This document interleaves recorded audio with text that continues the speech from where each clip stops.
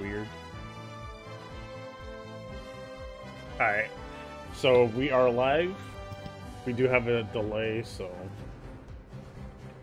But just a heads up.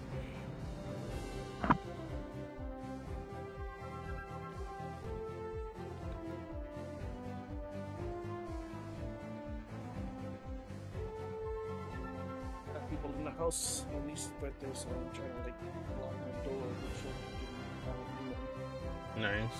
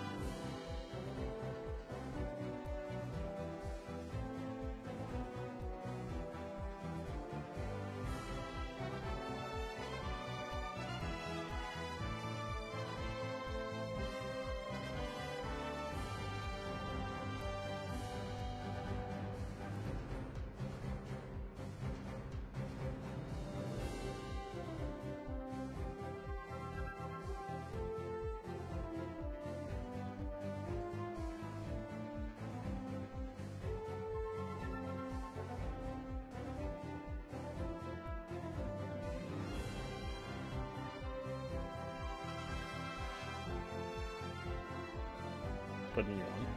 Hey Kyo, how's it going? Yo, Nice it's to meet Kyo you. when we play in Mario Party.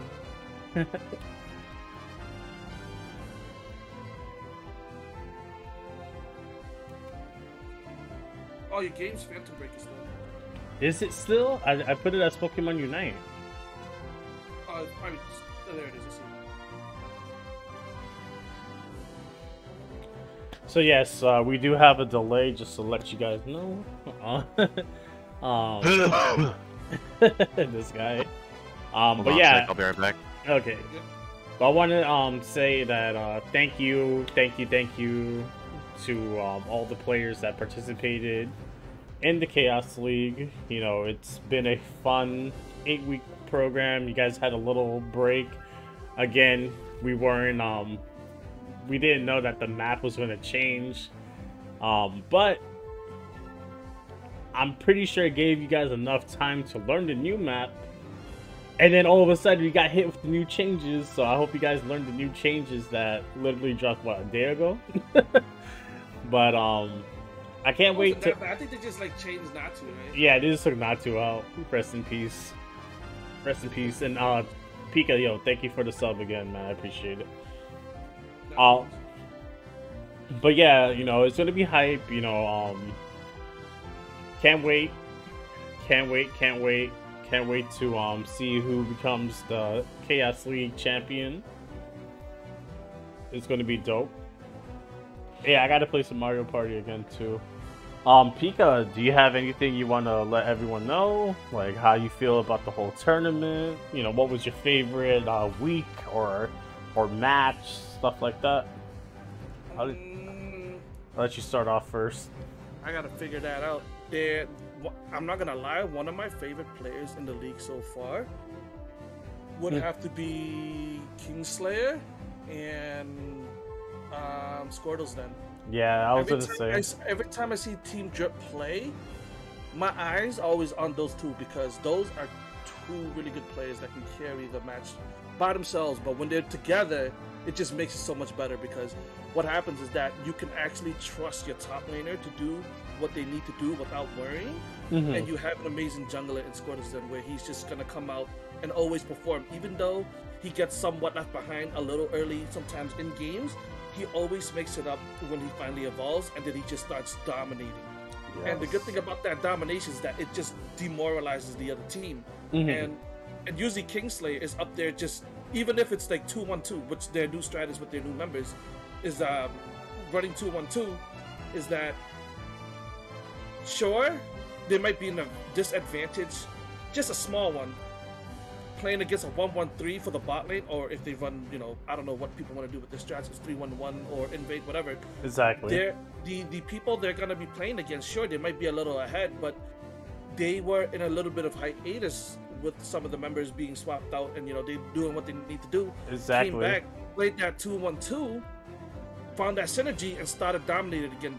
If you look at their loss record, the only reason they lost some games is because, one, they weren't able to participate because they were shorter members and trying to catch members, and two is that I think it was their first game they played, and it was against actual trash with the new teams. I'm not sure. Yeah, I think look at it. I think so. I believe so. But they played great. They showed synergy, but you can tell, you know, they didn't fully have that grasp together playing against a competitive team yet.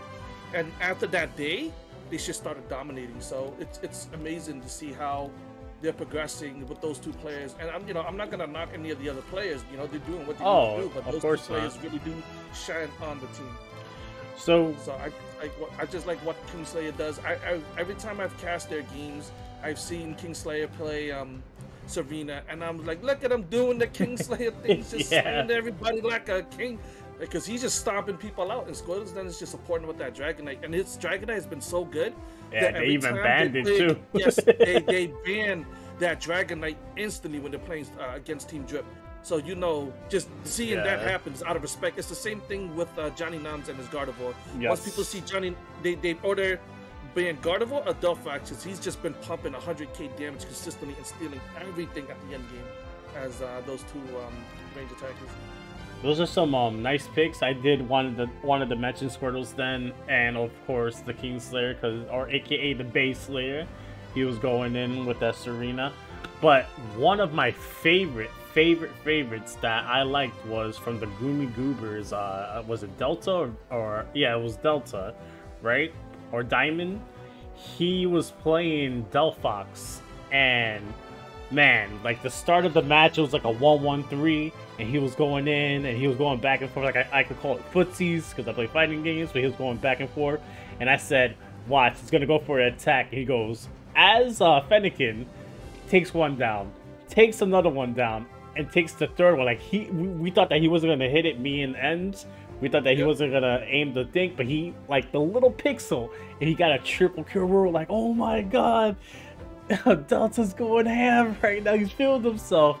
And then later, when he evolved into Delphox, he did it again because now, you know, he's a Delphox. He got the Fire Spin, and that Fire Spin, they were trying to escape. That Fire Spin wrapped up, and he just did one Fire Blast and knocked all three of the opponents out. I do apologize on who he was fighting against, but I still remember that play was awesome.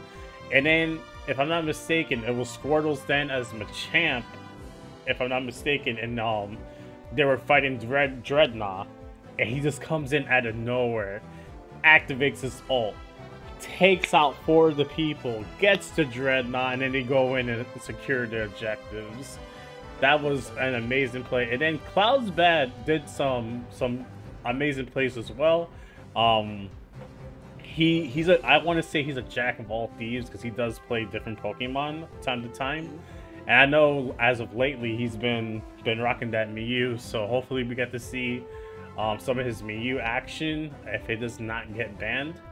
So yeah. Oh, and just a heads up to everybody, Dodrio is banned for now because obviously he just came out within this weekend. So yes, Dodrio is banned. Everyone else is good. Check the Discord real quick, Shin. They're just Gotcha. asking about when we're doing everything. We are starting right now. Oh, to not discredit anybody, another player that I have my eyes on is Spoopy.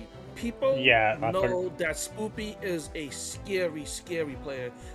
Like, Team Drip acknowledged, like, when they first played against each other, they were just like, nope, I don't want, nope, Spoopy scared, nope, Spoopy. Also, all you hear is Spoopy, because the way he plays his Azu and, like, how he carries himself through the game, he picks the right engagement, and when he does pick the right engagement, he dominates that engagement, and he just scares the other players away. So what now, if you're like, let's say you're walking through the little hallway coming from bot to top, if you see him by himself and you're by yourself, people automatically avoid him. They're just like, nope, that's Spoopy, we're not touching that, we're not walking towards that, we're just gonna act like we didn't see him and walk the other way. So, you know, when you're a player and that happens, then you're just gonna, you know, get how do you say it, a big ego boost. But that ego boost is justified, you know what I mean? It's completely justified because he backed himself up so well and shown his play style and game style that people respect seeing his name when he's alone against you. So, I mean, I would walk away from his ass too if I seen him. Yeah. I was like, wait, one-on-one Spoopy? Nah, I'm straight. He's just, like, depending on who he's playing, if he's playing as Azu, I'm not fighting him. At all. I'm gonna stay in the backline and just avoid, once he ults in, that's the only person I'm focusing. I don't care if they're having a range attack. If you don't kill Spoopy, he's wiping your whole team. Alright, so we're gonna get started. I'm gonna need Jake and Marie for the bands. Let me get the room situated for you guys.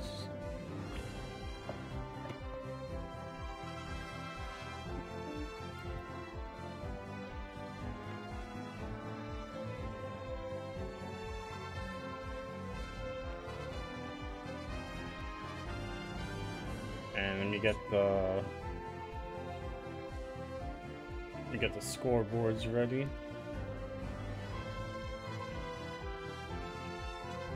But yeah, it's gonna be intense tournament, intense finals. This is single elimination. I am gonna read the rules real quick. This is single elimination, 2 out of 3 matches, 3 out of 5 when you hit grand finals, 1 ban per game. You are allowed to sub only 2 people from the tournament. All players must report to the Chaos League Discord for check-ins, which you guys did, and I appreciate it. Thank you very much. No replacements during the tournament. Everyone that is checked in is permanently locked in.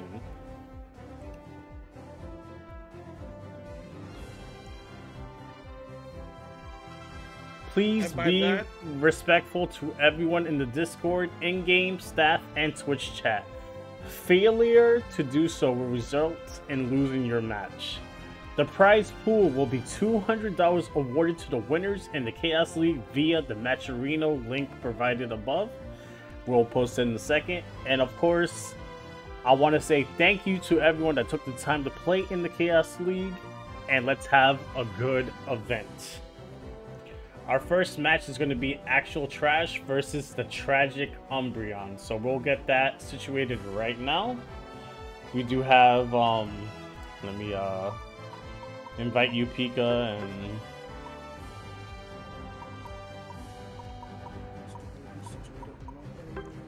This one here.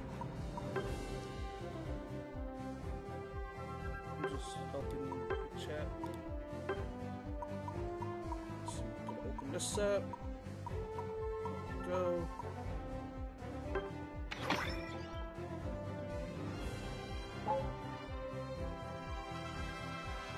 And you good, bro? You say you have to step away. You good right now? they started a match knowing that their match is about to start. Who? TU, Achari King's in the match. Is Chari King playing? No, I thought he was. Then no, never mind. Oh, okay. If he's not playing, then yeah. Alright, where's Enza? RC and Dreamcatcher. RC's not here. Alright. I'm sneakily eating dinner while no one's looking. Get out the damn bathroom, damn it. If you can invite this guy, if you can invite RC, that'll be cool. And we have our bands already. We're just waiting on. All right, I believe Johnny Noms. Oh no. Johnny Noms is. I was like, how come I don't see him? RC's like, oh shit, wait up. So real quick before we start our match, we're waiting on the Umbreons to come in. I just want to say, how's it going, Keo? How's it going, Marvelous? How's it going, Nines? How's it going, Mr. Narx Dev, aka Mr. Loot Paradise? Go check him out if you're into Pokemon cards. Also check out his Whatnot stream. It's amazing. Go and buy packs if you're into it. He opens them up on stream. I've gotten a couple of hits on his stream, and his shipping and all that is 100% guaranteed. You're going to get your cards delivered in a nice package, and they're going to be nice and clean. You make sure he protects your cards. So go check him out. Too. He'll kiss your cards. Oh yeah, he'll kiss your cards on stream, man. He'll be kissing them. If you're into Naruto, he'll be doing the Naruto symbols to put the protection shield. Like, he got you, man. He got you. Also, Pika as well is doing the giveaway. So if you haven't, check him out. He's doing the giveaway. He's giving away, like, literally almost, I want to say, $150 worth of products. Like, you're getting a box of Pokemon cards, the new ones, Lost Origins. You're getting a graded card. You're getting a $10 Nintendo eShop gift card. What else? Some Pokemon cards as well, like some single cards. So what? Yeah. So I'm giving away singles. The guaranteed of these is going to be guaranteed for the winner if you are 10 entries and more. I am also doing it for, long-time viewers. 2,000 channel points, 20,000 channel points will give you one free entry, and everybody who uses that is automatically entered for the $10 gift card. So that's the free giveaway. For the rest of the stuff, if you guys want to be generous enough and have a chance to win all those prizes, 100 biddies is one entry, $1 dono is one entry, a sub is 5, gift a sub is 5. So it's easy to stack up. We're giving away slabs. These slabs should be supposed to be one today. They didn't show up at the right house, so I gotta go pick one up. I'll pick that up tomorrow. The rest should be in Tuesday, so I'll announce what kind of slabs they are more. You guys can check the value on those later. You're also getting singles and the booster bundles. You're getting 2 Lost Origin booster bundles for 40 entries plus. So if you guys are curious about that, just go check out my Twitter. Just go to my live history and you'll see everything there. All right, so everybody getting ready now? Yeah, they're getting ready. Let me fix this. Okay. Alright, so let me get the bands situated. Get this looking okay. All right, that looks okay. So our first ban from Actual Trash is going to be Mr. Mime. Finally, we have a Mime. 1 second. We have 4 people up here. There should be okay. There Yeah. he was trying to. Rick AC is go. Let me make sure that that is a player for the. Yes, there. He's checked in. He's Okay, checked in. so I can make sure. Some names I forgot. And then we have a Charizard ban. Yep, I see him. Yeah. Oh, this Charizard is small.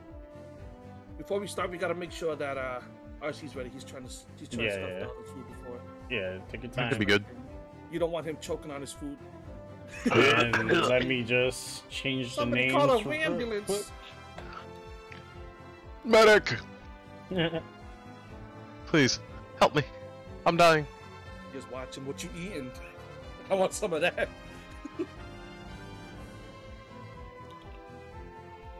All right. I'm having some lechon. Lechon, hell yeah. Just bet I can't eat that, but I know what that is. I give you something to look at. What? Got all the members here. RC saying he is okay to go. You want to announce the demands and everything? And Welcome we'll back, start the Marvelous. match. All right, yes, Okay, so Actual Trash is ready. We're just waiting on the Tragic Ambiance to let me know that they are ready, and we will have our first match. Now, mind you guys, depending on how these matches go, we do have a few matches. We will depend. Like I said, if any teams decide to take like a break, then we'll run ads. If no one's want to take a break, we will move on to the next match.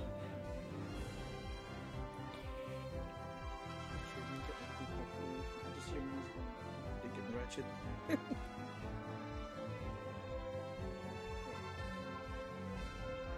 One second, please. I'm not gonna sit here and listen to sad songs. It's all about deja vu. That's how I've just been in this place before. I'm just waiting for Tragic Umbreons to let me know. Okay. Welcome back, Nines. Okay, so all right. So here's the lineup. We got Tragic Toast Meat. Rick AC is go. Is that one of their new players? I don't remember Yes. seeing Yes. that name. Yeah, Okay, they checked in, so they're good. yeah, they're good. I just wasn't sure Yeah. that I've seen that name before. I know Nuvit. He had some incidents with his account, so that is AKA Vitstorm. All right, we are ready. All right, we are ready. I will leave the mic to you two. And here we go. And here we go. Let's go. Let's go.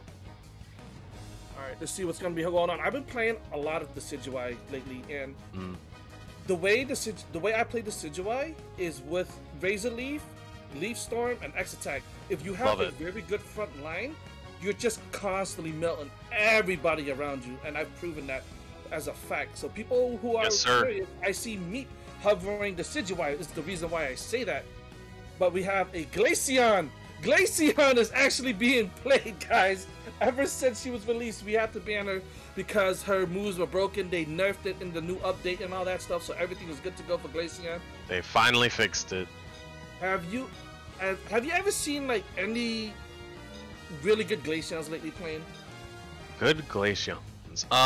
The one thing I've been running into a lot of lately has been a lot of Icy Wind Glaceons, just looking for that, you know, like that harsh 3k burst with the full boosted. So I've been running into that a lot lately. None that have really pulled the full though. Glaceon's kind of just been a very consistent high damage pick for either teams, either build, either way. So it's something you gotta worry about at all times. Alright. And I know Meep has been practicing that Decidueye, so it's gonna be nice to finally see it played here in a professional setting. Here we go. RC, which way are you going? You going top or bottom? I'm looking a little bit at the top lane here. I'm interested to see the new 2-1-2 meta that I've been craving ever since Wiggly was buffed. Yeah, and especially with the new map changes, 2-1-2 is more effective. The jungle and all that is like Sure. they're able to just farm without stressing out their laners and constantly just leaving their laners behind. But we got a fight going on bot lane already. Dirty kicking out Rick as I can't say his name. I'm just gonna call him Rick. The Chansey. That's what everyone calls it. That's fine. Yeah, okay. All right. So Vic getting chased out. Jay being a Mew, just annoying them left and right and stealing some farm with that laser beam. Yep, about that laser beam Mew, I'm sorry if I'm cutting you off, yeah. but how are you feeling about that in this meta? Oh, the solar beam. I like Mew so far. I really like the abilities it has. Solar beam is definitely the one thing that you have to worry about though. That level 1 solar beam just has so much secure, just so much early damage, so much range, and doing it in a bush, like just taking 1,000 damage, not even being able to see what hit you, is devastating when you see a good Mew out here in the lanes. How about you? Oh, I do not like it. If I have a Mew on my side and he's playing that way, I'm happy. But all the Mews that's been on my side of the team has been very, very fishy. Even if they play the meta build, they're not meta themselves. So you get what I mean. I'll stop myself there. But we had a big fight going on top lane. Can you relate to us? What happened recently just top lane? We had a little bit of a double gank here. Curly and Glaceon both coming up here to just try and support their stacking laners. Machamp and Serena went pretty amiably. Nothing too drastic happened. But Slowbro has instead rotated up here to defend the goal. I see. We have that is in yeah. the jungle trying to get farmed. He's just hit level 4, 2 minutes into the game. Jay's in there. He's already trying to get that middle farm, trying to get fed in his lane. Mamoswine is at bot alone. I see Decidueye. I see Nuvit coming in to fight Jay right in the middle. Catches him out. 6 goes into Nuvit's favor. Jay is level 6, now rotating top. It seems like this is going to be a big battle top. RC, back to you. Absolutely. Up top here, we have the jungles just fighting over this middle farm here. The supports, the only ones left in the top lane, just trying to get any farm they can. The Blissey's just jungling all around, trying to get any level advantage that they can. Since the left team is not able to run experience share Blissey, they've just been kind of stealing the center birds wherever they can. And we've got the birds popping up here, and a Mew takes them out immediately. That laser beam just chunked out everybody who tried to fly on that bird. You fly on the bird, that's absurd. Mew comes in, shoots the laser beam, shoots another laser beam into that bush. Being a tank, just getting chunked out by this big giant laser beam, it's got to be intimidating. Especially with that range and you can't catch him, it's got to be annoying. Johnny Nom's over there trying to check that bush, making sure that Jay's not in there. But Jay doesn't give a damn, comes by, shoots another laser beam, completely whiffs it. But Reggie Lucky is up, and I'm pretty sure there's going to be a big fight here. As Vixer gets caught out on that bush, they're just feeling each other out, chunking each other out, seeing the position and the ability that they are going to be able to use against their teammates, against the opponents, I'm sorry, as they start off. A lot of egg bombs being tossed here. No silence, just eggs. Yeah, but a little bit of poking on Regieleki here. Nom's throwing out some future stuff. He's just trying to keep the enemy team away. And Machamp pops the barrage blow here. He's starting it off that fight, catches Brick gets punched through the wall, breaks some eggs. We got Blissey gets taken down. Johnny trying to just defend that with his life, but is his life given? No, but Bird Boy's life is taken. No, they survive. Here comes Brick Swords in the backside as Glaceon doesn't survive, gets stomped on. No, that's his teammate stomping on the other teammates. Misses them completely. Looks like he was stomping on his own Glaceon, but there we go. We got a top goal broken, going in favor of actual trash. Reggie and objectives are still up. More fights going on. Dirty in the back lane catches one man going down. Tragic is trying to catch him, but here is Milk Tea Girl throwing eggs at him, making sure that big man is fed, makes it out alive. And now there's a lot of damage going in. Oh, as I looked away, Bird Boy catches one of the members, sneak attacks, grabs him, kills him, runs away, and successfully gets out, as now it's a 5v3 top lane. Reggie Lucky gets started by Jay. Ooh, Meat charging up, trying to be that little sneaky deaky spirit shackle. The Decidueye wasn't able to get it, but Vit was, as he goes in, gets that Reggie in favor of his team, and is now pushing back. We got an ult coming up from Mew, more damage coming out. We got another ult coming up from Milk Tea, trying to keep Rick Stars alive. New Vit gets caught out. Mew with his boosted auto takes him down. Ult coming up from Rick Stars, trying to shoot everything that he can. Johnny putting future sights down. Reggie Lucky trying to make his way in like a freaking burglar. Successfully does it. Takes some of the members. Reggie Lucky is not a force to be reckoned with here, guys. He is gonna come in, shoot off the electricity, goes in, gives the chance for Team TU to score and dominate that fight. A lot of stuff going on there. Ooh, Johnny trying to get out, successfully does, can't get caught Rick is level 8, Tragic level 10, and Johnny level 10. That was a lot of shit going on there. Sorry about that, Enzo, to give you a chance to butt in there.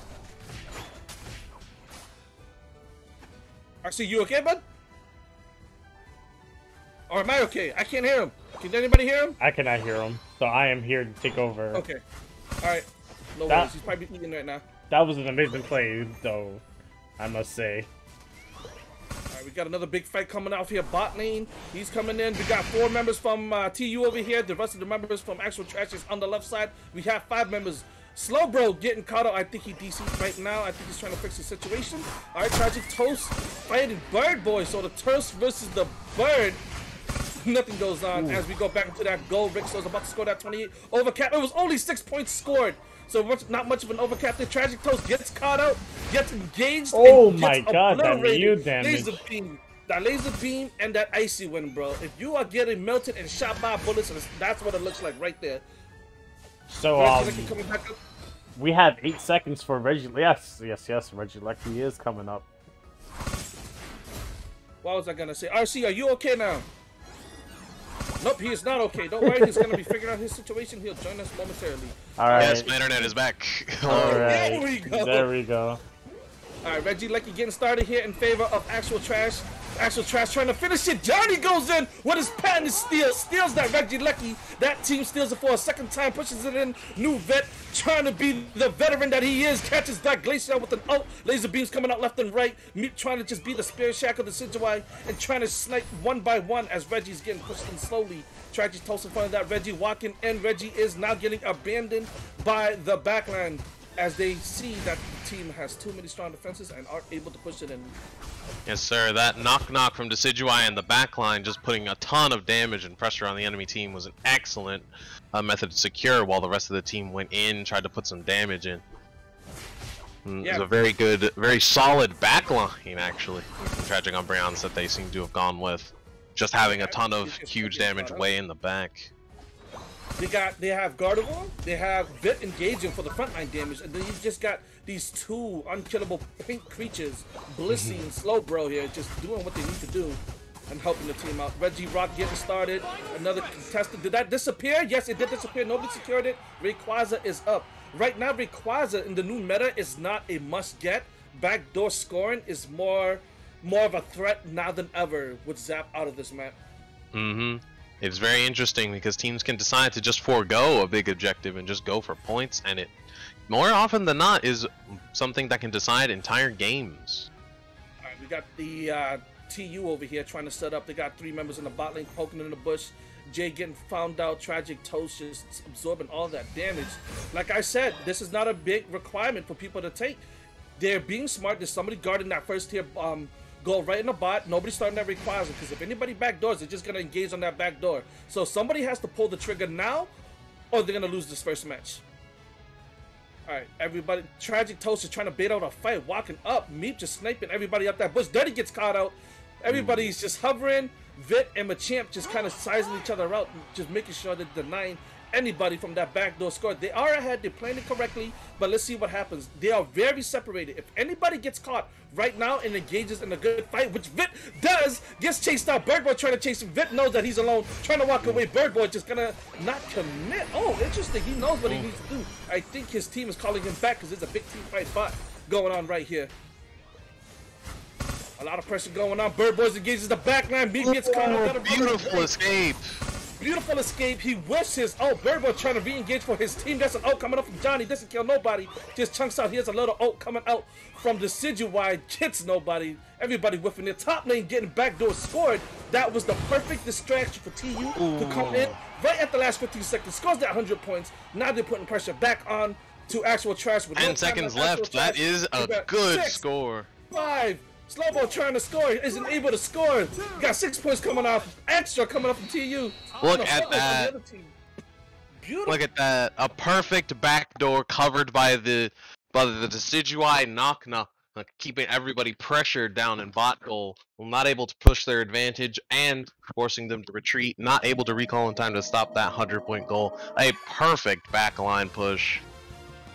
I'm telling you, Rayquaza is no longer required for a fight. So people who are fighting and getting caught out Rayquaza, guys, the meta from last season is the meta now still with this new map, with that backdoor scoring. That I can't even say it's meta because it was more like a stigma, like I used to say with Dreadnought. But you know, when you're ranking in solo queue or something, you see somebody back capping, that's always a bad sign that you're gonna lose. But now it's a good sign that you might possibly win these matches. Mm-hmm. All right, RC, back to you now. If you want to go over these stats. Yeah, just looking at all of the amazing things happening here, we can see that the team, it's Team Astonishingly Bad that's fighting today, right? Yes, it's Actual Trash. Actual Trash. And, Actual Trash is today. Yeah, so we have Actual Trash who got a very early lead with some of their early stat things, kept it throughout the entire game, but kind of stagnated here at about the 4-minute mark. While Tragic Umbreons with the late game mons like Decidueye and Gardevoir were able to start pulling it back for the rest of the game. It was very nice to see that. That's freaking amazing. Tragic Umbreon taking that first win. Yeah, the strong points scored here from Birdbull, Heath, JR, and Dirty. It was very strong presence up, but that 100 point score from Vit and the consistent points from Blissey and Slowbro, the nice tanks on their team, was able to actually keep up and get that win there. Here. 79k on the Glaceon, and 79k on the Mew, and 58 on the Mamo. That Mamo went very ham this game, doing all the damage that they could need. And with the main Johnny on 69,000 with Gardevoir. They didn't really need the damage to pull that through. They managed to make it through just by surviving all those team fights and consistent pressure with those Regielekis. Yeah, those steals on those Regielekis. Johnny getting the first one. Second one was it was Vit getting the first one. Johnny getting the second one. Actual Trash was actually like just playing by the book. They know what they needed to be. They pressured where they needed to do. They played as a perfectly cohesive team. When Rayquaza came up though, I was saying before, you know, that back cap strat is just gonna be where it decides. You can see Machamp and Vit, you know, just kind of sizing each other in the top lane. Vit baiting up that 3-man engage in top, which allowed that bot lane fight to happen and allowing, you know, the rest of the team members coming late to that rotation, which kind of started that fight and allowed Vit to just kind of be ignored and just back cap, which started engaging more fights bot lane and just showing that Actual Trash wasn't able to defend and forgot about one player who caused near loss. What an amazing turnaround from Tragic Umbreons, being able to take Vit, the Serena, in top lane, getting caught out by 3 members of Actual Trash, and turning that into a 4-man push down bot that they then had to respond to. And then allowing Vit to follow through on the score they were trying to get in the first place, getting that victory. Absolutely beautiful. That I don't know if that was always part of their strat, but if that was, beautiful strategy, guys. You guys are setting a good example on the communication if that was a strat. Shen right now, he's getting everything set up for the second match. And hello, Mike. Yes, this is the finale. We're finishing everything today. So you're gonna see somebody champion. I can't fucking talk right. Somebody crowned champion today. There we go. Goddamn, Pico, what's wrong with you? It's the corona. Oh no. It's everywhere, man. It's everywhere. Even at my school, there's just scares everywhere. Hey guys, not coming into school today. You might all be infected. Great, thanks. I wanted to see that in my group me this week. Alright guys, so right now our band picks for this second game is going to be Gardevoir for the Actual Trash team, and then the Tragic Umbreons got hit with the Mew ban. So we're just waiting for everyone to be ready, and we'll start on to the second match of game 1. 1 second, you said the Gardevoir ban is they're banning Actual Trash is banning Gardevoir, and Tragic is banning Mew. Yes.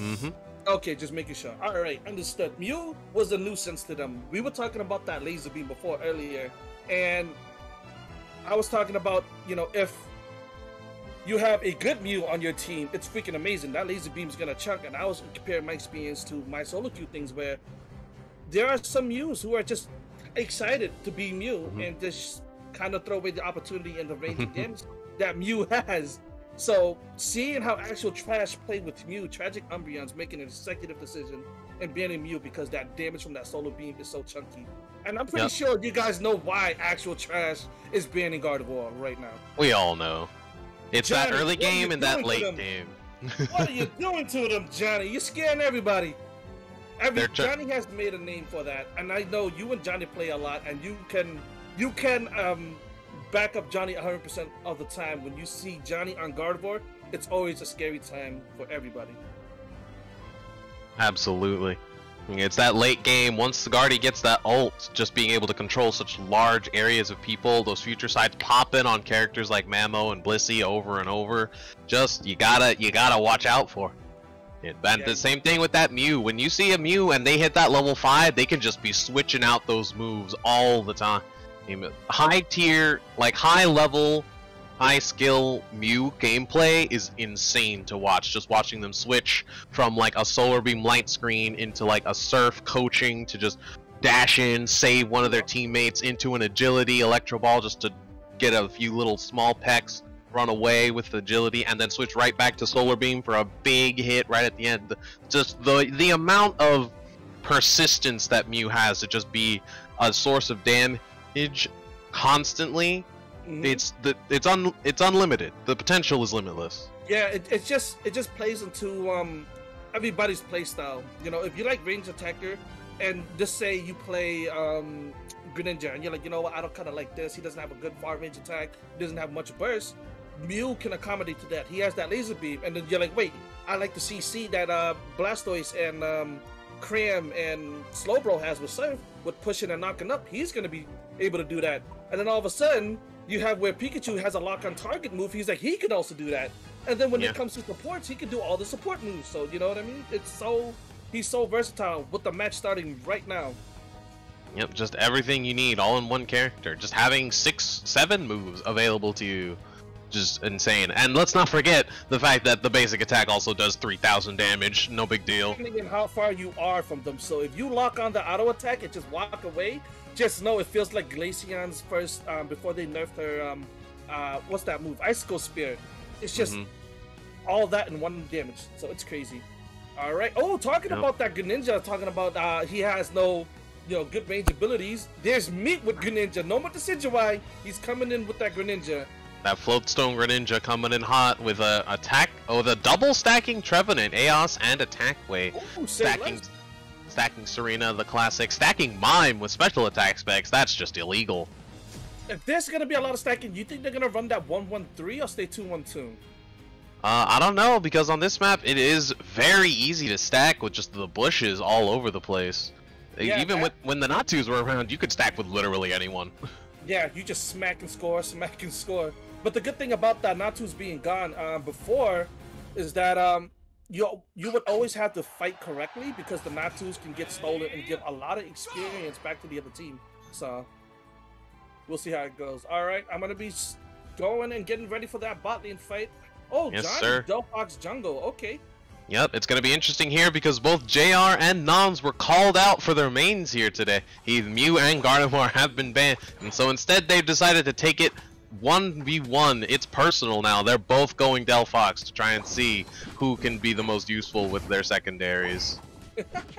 Delphox is basically another Gardevoir, but with more CC. A little bit less damage, but the cooldowns and the damage potential from a fully level 11 Delphox is so scary late game that he can, if he's playing X-Speed, they can just kind of kite you the whole way. You just can't catch him. Yes, sir. Oh my goodness, sorry to interrupt you, but Bird Boy here took a L as Charmander up top, and Bounce Sweet doing a masterful dodge to try and get away, but the X-Speed Blissey was just enough to get the kill on. We've got 2 kills up here in top lane already, and the ganks didn't even happen yet.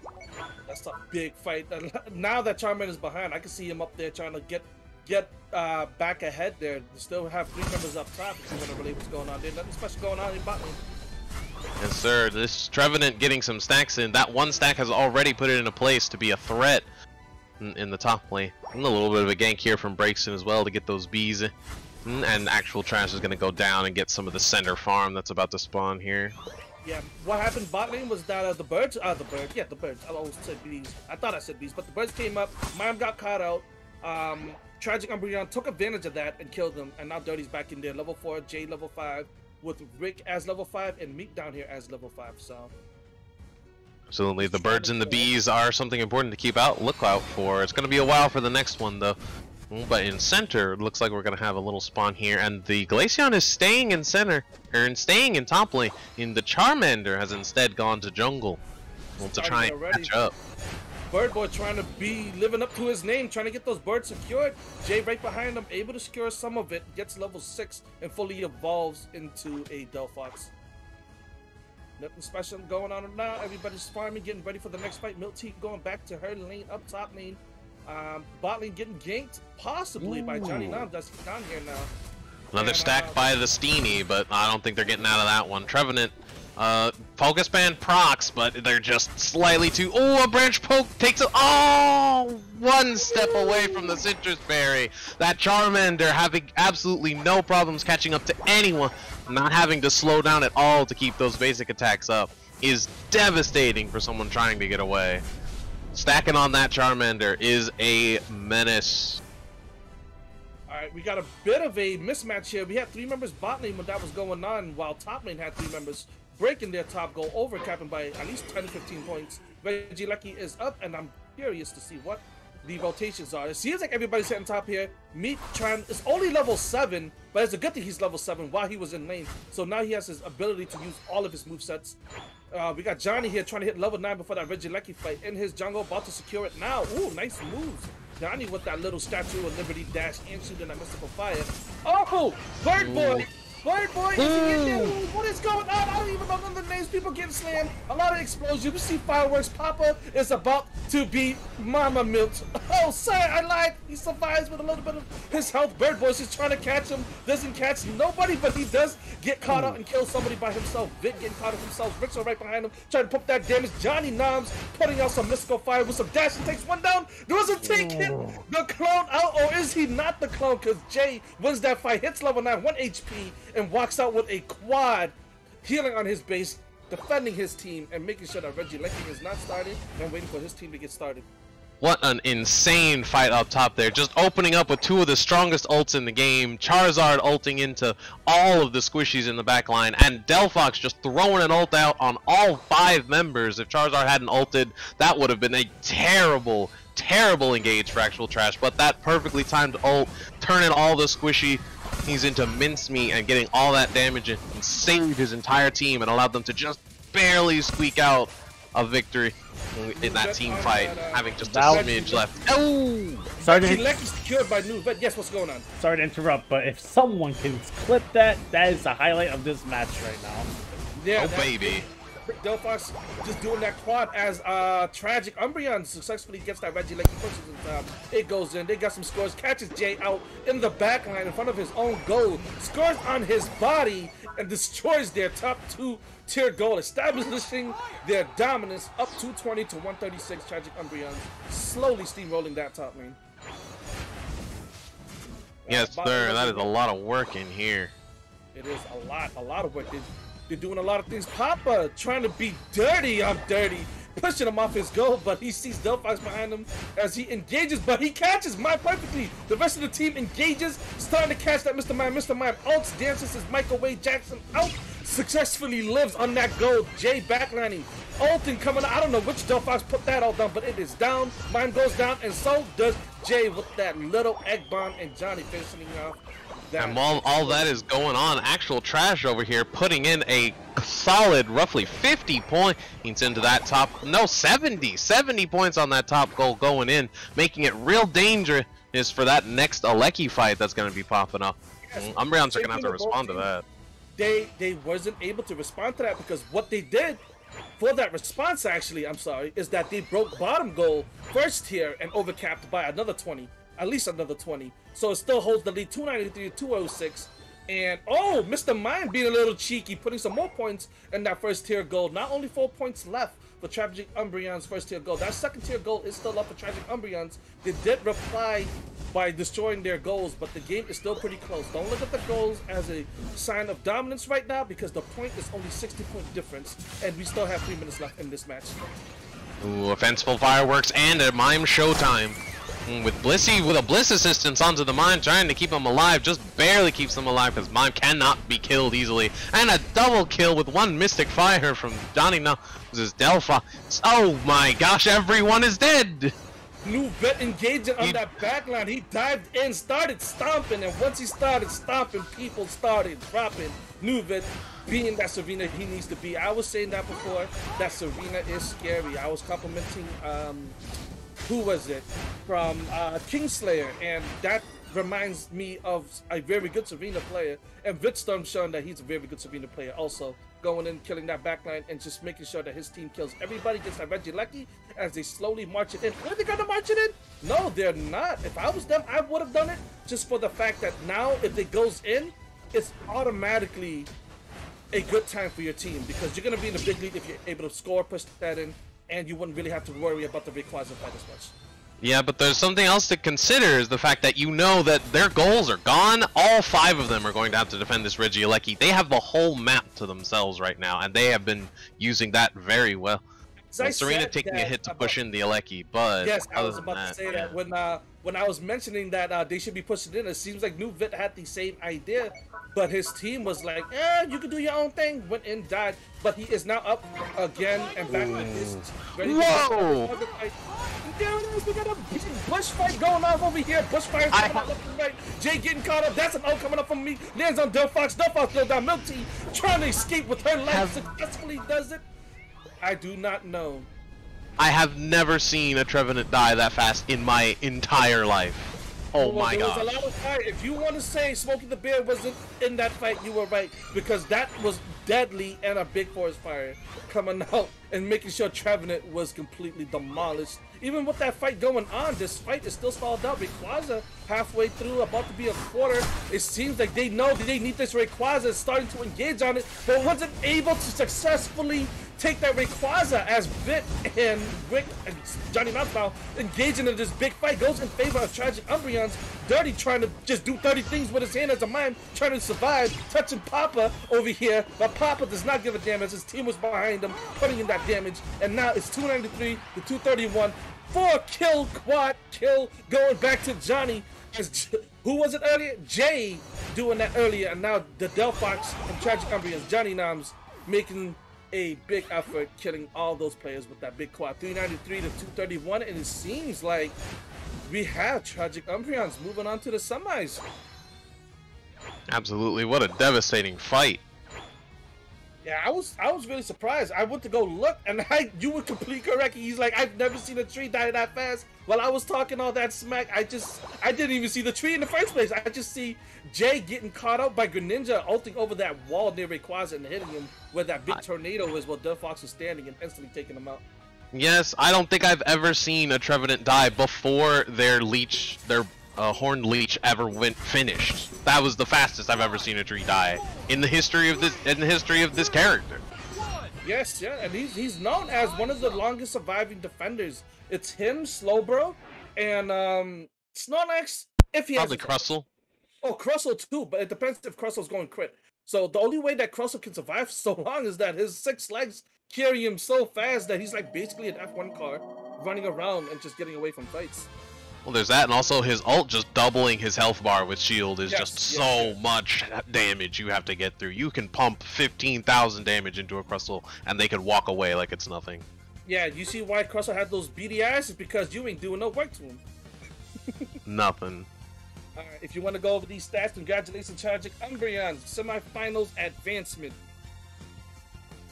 Absolutely. You can see the Tragic Umbreons here taking a lead right at that 4-minute mark. Once again, that first Aleki, they are excellent at managing to secure that and push it through to get that lead in the mid game. Actual Trash maintaining a bit of a steady climb throughout the whole game, but it is just not enough when those team fights are just devastating, because Delphox's ult, that Fanciful Fireworks, reduces healing, and that just is such a good counter to Trevenant, tossing it onto him right before he does his Horn Leech, and then emptying your team's damage into him, finally enough to actually kill him.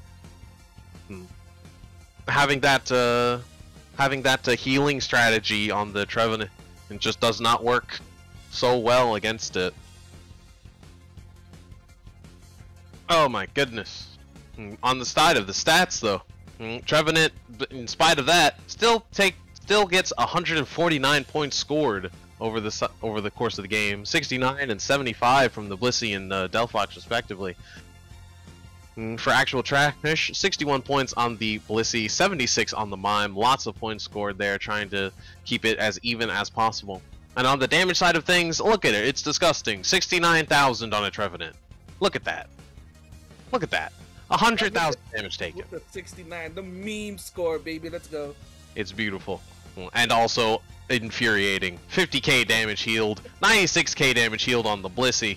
He was 77k damage taken, 136,000 damage on Johnny Noms' Delphox. JR's Delphox, no slouch, with 90k damage. He did incredible.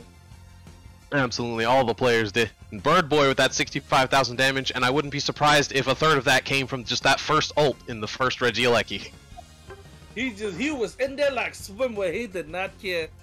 Did what he needed to, and that's one of the plays where Jay got that first quad because Bird Boy engaged right before that Reggie, caught a few members, chunked them down so much where Jay was doing what he needed to do, just launching spells from the back line, taking them out one by one, getting him that quad. But Johnny was like, if you can do that, I can do it better. But that Rayquaza fight comes in, kills everybody, gets quads himself, and that's one of the reasons why Johnny outdamaged Jay, because that big fight at the end, remember, everybody now has their health up, their tanks are more tanky, there's just everybody having their health up. So when Johnny is now pumping damage, he's also boosting his own damage numbers because everybody has so much health. But even regardless of that health, he is just gonna melt them, which gave him the quads. Yeah, and in spite of that, even at second Regieleki, I don't know if you saw that, but everybody chasing the tail of Delphox in that second Regieleki fight, Noms was able to just systematically Mystic Fire, and after a double kill, just one-shot Charizard and Delphox immediately after, just getting 4 kills right there, just Mystic Fire after 2,000 damage on 2-second cooldown Mystic Fire. It was outrageous. It was. That was an incredible fight. Congratulations to Tragic Umbreon's actual trash played amazing. You cannot knock that team. The way they played, they moved as a cohesive unit. They've been in my tournaments and Shin's tournaments before, and we were always told, and with our own eyes, witness how great that team is. Sadly, they didn't make it to the semifinals, but they put up a good fight. They are not a slouch. So if you guys are looking to get ready for your own competitive team, or looking to just have a taste of some competitive play, ask these guys for a scrim if you guys get a chance to, because these guys are willing to just go out there, play with you guys. They're really nice to the community. They're always looking to play against other people because they want to get better like everybody else. And don't be shy to reach out to them. Shout out to Actual Trash, shout out to Jay. Make sure to go drop them a follow and all that stuff. If you see any TTV members on the team, make sure to go drop them all a follow if you guys want to go to support them. They played beautifully, and congrats to TU moving on to the semifinals. Right now we have the Gumi Goobers going against OTN Saturns, some of the top teams in the league right now. Absolutely. It is going to be a massive, chaotic bout. Okay, so what's OTN? The sister team, it was I would say Mercury, Mars, and Saturn. Saturn stayed, Mars had to drop, which is completely fine.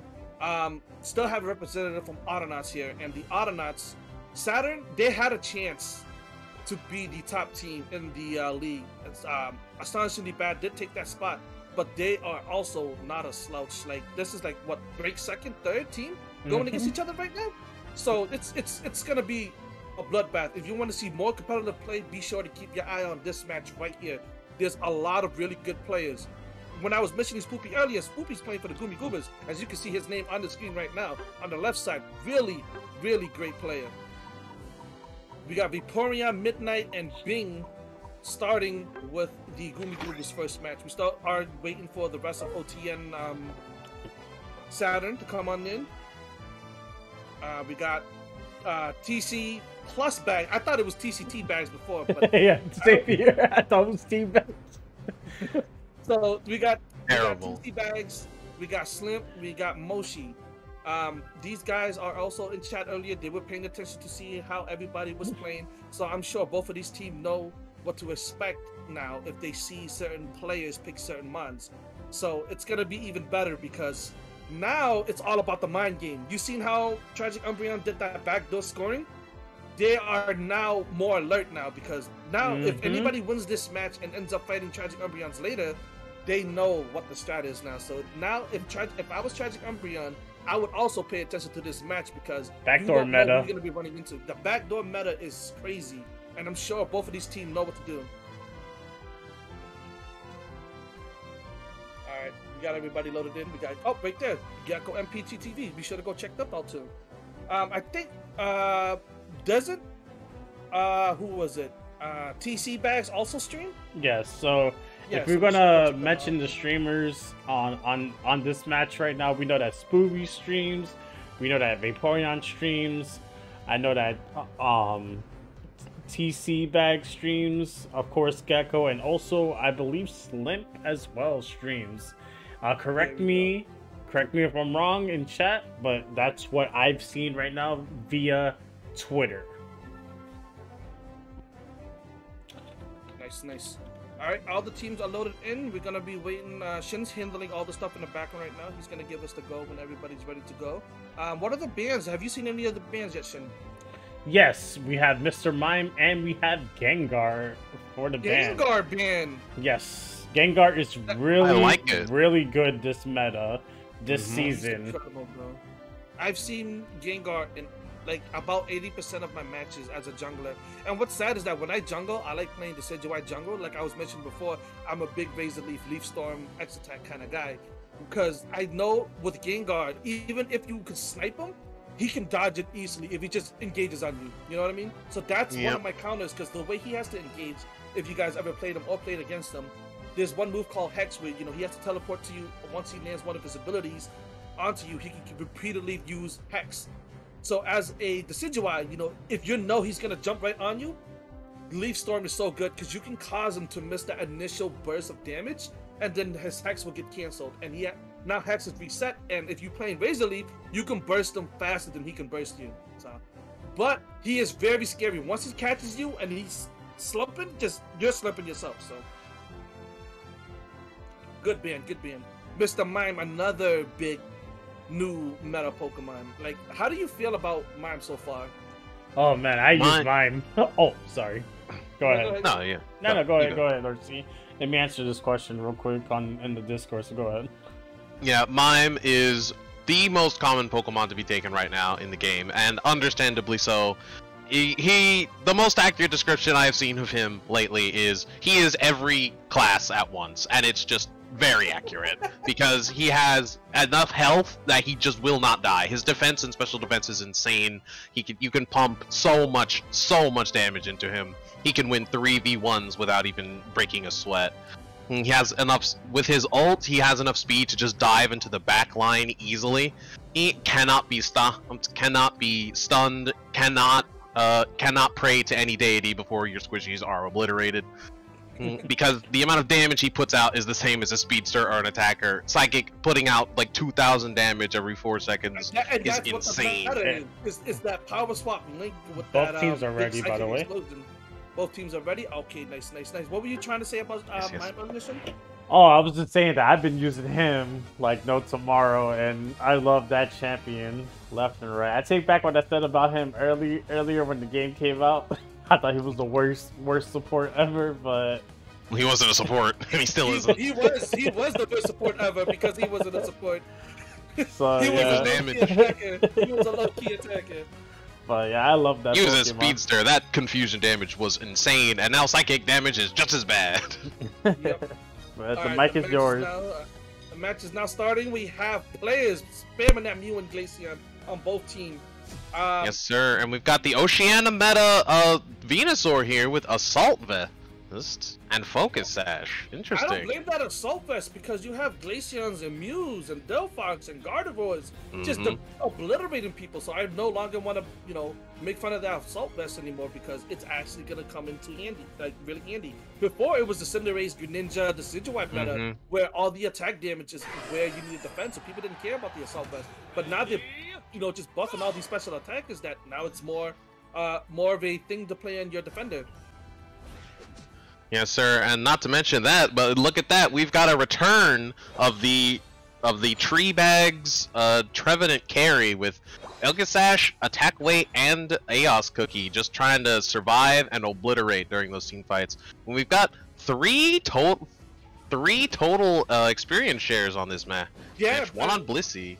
And one on Snorlax as he invades Salafit in the jungle, successfully takes that buff, and now he's trying to walk away from Salafit.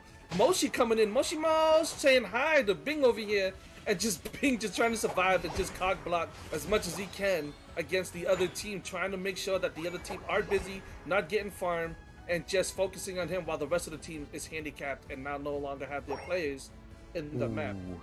Too bad. Mew basic attack still does 3,000 damage even at level 2. Yeah, gotta love it. About, as soon as I was saying about the invade, TCT was in TC Bags was also invading the jungle here, now getting caught up by Midnight and Miraidon, and goes down with that big solar beam. Interesting start here. I was surprised to see that. Ooh, Gecko and bot lane getting caught up here. Bing and Spoopy. Remember, Bing as a Snorlax, a lot of early damage with his little belly button move over there, the body slam. That tackle, yeah. Yeah, and then Spoopy just being Spoopy, pumping out that damage. He's not playing Azu, but Lucario still has a lot of damage once he gets his close combat as he gets out, and so does Bing after stacking a few more points. I've never actually thought about that, but up here in top lane, watching Midnight, you can actually use the early game light screen on Mew as something to prevent stacks. Because it says it's a knockback, you can actually shove them out of their score animation and off the goal so they can't just spam the button. Very nice. Yeah, what's really cool about that is that they also did Mr. Mime's light wall the same way in the beginning of the match, the light screen. So that's a really nice carryover for Mew to also have. Right, Mew is really just kind of an anti-tank, anti-speedster character with that light screen. Yeah, we've got a big fight going over those Altarias there. It seems like Salafit is level 7, and Miraidon is also level 7, about to hit level 8. So it seems that team, I'm over here trying to remember names, Goober is over here, catching out TCT Bags top lane, engaging in that fight, and Midnight just chilling by himself, catches the tree up top. And nothing special going on bot lane here. You can tell that Aeos Cookie is absurd on Trevenant. You can tell they have most of their stacks now because Trevenant survived for about 8 seconds by themselves in a 1v4. Outrageous. That kind of survivability is only available on that kind of character. Got Gecko here, Spoopy. Remember, I told you, Spoopy's a scary dude when he's by himself, and it seems like Gecko is not scared of him. As a Pupitar going against Spoopy level 8, Gecko level 6, engaging this fight in the bush. They are fighting like they are camping each other out, but Gecko plays smart, backs out, knowing that his damage is from Dark Pulse, uses it, backs out, chunks out Spoopy. Spoopy's out of lane, out of position, and is no longer able to engage in fights. As up top here, we've got the Mews going into each other. Glaceon throws out a ult here. Ivysaur just trying to get out a little bit, and the solar beams are flying around. Just a lot of things just flying left and right. It feels like it's a war zone. We just see missiles coming left and right, just engaging on each other here. Glacial stage in the trenches, giving some people trench foot because that icy wind is doing damage. That block saved Snorlax's life. Yeah, that was a beautiful timing here. You got that engage coming up from T-Bags here. Wasn't able to engage, hits a wall, gets chunked out by that icy wind. Oh, Miraidon does not get it. There was a lazy beam, engages with Icy Wind, catches one of the members, nothing on their head. They're going to dominate that goal. Block coming out, pushing out Bags, making sure his Bags are out of reach of his team members as the rest try to damage him up. Yeah, both teams trying to prepare for this Aleki fight.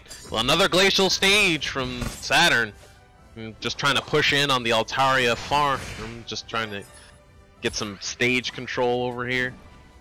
You can stay up there and keep looking. I'll keep an eye down here. Alright, that speed block has taken the team out of the fight completely, but they're not able to get out. Snorlax does take a kill there, but they are taken out. Botany here, Spoopy being really aggressive, and Gecko playing really smart. There's a 2-level difference. Spoopy level 10, Gecko level 8 is not able to get to Minotaur yet. So Spoopy has his ult and everything ready, but he is still getting chunked out and pushed off base against a level 8 Gecko. Midnight getting a beautiful surf kill here, just dashing all the way into the enemy backline just for that tiny bit of damage while they're trying to get away. The Mew Solar Beams come out trying to get a steal, but they do not have enough damage, and they are able to secure it with the Goomy Goobers. Goomy Goobers get out Regieleki, and they're pushing this outer goal here on top. Quick update, Spoopy down here still fighting Gecko. Gecko's still level 8. Spoopy was able to dump 40 in this space, or was it 30? I think it was 30. Jetson is 24 points in the bot lane here, and Gecko knowing he's behind, trying to get some farm to become Tyranitar and able to fight Spoopy. Spoopy's about to catch him off here. Fight goes down. Gecko gets caught out by that close combat, and power up punch finally goes down. After beefing with each other for the past 3 minutes on go, Spoopy now walking up and now getting zoned out by the rest of the team. What's the bot lane objective here? It's Regirock. Regirock is up, and the rest of the team from OTN is not down here, starting that Regirock. Spoopy's been down here alone for a while, making sure that the other member, which was Gecko he was fighting against, wasn't able to score backdoor and steal any farm as Spoopy gets ahead level 11. Now trying to get Tess against this Regirock. Midnight is not down here shooting some laser beam. Gets caught out. Spoopy goes in, wasn't able to secure it as Moshi has a laser beam, takes him out, gets the Regirock and a kill. Going in favor of Audonauts right here. Big fight going off over here. Bing just engaging with his heavy slam. Roll to sleep. Oh, coming out from Slip. Oh, coming up from Vaporeon. Things just happening left and right. A Bliss assistance on the Glaceon as well. Yeah, and they're just getting obliterated now here. They are getting caught up. Midnight is about to go down. Escapes from Rhydon, engages. Wasn't able to engage. Gets caught out. Moshi. Mew over here surfing out. Beautiful use of that move reset. Goes out and just disengages from that fight as that fight goes in favor of OTN. What's crazy is that fights are going in favor of OTN, but if you look at the score right now, it's 155 to 26. So it seems like the Goomy Goobers are just doing what they need to. They're not worried about the fights. They're more worried about the scores, which is correct. And, you know, they just know for a fact, even though they lose fights, they're still ahead, and they just got to play a bit more smart here and just avoid the fights coming out from OT and Saturn because they need to win those fights, need to get caught back into this game, and they need to just obliterate the rest of the team so they are able to score on goal here. You know, another thing to worry about is a lot of those points came from that Regieleki. This second Regieleki is up, and they could even things up here, Saturn, if they get this and are able to push Goomy Goobers out. Bot lane still has one member each though, so it's not quite a full commitment. And it looks like this Regieleki isn't even going to happen. The Saturn is going to be quite a bit behind here. Coming into this Rayquaza.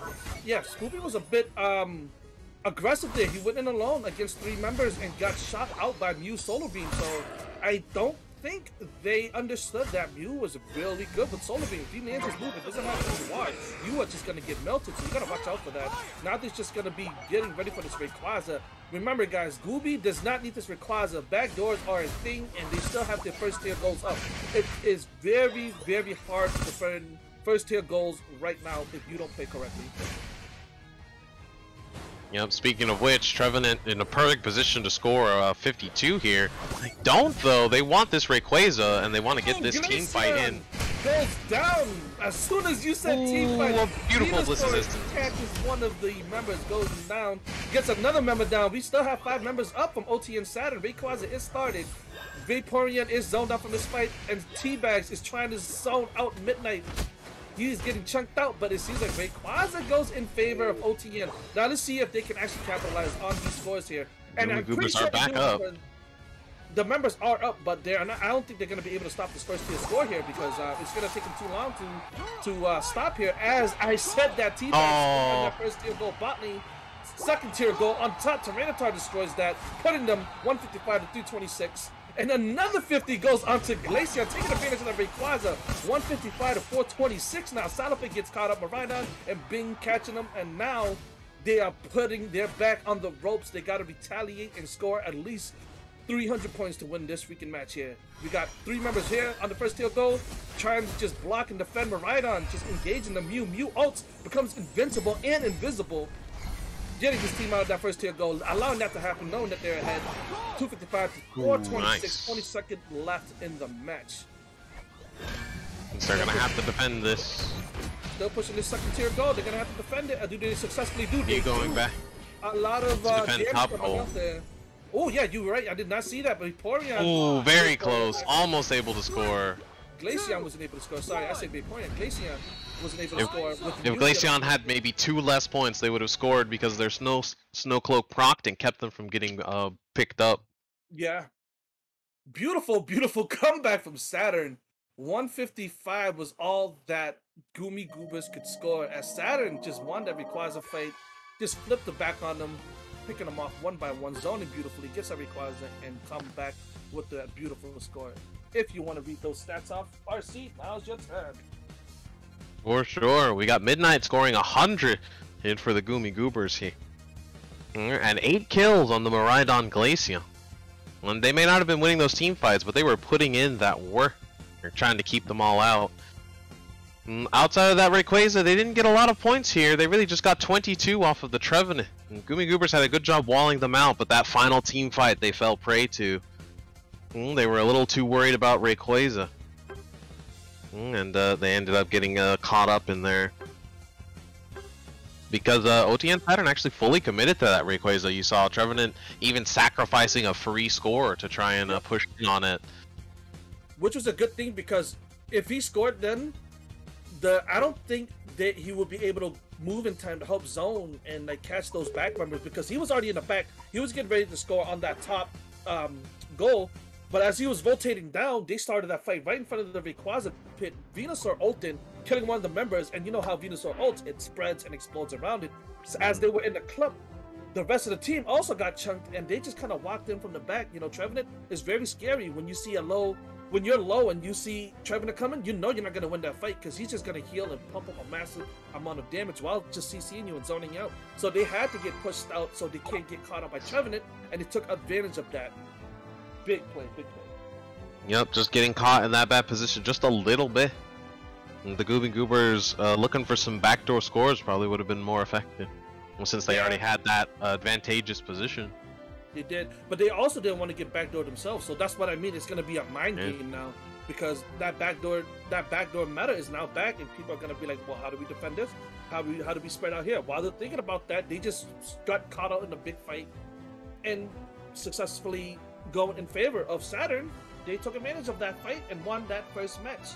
So it's 0-1 or Autonaut Saturn right now as we get ready for the next match. Yes, sir. 93k damage on Miraidon's Glaceon, 78k on the Gumi Goobers Mew as well, and 108,000 damage for Saturn's Moshi doing Mew damage. Outclassed. What kind of Mew difference is this? I don't think I've ever seen a Mew do so much damage. What's the gap right now? I'm already in the main menu. What's the gap? It was just an extra 30k on the dot, 1,000 damage from Saturn's Moshi, which is just crazy. That's as much damage as some other characters did in this match. Yep, as I was saying before, Moshi coming in with that laser beam and just bang, just chunking and killing everybody from the background. Alright, RC, whenever you're ready, we can get you in here. Alright, what's going on right now, Shin? Hello? We are waiting for the band. We're getting the bands ready. Right, Band. cool.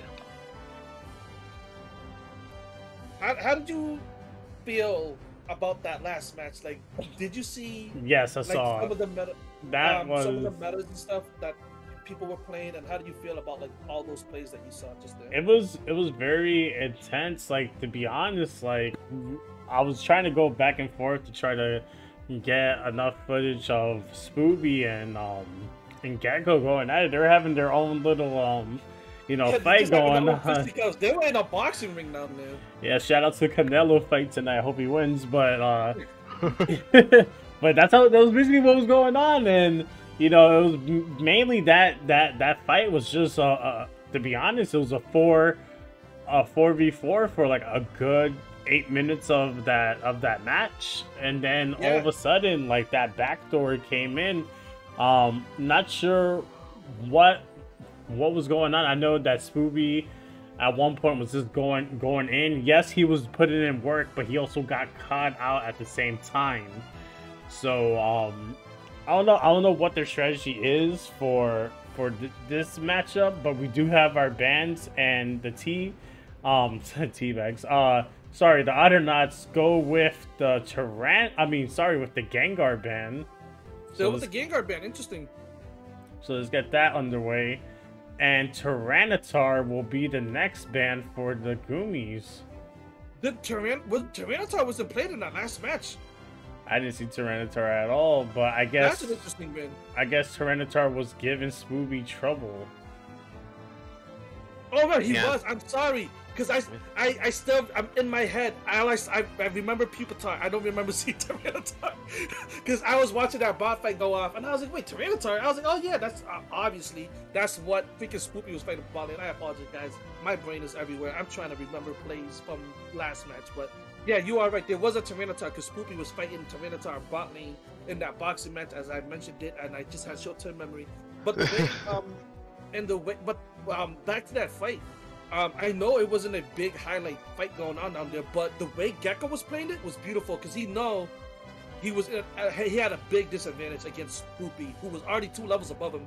It was like a level 10 to level 8 fight against like a Pupitar down there, and Gecko just and then before that it was level 8 to level 6. So Gecko was trying to just take advantage of him having Dark Pulse.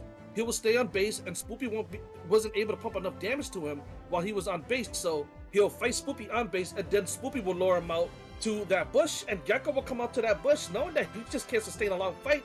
Gets 2 moves off, chunks him for half his health, walks away, and Spoopy is now like half his health, trying to just make sure that he stays down there and just not able to rotate to his team. So Spoopy trying to take advantage of that situation, but it got turned on them because Gecko was playing smart. He has his berries behind him. He is on go. He's healing. And he just keeps walking back up to Spoopy, chunking him left and right. And Spoopy can't commit to that full fight. So now that he's getting chunked out, Spoopy has to walk back out to goal and heal. And that's the only chance that Gecko was able to farm during that match. So he played that beautifully. Spoopy wasn't getting outclassed, just a little bit outmatched playing against Tyranitar on base. On base. I'm not saying the difference in players, is just the situation. Real quick, so we have a sub. So tactically, Tech will be subbing for Vaporeon, and we're just waiting for Team Goomies to let me know that they're ready. In the meantime, I forgot to mention this. This stream's also sponsored by Spice. I am partnered with Spice. I'm not sure if you guys saw my tweets, but if you use your phone and scan that barcode, it will take you to my profile. Follow me. I'll be using the Spice app in future events for Pokemon Unite. Basically, it will make a custom room. That way I don't have to go in and make it. So like, let's say we do like a Chaos League event, but it's more like not a Chaos League, let's say like a fashion show, right? As I mentioned before on my tweets, or an All-Star League, thanks to Cloud's Bad for the information on that. Instead of making a whole new server for that, I can just have a channel for temporarily. Once that's all over, boom, I hit end, and there it goes, it disappears. So again, Spice has hit me up to partner, so if you guys want to support the stream, please hit that barcode and follow me for future events. With that said, we are ready for our next match. Pika and RC, the mic is yours. Here we go. So the band was Tyranitar and who else? I slipped my mind. I told you. Gengar. And that Gengar is dangerous. Yes, very dangerous. But unfortunately, no, go ahead. Unfortunately, now that means the Mime and Mew meta is in full swing. Look at that. Yep. We're gonna see Mime, Mew, and Glaceon too. Yes, I was about to say that. That's perfect air match. You have Spoopy now on Machamp, another player that's that plays with close combat right there. Bing back on that Snorlax, Bags back on that Trevenant, and Gecko on that Venusaur. The way Gecko was playing Tyranitar was actually pretty scary against Spoopy because he was playing so smart. But who was Venusaur on their team before? I think it was Salafed. Oh no, it was Slip. Slip was playing that, and Slip with that beautiful Venusaur ult is what gave him that advantage in that Rayquaza fight, because that ult chunked out half the team, which allowed the rest of the team members to kind of slowly wipe the opposing team. Yep. Now let's see how the players are gonna start this early match, because now they have a lot of strong early game players. So this first set of contested farm is going to be a big deal. We got Gecko in the bot lane with Slimp. We got Venusaur and Mime going against Spoopy. And where is this other member? Oh, Bing is this other member as he engages in that jungle invade again, catching Salafit out of position, about to chunk him. Slimp going in to back him up in that jungle. And there is Moshi Mosh with that laser beam just catching him, blocking him, going from that escape route over there. And he's gonna slowly go down. It's 2v1. Trying to fight it off, wasn't able to. Slimp clapping his hands in his face and not his cheeks, takes him down. Spoopy, you know, he's not a stranger to this invade, because him being alone in lane is actually really good for him. He's always been accustomed to that 1-1-3 strat, and with Bing just invading, he gets the chance for Spoopy to take all the farm he needs to hit level 5 bot lane pretty early, pretty fast, and pretty efficient. Yes, sir. These first Altaria is coming in. Moshi just narrowly dodging that Solar Beam up top here, and the Glaceon gank doing well, just getting them all the farm they need. But Trevenant able to steal a few with Mew. Solar Beam levels up and tries to go for a stat, but nearly dies for. And yep, is taken out because Solar Beam is an entire bush of coverage. Rough. Rough indeed. We had as Glaceon gank top lane, the other Glaceon gank bot lane gave a little bit of a advantage to Gecko and Slip down here, going for that farm. It's level 4, level 5 Spoopy, and level 5 Gecko. And where is the other member? Stop running so damn fast. Mine, here he is, in the bush as a level 5. So they are one level ahead against Bing right now. Bing hits level 5. Yep, Treebag just desperately going for their stacks. It looks... was finally able to get it with the gank from Salafit here. Saturn now has a very stacked Trevenant. That's going to be dangerous in the mid game, and Regieleki is still a ways off, means they have plenty of time to farm. Mew goes down, and Glaceon pushing this advantage as much as they can, drops a 30, Mime comes in to try and stop them, but Glaceon has plenty of mobility to get out of there. Moshi in a bit of a dangerous spot here with Light Screen Solar Beam, not a lot of escape, but doing a sick 1500 to Mime, kinda worth. Yeah, with that going up top lane, Gecko was down here a little bit solo as Mime came down and tried to help him. He did defend off a lot of the attacks. As you can see, it's only 71 out of 80 he scored on his face while he was alone down here. Gecko and Spoopy about to just duke it out again here. It's going to be Venusaur and Spoopy, but Spoopy and Bing is now together linking up bot lane with Regieleki coming up in 5 seconds top lane. Yep, so some classic stuff here. If I've counted correctly, Trevenant is at full stacks here now. Got the second wave Altaria as well. Regieleki is being set up, and the Glaceons are trying to push in on each other along with the Mimes and the Mew. Because it is a mirror match up top here, except for Trevenant. Oh, and all the ults are thrown. Glacial stages everywhere, and a Solar Beam. Why not? He's like, just take it all. Take it all. Machamp Spoopy going on now, rotating top. He was Gecko was down here holding both of those guys hostage down here, holding Bing and Spoopy for a long time, so they had a bit of an advantage over there up top lane as they secured that. Reggie taking advantage of that the team difference here. Not team difference, but team number-wise difference. Yeah, a numbers advantage is important. I've heard that from Sun Tzu. That's the word I was looking for. Jesus, take that out of my mouth, will you? I'd just like to point out here a little earlier, Mime was leashed to a Bunnelby to heal, and it was very funny. Being able to wall out Midnight with that healing. Ooh, Surf Mew to try and get Regieleki in, getting some good damage in, getting right back out. Not quite able to push this, unfortunately. Trevenant doing a lot of work, but not able to push it through with all of the team there. But I'm sure they're getting plenty of farm down bot. What's happening down there? Regieleki's down. Gecko going against Bing. Bing is only level 7 while Gecko's level 9. He's been down here being a nuisance. He does have that Leaf Storm with Giga Drain, so he has AoE farming capabilities as he just takes advantage of that. Fighting Bing with Salafit coming down, backing him up, knowing that they just gotta help Gecko a little bit because he's been down here for a long time as the rest of the team comes in, attack the turn, and Midnight backing up Bing here, so big numbers advantage. Now that word is in my head and I remember. Yeah, it's very nice. I've just discovered a new threat, a new nightmare demon, a paralysis demon, if you will. Well, Mew with Surf in a bush is the worst, because Machamp went to check the center bush here up in top lane, got surfed all the way to enemy goal almost, needed to dynamic punch and eject button just to survive. That is the worst. What's crazy about that is that you know how Mew is a special attacker, and that's what he plays off of. If you build him correctly, that Surf can take out about 30 to 50% of your health if you're not building him. So you guys gotta be careful. Mew is a threat. Mew is a big threat. That's a lot of damage in a small package right there. Bot lane Absolutely. getting destroyed here, 171 to 20. I think I've heard a joke like that once. Hey, well, that's what she said. Anyways, but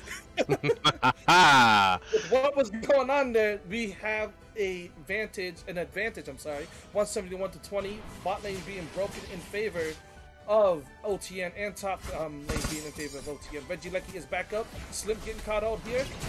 Getting pushed off by Bing. Bing playing smart. Tactic turn, being the mime, linking onto Bing so Bing can walk in and do the things that he needs to. He also, another ult comes out from Salafed going on Bing, and here's the fight that's gonna go in favor of. Drum roll, please. Gumi Goobers as they get that Regieleki pushing in now. And Spoopy just being Spoopy, cross-chopping them, slamming them, punching them, and just doing massive damage. Oh my god, that sniper! 2,400 damage from the agility backup, long range, freeze dry out, Mew on Glaceon hit. That was outrageous. Downtown, he goes down. Disgusting. Disgusting. Midnight with that beautiful auto attack boosted, if you will say. Yes, hold on. Somebody is at my door. What are you? What? For the moment, most of the teams are just farming after that egregious display of just outmatched power from Mew here. They are probably the second strongest psychic Pokemon in the game, in the canon, at UCY. Exactly. Unbelievable. Exactly. They're only level 11. Sorry, Shin, if you can, I got you. Over from me real quick, I got you. Going on downstairs. I'll be right back. Yeah, I got you. Yeah. Yes, sir. So, this is why I am amazed that none of the teams have banned Mew so far, but it's probably because everyone's using them, so there's no point. so no point in banning Mew if you could just use your Mew. So as we see here, everyone's prepping for the Rayquaza, trying to poke, trying to get some people here. We have Tack trying to heal Bing. Oh, that was a nice move from Midnight. Just solar beam in that bush, because you never know. You never know, but sadly, there was no one there. But in this top bush here, actually Taciturn and Bing being in this bush power waved to each other is actually a very dangerous trap for the enemy team. Because very often you will check the closest bush to you, and those two being in there, attached to each other, healing and increasing their defense, you're never going to kill it. That is a guaranteed death if Squishy checks exactly. that bush. And here we go. Nice ult from Bing. Just snoring, restoring his health. Going in for slam. Nice solar beam from Midnight. Going in with that auto attack. Another solar beam. A solar beam from Mushy. Nice ult from Mushy. Or Mushy. Glaceon manages to get out barely. Ooh, we getting the solar beam from Midnight. Takes a person down. Pox his ult. Oh, goes with the surf. Trying to get that Mime. Oh, dies before it can get the kill. Mime is too tanky. That's Venusaur has managed to clean up everyone that's left. The 2 members down for Saturn. Oh, no, 2 members down for Gumi Goobers. Can Spoopy go in and take a steal right here? Oh, Machamp dies for that cross chop. Oh, here we go. We got Tech and Bing, and they steal it. Oh my god. That last pixel, nice work from... It's a steal, but only a couple of their members have the shield now. Mimes is already gone. Snorlax, already gone. They have no shields. Gumi Goobers got no shield for that Rayquaza steal. Well, but they did keep it from scoring. They have to score, though, now. They don't have a lot of time. They need to score. With the delay, they can't hear us say that. Unfortunate. Unfortunate. Thank God for delays, huh? Oh, an excellent poke with that solar beam in the bottom bush. called out the Saturn members hiding in there. Ooh, and a Mime Showtime and a Barrage Blow takes out Venusaur. They're just trying to push this outer goal. Saturn's gonna have to fall back to the second goal. Trevenant can defend that just fine though, because there's only 5 seconds left. Yep, occurs. Oh, but the Horn Leech lets Mew score an 82 there. No, Trevenant. Oh no.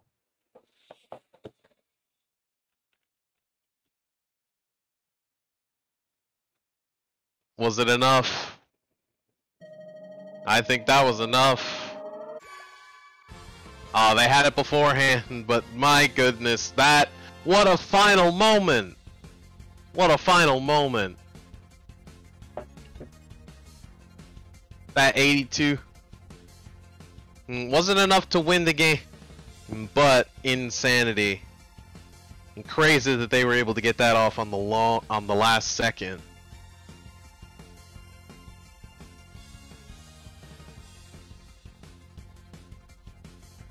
I hope everybody can hear me.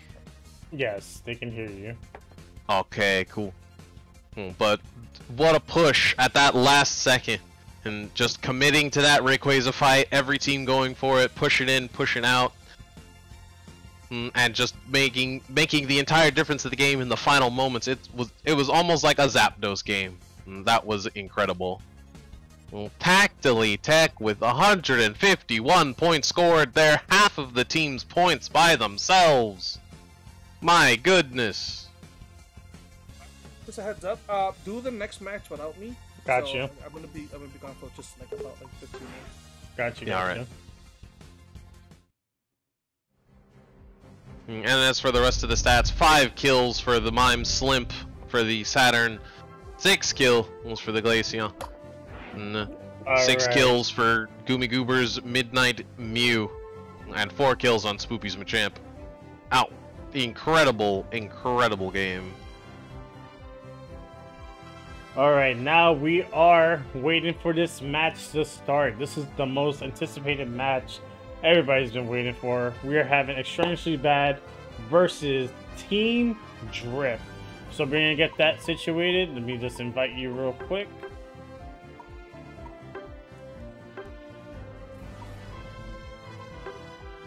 Yo, Bread, thank you so much for the follow.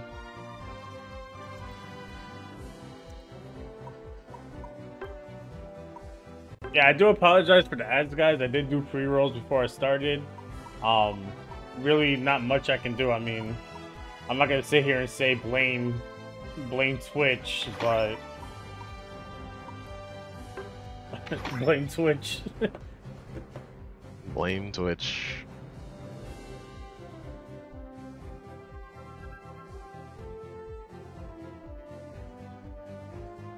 Yes.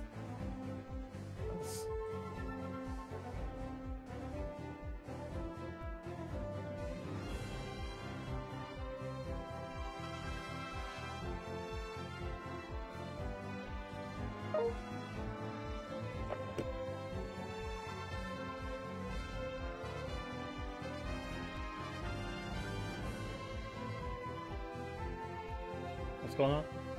It's 1-1 or was it 2-0? It should be 1-1. The Goomy Goobers oh, just won. My bad. My bad.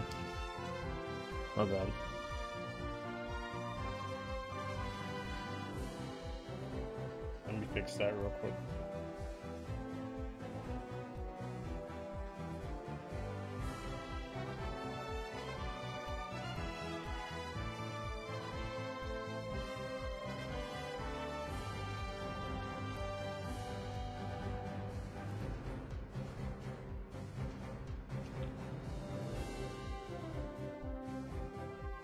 Gotcha.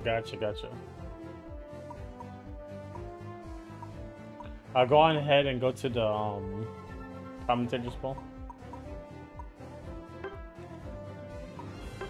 Alright, all of the team members are still in the lobby. Let me add you and Pika real quick. Well, Pika's AFK, so you're not gonna be able to add him. Just send me an invite. Ah, he went offline. Okay. Yeah. Let me get the bands ready.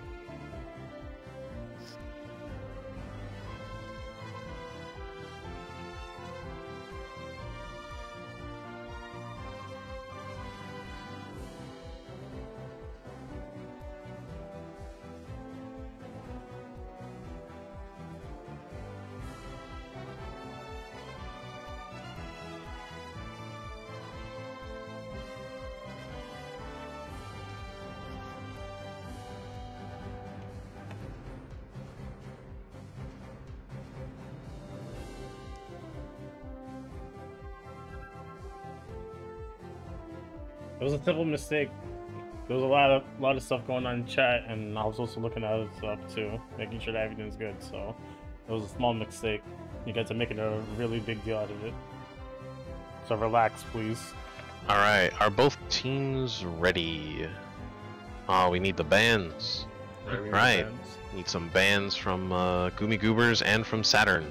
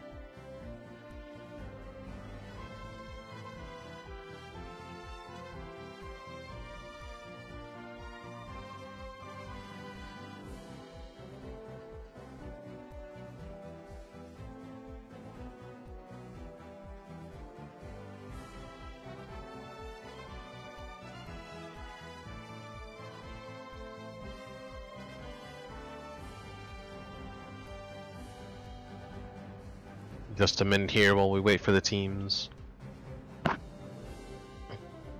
Discussing some strategy while we have some free time here.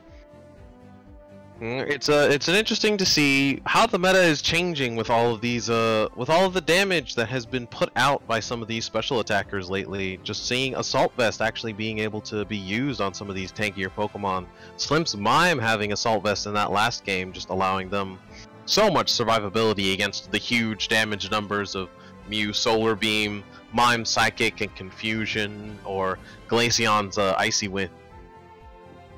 And even having some pretty common picks in the form of like Venusaur, Gengar, Mime, Delphox, and Gardevoir.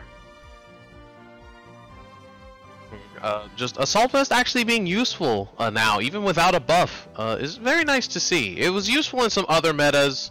I believe in Oceania specifically, they had Venusaurs were the most common carry, Jungle Venusaur, and so Assault Vest was very useful just to protect you from those pedal dances, just chipping you down over and over and over again, and the Giga Drain's doing a good couple hundo every use.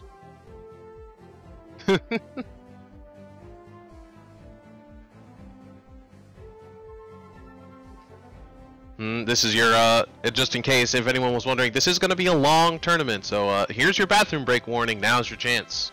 If anybody's been holding it in, release it now, because we got a couple of members going to the can. And so feel free. Yeah. Bit of an end break here if you want to shout out to the Maturino, maybe, Eastern? Nah, we're good. Alrighty. So, predictions.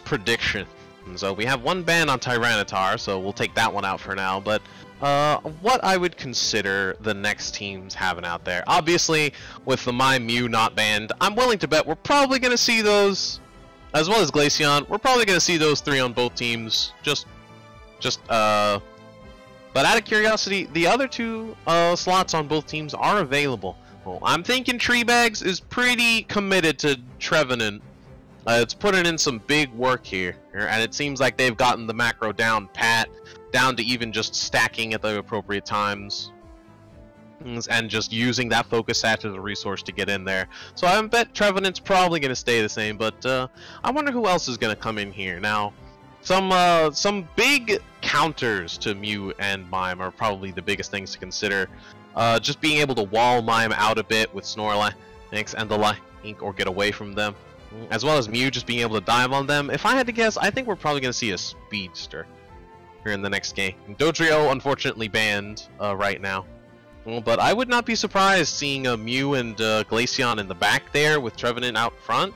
If we saw maybe a sneaky Absol just trying to get in the back and do some big damage. Absol can even do good work on a Venusaur, especially with the Assault Vest on the Mai team, right? Like, Absol, being a physical attacker, is just able to cut right through that. And, you know, I would not be remiss seeing a Night Slash cut through a Mime and then use the other half to get right back out of the fight. Not the worst idea. I think that's a potential strategy that we could see. I don't know if any of the players here use Absol, unfortunately, though, so we're probably not going to see that. But I just think that would be a useful thing to put into this next match. You got any ideas, Shin? Not that I know of. I just know that we're just gonna wait a couple of minutes. They're doing a quick discussion while we wait. As like prediction wise, I do not know yet until the finals hit. Everyone's been playing their best throughout the whole Chaos League from week 1 to week 8, and we're seeing some good matches here tonight. And we're seeing some strong plays that you know, we saw a lot of good plays during the weeks of the Chaos League, but everyone's like, I want to say take a page off of Dragon Ball Z. You know how they go into the hyperbolic time chamber and they train. Everyone here tonight has been showing what they have in store. They've been training. That little break that we had from the Chaos League, the league, and then now the tournament. And the new map that's coming out with the, you know, it kind of sucks because, you know, we were all used to the old map, and then the new map came in, and then all of a sudden they did like a little update and took off Natsu. But everyone's been performing well. Everyone's adapted to the Tia Sky Ruins, and you know, like I said, I can't wait to see the next game that's going to happen soon. But so far, this game that's going on right now, we've been seeing a lot of good plays from the Goomies, and also a lot of good plays from Saturn, the Otternauts. So everyone's been doing good. Yeah, it's been a lot of great fights from a lot of great teams here. It looks like we've got a Mew Tyranitar ban this game, and it looks like we've got Kivs subbing out for the TC Tactical Nuke. If both teams are ready, let us know in the Discord. Yes, so right now we are having another sub. So tactically, Tech will be switched with Kivs for this game, for this matchup, for game 2, match 3. Let me just ask if everyone's ready. Gotta keep it fresh. Why get those 2 subs out of bed if you're not gonna use them, right? No bench warmers over here.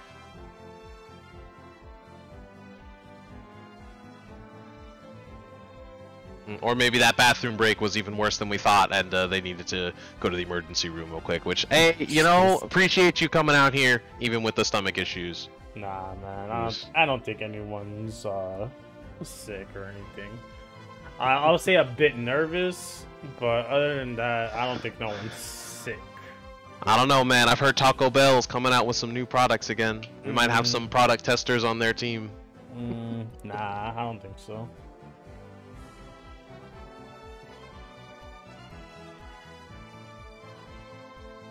Alright, we're sorry for the wait, guys.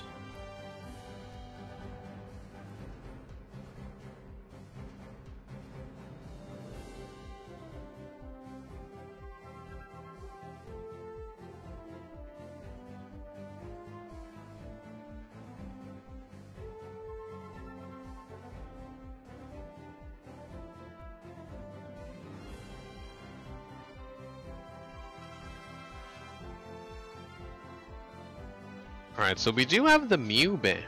They have broken up the dream team of Mime and Mew here, so we're gonna have to see something replace that.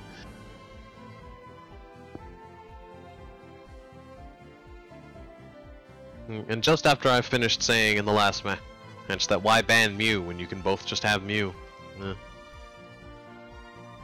So much for that. So we have the Autonaut Saturns ready. We're still waiting on the Gummies.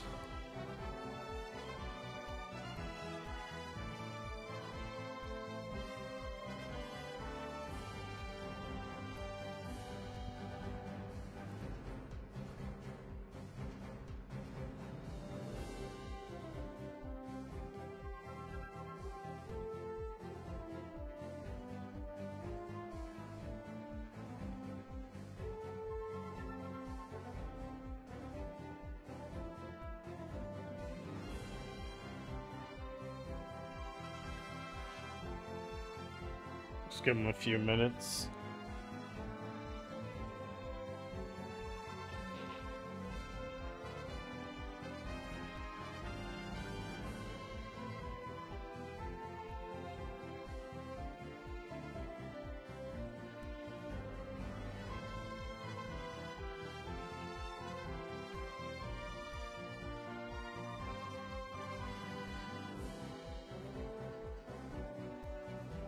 While we wait, let me see what's going on with this Twitch ad, because I know for a fact I did pre-rolls before I started the stream, so I don't have to have any of the issues that people were complaining about.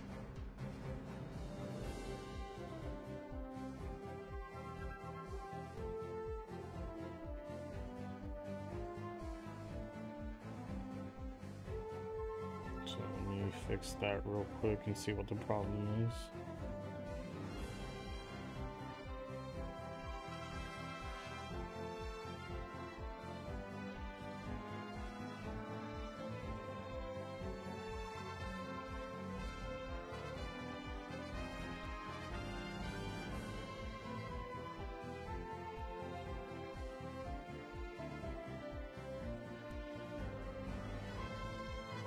Alright, looks like the teams are ready. Alright. Well, the best I can do is lower it down to six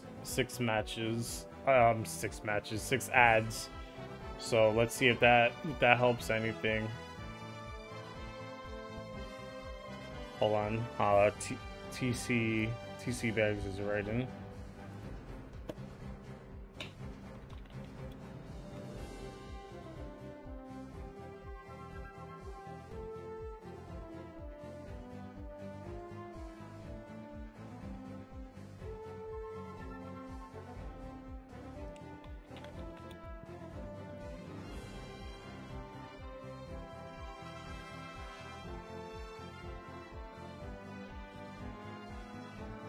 Oh, that's nice. Alrighty, we are going. So, Mew is going to have to be replaced this match. Mew and Tyranitar are banned. And still Mime and Glaceon on the table, willing to bet we'll probably see though. It looks like the Gumi Goobers are keeping mostly to the same strategy. Winning strategy, cannot blame them. And it looks like we've got a full heal Venusaur up here. And we're probably looking for those pedal dances, coming in, trying to take those squishies down. Delphox and Glaceon have a lot of mobility though, so it's not going to be easy. And we've got the tried and true, it's the Remoet Stadium champion, Hoopa, for Team Saturn with Experience Share and Energy Amp. Those ults are going to be devastating. What a wild pick from left field. Wasn't seeing that coming, but they are still a great Pokemon, even with the change in map. Rotating not being such a huge deal, but still being a huge source of damage, healing, and transportation. And that's something that you really gotta look out for, especially on this map where transportation is a huge deal.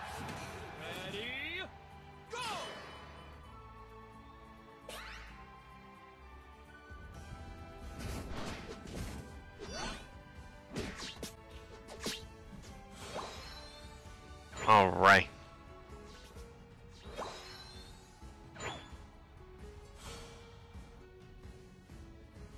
So, interesting strategy. It looks like we have a jungle invasion on the Snorlax. Thanks.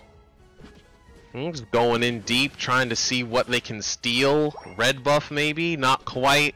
Oh, they are able to steal it. The Hoopa tries to take it back, but they are not able to succeed. A Focus Sash procs on the Snorlax, giving it a lot of healing, along with a Nap, trying to get it out of there.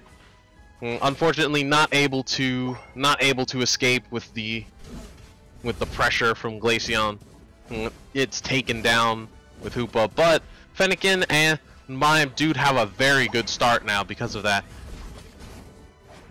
Slim just running away with it.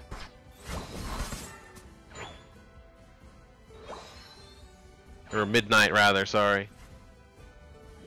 Midnight with the special attack specs as well, so they're getting a couple of stacks in. And they're going to be dangerous in the late game here. Down bot looks like just a simple Altaria already taken down. And 10 points and 30 on Gecko. Looks like their team managed to secure it then, Saturn.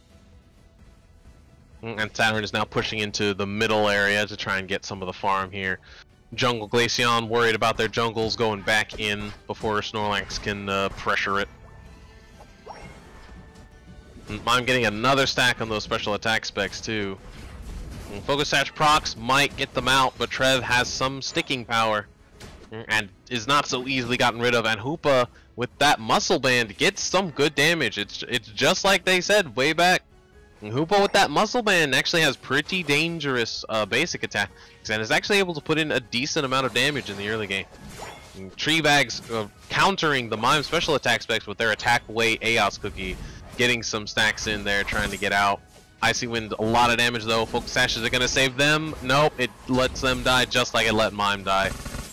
And crazy, the Focus Sash is just not doing so hot with these unbalanced fights here in top and bottom lane. Machamp and Venusaur just kind of throwing back and forth down by here, just looking for some evil scores when they can get sneaky. But both have 30, so likely not much is going to be happening there for a while. And instead in top lane we've got Altaria spawning, Regieleki is up, and the Gumi Goobers are a little bit low on health here, but power swap on Mime is going to take care of that. Attached to the slow Snorlax as well, that is a butt ton of health that they are going to have to get through. Mime stunned by Mime boosted attack, not able to get through the portal for Saturn.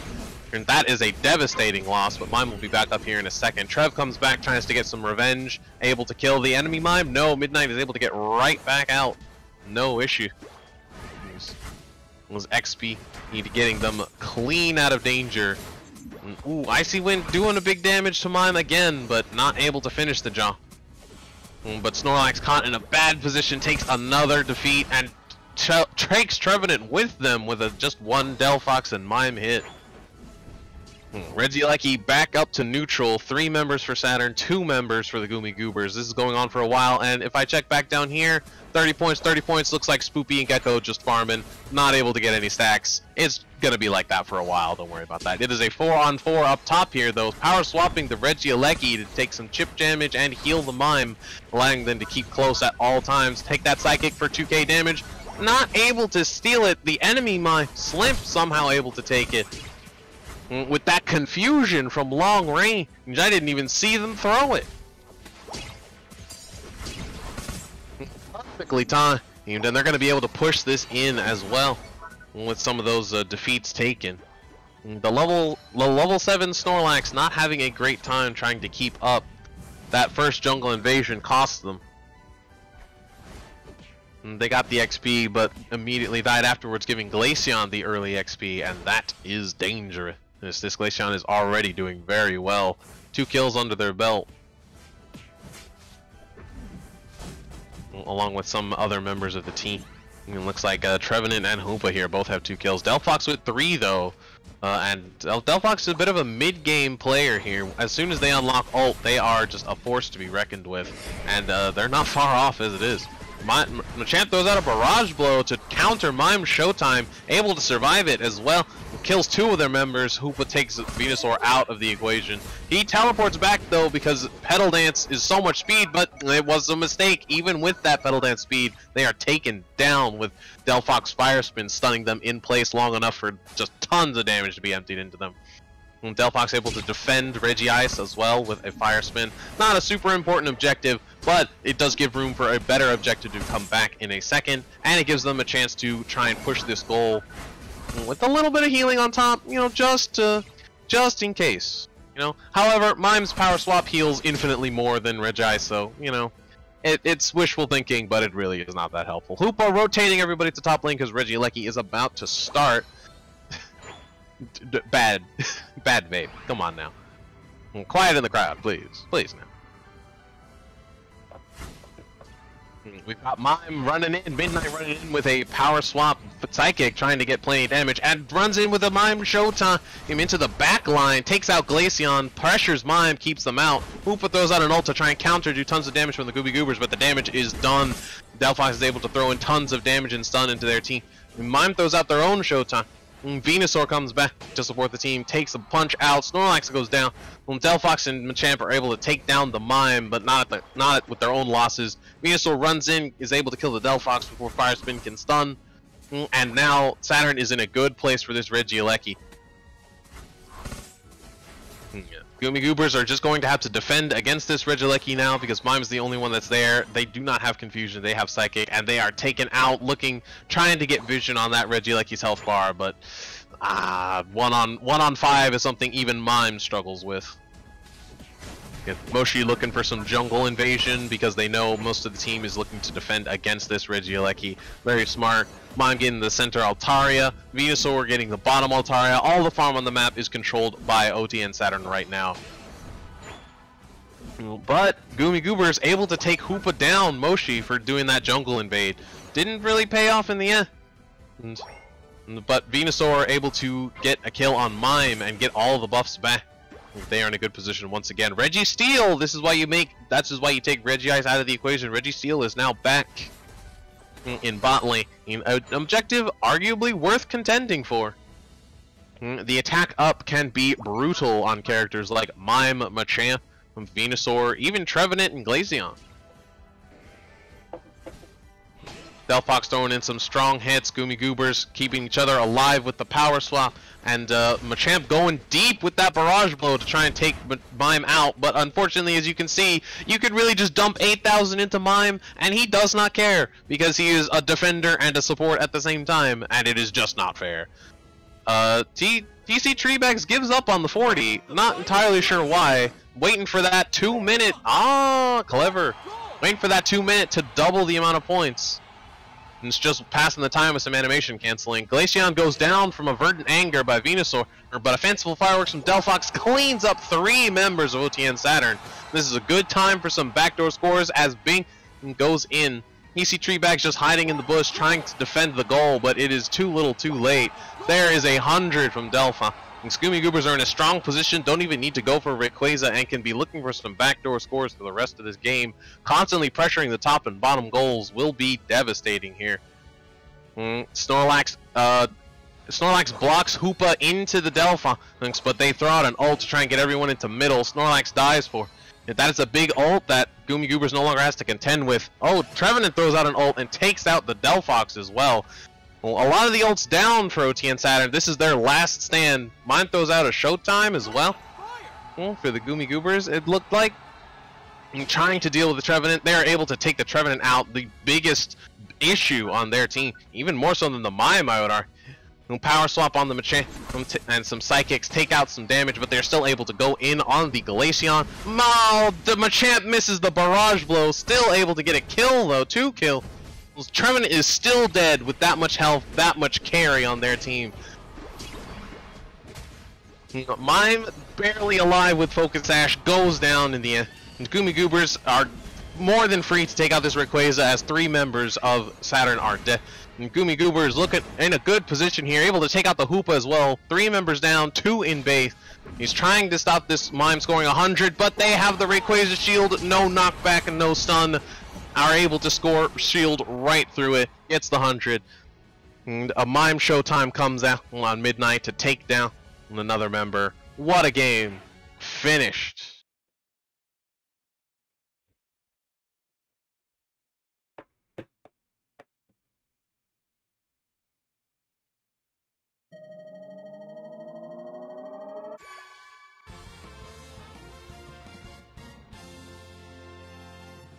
insane game from the teams. That is a victory for the Goomy Goobers in the round 1 match. An excellent game from Saturn. The plays that I saw them make across this match were insane, but the Goomy Goobers, no slouch, able to pull out plenty of good moves on their own, having that Snorlax just be a huge source of stun. Even when they took the deaths for it, that just meant their cooldown was lower. They were able to come back with a ton of health and throw that block right back up. Push a lot of enemies into the enemy team, and force them to burn a lot of resources at crucial moments. And then Machamp, after that all is said and done, with the amount of resources you have to throw into Snorlax to even kill it, Machamp is able to just swoop right in with that barrage blow, take down anybody who was caught slacking. Tons of points. Snorlax an 82 score even without the 100 from Rayquaza. 155 from Mime, 146 from Spoopy from the Machamp for the Goomy Goobers, and 91 from Slim's Mime, 112 from Treebags Trevenant for Saturn. Those kinds of stats are crazy. And you can look at that, look how even of a game it was for both teams. It's just back and forth constantly. Until that team wipe at the very end. And powerful stuff, powerful stuff. The scores as well, you can see that there was just lots of little good scores in the early game, some powerful ones in the middle, trying to keep it contested, and then just that team wipe. And even then, still able to get 80 on Trevenant in the late game. That little dance they did up top right before the big team fight, giving them 80, giving them a strong position for the Rayquaza fight. Lots of good plays here. 8 kills on Gecko's Venusaur for Saturn, 13 for Kivs' Delphox for Goobers. There's 10 assists and 11 assists for the Snorlax and Mime on Goobers respectively. 11 assists for the Hoopa, 7 assists for the Glaceon on Saturn.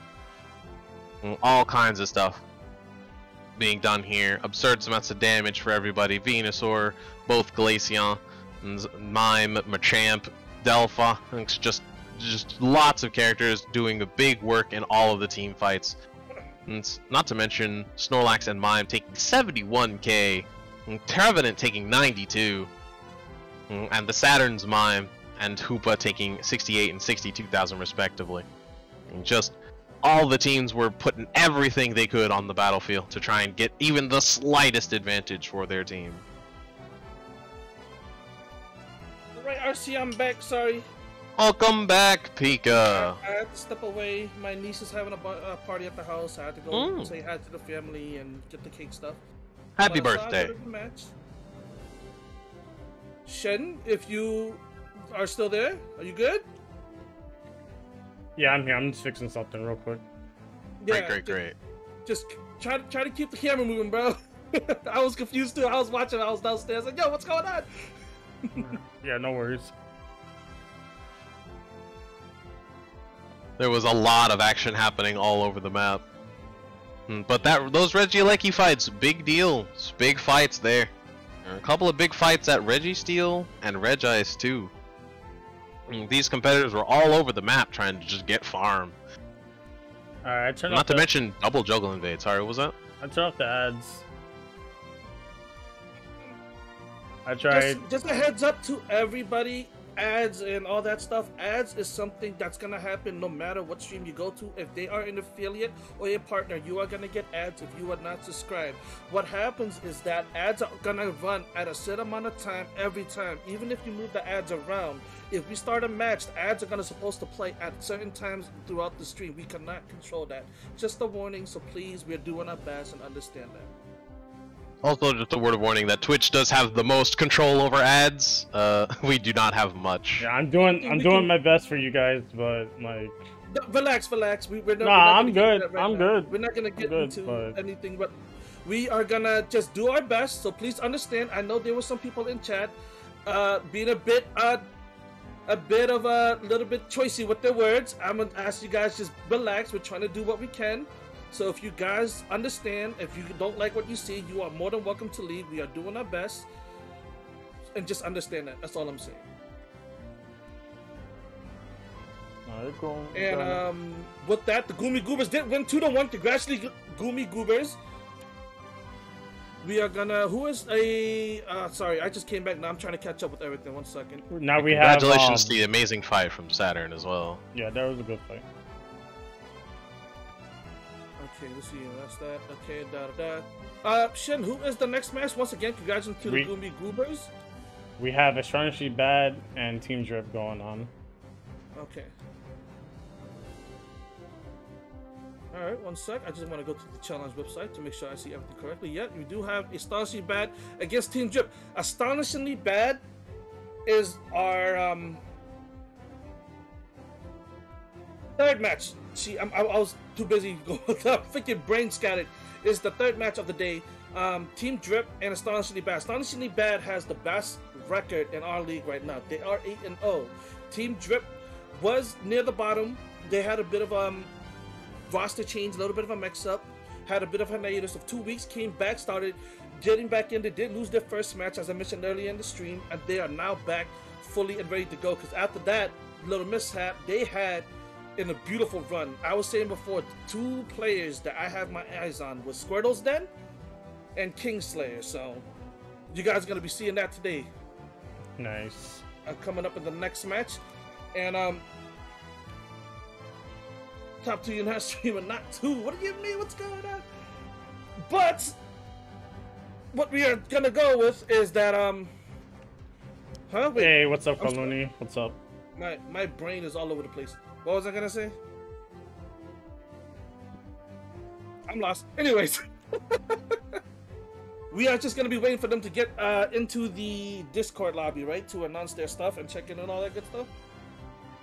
Yeah, we're in the Discord server right now. Just Okay. waiting Alright. for them to give me some bans, and we'll get this match going. Coolio. With that, I need my drink. My drink is here. My brain is still here. My thoughts are scattered. And that's it. Hold on a sec, guys. It looks like my stream has got like uber delay. So let me try and fix this real quick. Okay. We're waiting for the teams to roll up anyway. It says that I have 3 minutes of delay. That's not right. Whoops. Hold on. No problem. Alright, well that's gonna be, my stream's gonna be ending for like 3 minutes, so if you guys want to start the next one, just while that's going on. I'm still waiting for the rest of the teams to check in and get ready to go, so. Alrighty. Alright, so we have a Miyu ban from Astonishingly Bad. So let's get that going. And now we're waiting on Team Drip's band. Yep. Apparently it is 8 o'clock. Okay, let me see. Yeah, alright. Yep, okay. Everything is on schedule. We are good to go. So we have Astonishingly Bad against Team Drip. This is best out of 3 matches, like the same. The finals are going to be best out of 5 matches. So the first to 3 or 4 wins the match. Alright, now we have a Serena band. Coming out from Squirtle's Den? So, Yes. Team Drip? Yes, Team Drip. Ooh, a Serena band. I fell through back in 3 minutes. Alright, so we're just going to be waiting a little bit longer, which is a good thing because Anz is trying to figure out his situation real quick before we start the match. But if you already have a lobby option, if you don't mind inviting me. Yeah, I'm making it right now. Okay.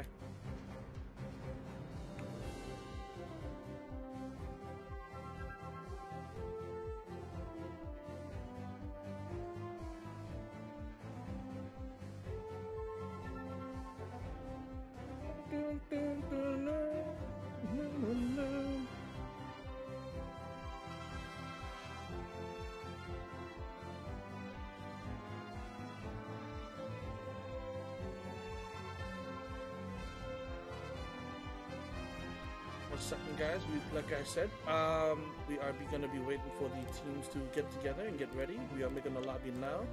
RC is figuring out what's going on with his end with his stream, so we're going to be waiting on him. And we. I'll send you some. I'll send you the invites. Okay. Ooh, what was that? People still playing fireworks, or they just closed something? Oh boy. We had fireworks recently. I don't know where I was at.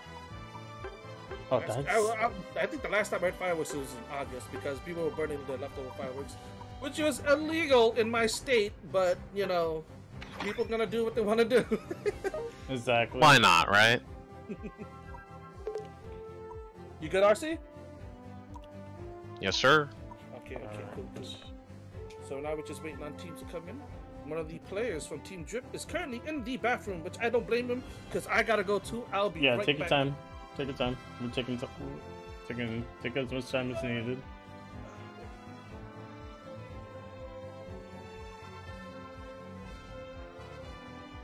Yeah, what's up, Void King? How you doing, man?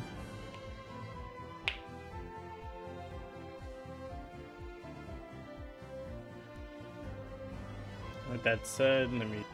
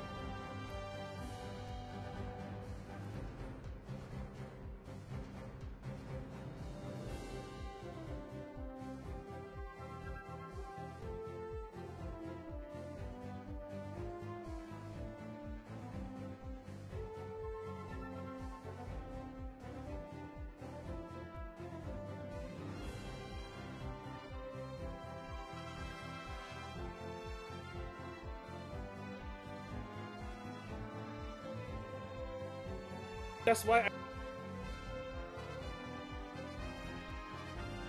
guys, we cannot control ads. I said, you know what I mean? No, even if you turn it off, you're an affiliate. Even if you turn it off, it's still gonna play. Yeah. All you're doing is giving that control everything up to Twitch. That's something you can't control at all. So.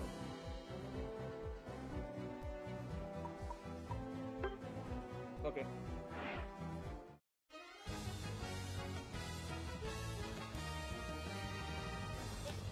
My volume. This video. Here we go. Where's my initial D music? All right, RC. If you would start it, I would follow along. Howdy hey, okay. let's see what we've got here. We've got Team Astonishingly Bad, and we've got Team Drip. Little bit of a double adjective there, but you know, we make do. So it looks like on the right here we have Team Drip with a Venusaur Snorlax. Ooh, Snorlax does have the XP share, trying to keep that level advantage up with the classic Mime. No Mew. What were the bans, if anyone remembers? It was a Mew and Serena. Ah, there's why. That's why there's no Mew. And Mew coming out from Astonishingly Bad. Ditto doesn't look like he picked a character though. I don't know what it is. So was there a DC? DC? Oh, Ditto has DC'd. That Ditto is a bit of a mulligan here. I will adjust that in chat. All right, we will do a little bit of a mulligan here. We'll restart this, unless Charizard was the character they were gonna pick. But somehow I found the odds of that fairly low. It happens. Nintendo Online, it has a reputation, and this is it.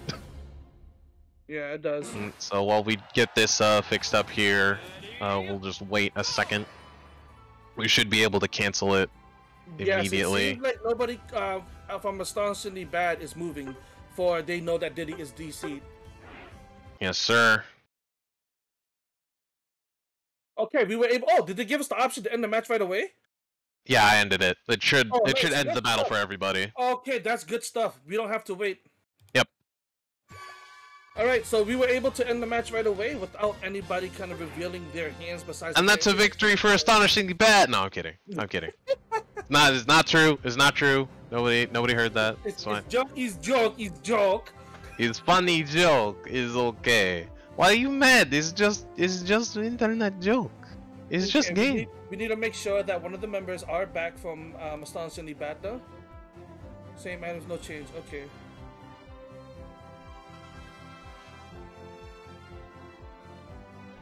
Alright. Unfortunately, it kicks the admins, so if any of you can give us the ID, it should have put you back in the lobby.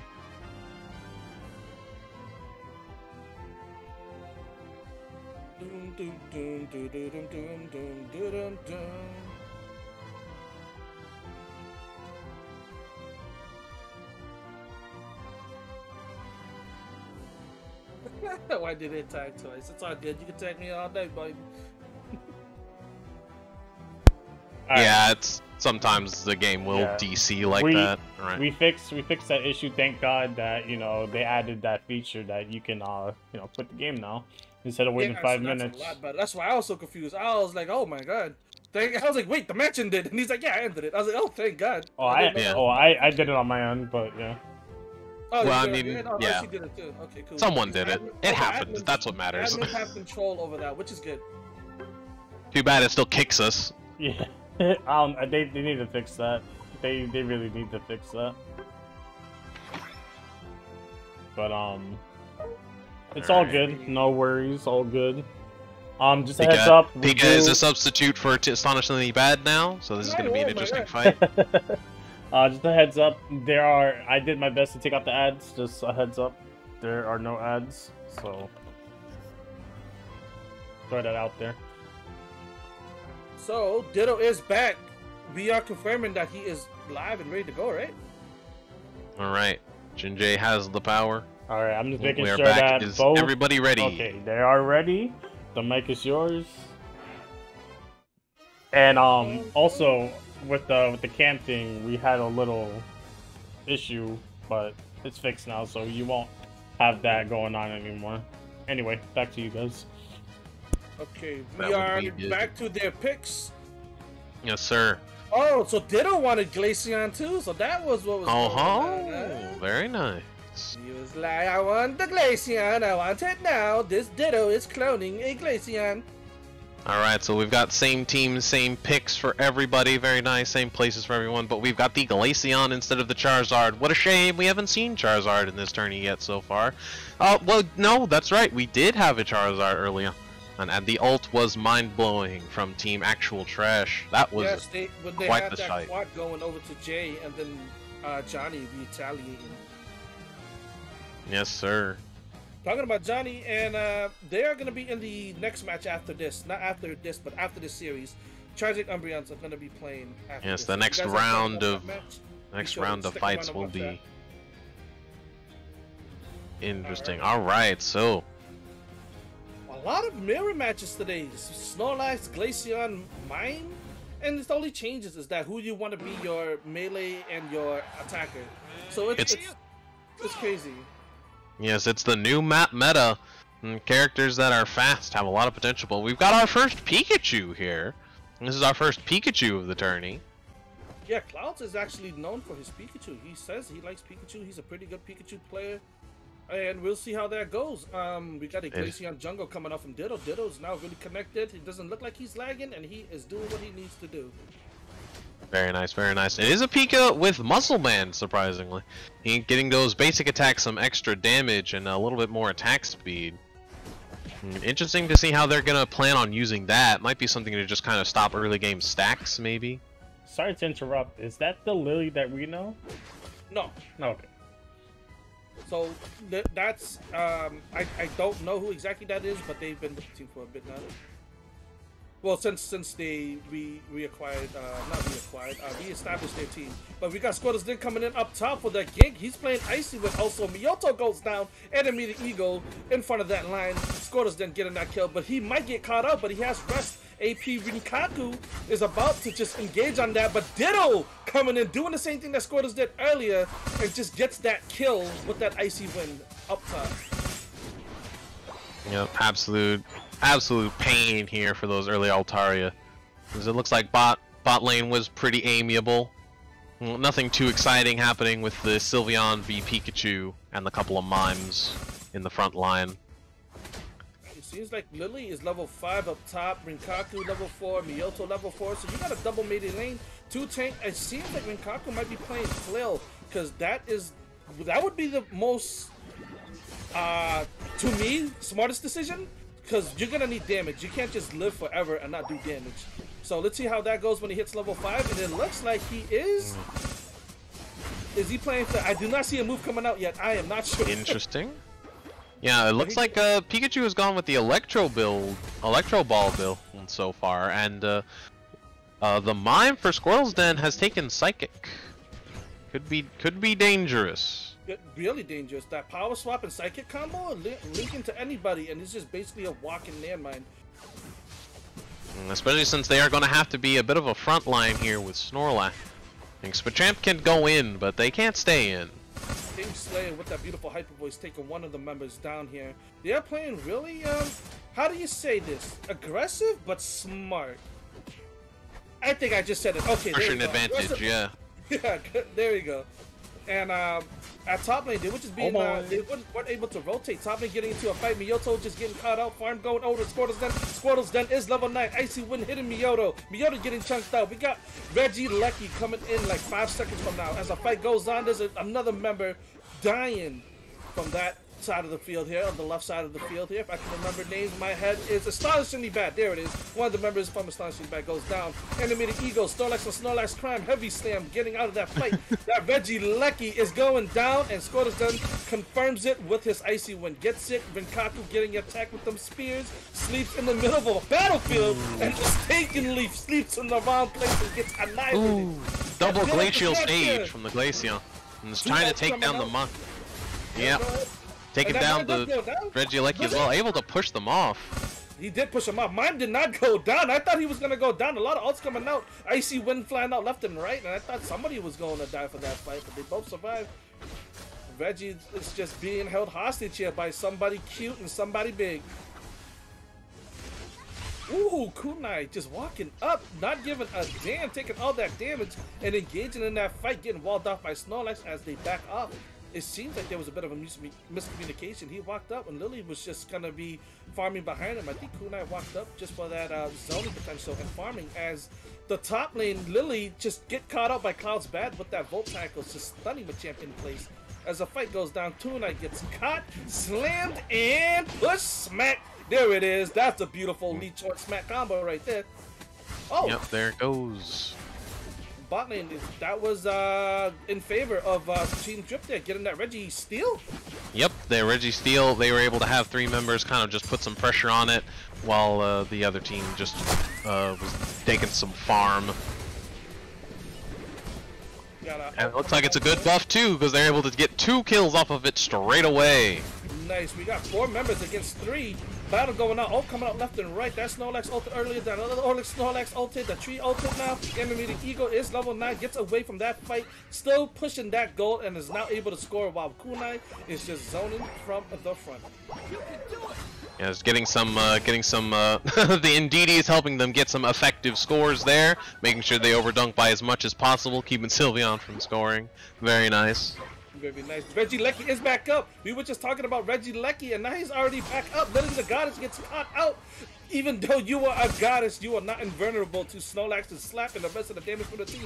As Rinkaku engages, Animated Eagles just engaging back. There's a wall coming out from that Snorlax. Too many Snorlaxes. Another one getting pushed to their side. It seems that was a selling move.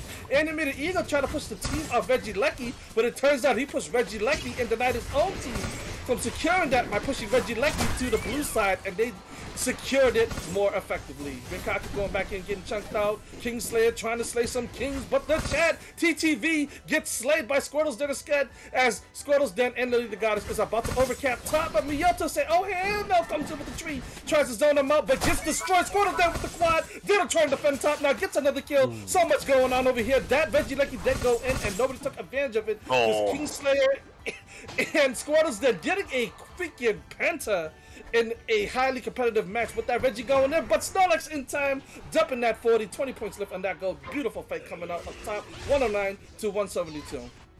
Just in time for Regice to spawn down bot and be incredibly disappointing. Just because he can heal you doesn't mean he does a good job at it. Miyoto just kind of being a nuisance, going down to try to deny him, dragging the team off that Reggie ice, brings him to an ambush because there's a bush there, so Bush is very bushy. Sir, what are you talking about? I don't know, but there's a lot of fight going on. There's a Animated Eagle sleeping in the middle of that bush, thinking that's a good spot, gets destroyed, and Camp Kunai getting linked by the Chad, but he makes it out. Just players just engaging on each other beautifully as 2 players go down from Team Drip, and they're pushing down bot. Miyoto got 48, about to score. Chad got 37, about to score. So does Ditto. And that goes in 48 points. That is an overcap by 9, if my Asian math is correct, which is rare. An overcap by 3 up in top lane as Sylveon just leaves the Snorlax to an open lane. You really right before Regieleki. As a Sylveon, the only way to kind of really do it is if you can land Hyper Voice consistently, but if he's playing Heavy Slam and Wall, you know, he's just going to be absorbing a lot of that damage and also just able to just kind of maneuver you around however he wants, so you really can't get your moves off here. Alright, looks like the Team Drip has already all rallied for this Regieleki here. Astonishingly bad, a little bit spread out here, but Pikachu has turned up and Mime is ready, but they're not going to be there in time because Team Drip has burned this all the way to 0 instantaneously in the time it takes someone to just walk from jungle to goal. That's beautiful. Now they're just gonna be letting this in. They know that they are able to give up that goal. They might be behind, but it's better than that Regieleki under 2 minutes scoring 100 than them just only scoring 40, 50 points. Yep, and they're trying to push their advantage, and they're all dead. They're all dead. Just because they got that Reggie, they got caught slipping right in that hallway. Now they are down. 4 members down. Kingslayer, the only one left with a quarter health of Rinkaku, is just holding them hostage back in that little tunnel system there. If they can burn this down, 4 members are dead. Even if Sylveon stole it, they still would only get 1 shield. Yeah, That's shields for. Sylveon gets caught out. Miyoto just coming with the tree branch, making sure that tree branch is sharp enough as he takes down that Sylveon. 100 up top. 100 up top, a beautiful counter by Squirtle's Team Drip here. Oh, just stopping Bartley from scoring, so they still have a big chance for another block to get back in. That Rayquaza shield giving another 100 to the Snorlax. Let's go. That was the double block play. They are now down 140. No, I lied. 160. So they need at least 200 points, or 166 points to score. There we go. Thank you for. And they get it. We're gonna watch out for this in the last minute here. Rinkaku walking in. Ditto on the bot lane, 20 and 12. There's Kunai getting caught out. Lily the Goddess wasn't able to help. They are getting zoned out. Only 3 members left, and it seems like it's just going in favor of Snorlax going out there to try and defend. And Glaceon goes down though. Need to defend this goal. Eagle whiffs his block. He tries the heavy slam, gets behind Rinkaku, but he just mistakenly aims the wrong direction because he was not behind Rinkaku, trying to push him off goal, and that was a wasted opportunity. Lily here just kind of being a nuisance, still in jungle, knowing that he cannot engage on Rinkaku because of that shield. But he does it anyway. She does it anyway. And there goes. They does it anyway. And it looks like over in their goal, Team Drip is just farming and getting as much XP as they can in case they had a chance to come back. Lily's still alive over here, I see. That was a beautiful, beautiful turnaround coming from Astonishingly Bad. I mean, they did lose Reggie, and what I was saying before, like, they let that in knowingly that they didn't really need to defend that goal. And what's crazy is that when they did that, they had all their ults up and somehow caught them slipping, moving to Rayquaza from that top left little hallway bush area there and just demolished them within like 3 seconds. And from there, free Rayquaza for them. Sylveon is a bit too squishy to kind of defend against 5 people at once. Yes, sir. Team Drip kind of pushed their advantage there after that first Regieleki. But after burning a couple of ults, even the buddy barriers that they put up just were not enough. I believe Snorlax and Mime ulted, or not Mime, but someone ulted, I think, along with Snorlax to give them a ton of shield. But just between all of the ults that they were able to throw out, I believe Glaceon, Pikachu, and Mime just threw out ults for Team Astonishingly Bad, just wiped them off the map. And those ults have a lot of damage. People underestimate Mime's damage when he ults, but he can 100 to 0 any attacker once he hits ult. If the attacker can't get away from his ult, it's automatic death. My baseline is just in the games I play, whenever I 1v1 Mime and they press ult, they press the ult button and I take 8,000 damage. That's just my baseline for it. If you guys ever had that freaking Shindaru moment, that's the time right there. Like, there's just, a Mime can just press power swap, psychic, ult, and then you just take 8,000 damage. Yeah, that's there's just nothing you can do about it. It's true. It's true. RC, if you want to go over the stats and read that over before we start the next match. Absolutely. We can see here a pretty even game. A little bit of a lead from Team Drip here in the mid game, but very even right up until Rayquaza, when that devastating team wipe he was able to give a huge lead to Astonishingly Bad. It is dangerous to try and push those advantages. Those big team fights, not really worth it on this map. Just because if you lose the...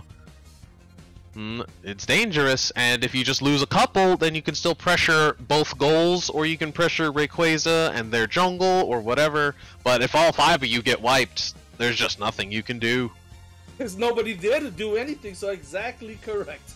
It may not be Zapdos, but you're not stopping them. You can see that in their base goal with the double block. Team Drip blocking Snorlax and Mime, I believe it was, off of the goal. Or maybe it was Ditto's Glaceon, and then Snorlax, Rinkaku was able to just block right back on the goal, and still had Rayquaza's shield, just able to dump the 100 again. Just nothing you can do about it. Nothing you can do. And what's crazy about that is that it really makes people pay attention to more what they need to do and what that is now possible, because with Rayquaza no longer, like, this is my point here. I want to know in chat, like, what people feel about Rayquaza. If Rayquaza's, like, you know, the shield, the basically you get a score shield and a goal getter, is it better than having Zap, or is Zap better than Rayquaza? Like, can you guys just have a little debate about what you guys think about that in chat? But I like the way Rayquaza is now because it makes the game so much more interesting, and it just feels that you have to use your brain more instead of just dying all game, griefing all game, and then have your team still Zap and still win it, and then because Zap gives you insta score. You know what I mean? Yeah, the Instagore was just such a such a team wiper kind of ability, between disabling the goals so you can't get healed on them, as well as just you can't stop someone from scoring. Once they're especially on the path, characters. it's nearly like 80%, 90% guaranteed. Not And even the that. reason- Once they're in visible range of the pad between characters like Absol's Pursuit, Dragonites, Draco Meteor or Draco Impact, sorry, just like Zera's Spark, just Talon's Brave Bird. I mean, heck, even just a character with eject button was guaranteed to get 100. Guaranteed if you have that 50. But yes, that's why I kind of don't like the Zap thing. Everybody was like, Zap, we only lose it because Zap, lose it because It's a Zap. possible guarantee. There you go, a possible guarantee. But that I like the fact that you actually have to defend. You have to use your brain. You have to figure out how to engage a team. And what's crazy that is like in solo queue and in All right, we are ready. in trios. Okay, I got you. And trios is that you can see You can start it, the RC. Vando's brain Okay. working on how they gotta engage. And what's crazy is that you don't really need to. If you're ahead, you don't really need to do anything. If you're ahead, all you gotta do is just pressure and just apply that little hint that you're about to backdoor cap, and everybody's from their sons to their mothers is just gonna try to stop that backdoor cap, and that gives you a free Rayquaza. You know what I mean? But strat's a strat, and we are now on to the next match. Sorry for rambling. Nah, you're good. RC, were you able to get back into the lobby? No, I was not. Because I was- you Oh, left, menu. because you left, and then someone started it. That's fine. You can watch it then. I'll just watch your stream. Okay. You and Pika can commentate this one. They Okay. didn't give you the ownership, and they started it. Yeah, they started it like the minute RC left, it started. I thought he started it, but I saw RC leave. No, Yeah, I you can look left. at the I was stats. still in the stat menu, so I left and it gave it to someone else. Well, but the Okay. thing is that we can stop the match instantly to get RC back in here, which is a little bit better. Nah, you could just go. You two can commentate. You haven't commentated today. Come on now. We'll give you a break, okay? Jesus, that's all you gotta say. Yeah, I can do some commentary. Oh shit, I got this box shown on stream. Okay, gotcha. I feel like Zap is definitely better than me. Yeah, Tragic does make a good solid point. The match starting here, Shin. I will be seeing what is going on bot lane. If you would Alright. like to take over top. I'll take top jungle because they've been a lot of invades. Oh, it's interesting. We got Kingslayer back down here with Kunai playing the sword. All right, we got With the Serena Renkaku. MU band. I did not see that. We did not announce that. It is a Serena MU band still. Yeah. So. Oh, it's interesting because now. Oh wait, King was scoring up thing. Okay, 1 second. As I reset my brain here. Yeah, we have a nice fight on top. We got two stackers fighting each other while we have the two Snorlaxes. We got the baby Snorlax and we got Gyro Snorlax over here. Gyro Snorlax. What the hell's a Gyro Snorlax? Yeah, if you ever watched the old school video of him and J-Lo, he wore outfit just like Snorlax was wearing. With the headband and the jersey. Oh, I call that the McDonald's and freaking Burger King outfit. But back to the match here. Bot lane just kind of being a bit just ticky-tacky, just getting, the usual, trying to make They're sure being they got passive? that. I'll call it ticky-tacky because they're just poking at each other. Okay, so yeah, okay, so they're basically like how I say footsies. Yeah, they're just feeling each other out. Yeah, they're doing the same thing top lane, but they're rotating to mid soon. Squirtleston is in their jungle, so let's see what he does here. He's going for that buff. Doesn't quite take it. I think Cloudsbad took it. And we have a nice... Yeah, that was a nice escape. But we got Kingslayer taking that juicy kill right there. But everyone's playing like passive aggressive, if you want to say. They're going in. Doing what they need to do here as we Yeah. see. Oh, here is Ditto bot lane coming in the gank. just trying to bring his bot lane ahead as Kunai goes down. Cloud's bad. Volt tacking it look like freaking Goku coming with his little combo with Kingslayer trying to slay everybody back. Is not able to because in sword form he takes a lot of damage and he just gets bursted out by Ditto, Mime, and Pikachu as they score bot lane. Another 6 points going in for the Chad TTV guys. If you guys are interested in what these guys do, if you see any TTV is their name, be sure to go check them out and drop them a follow if you want to become a fan or interested in their content. Kunai going to catch Chad TTV in the bot lane bush. He's escaped with his life as everybody is now rotating top. Yes, there's 14 seconds on the clock, and that Regieleki is about to appear. What's your prediction, Sean? Who's going to get it first?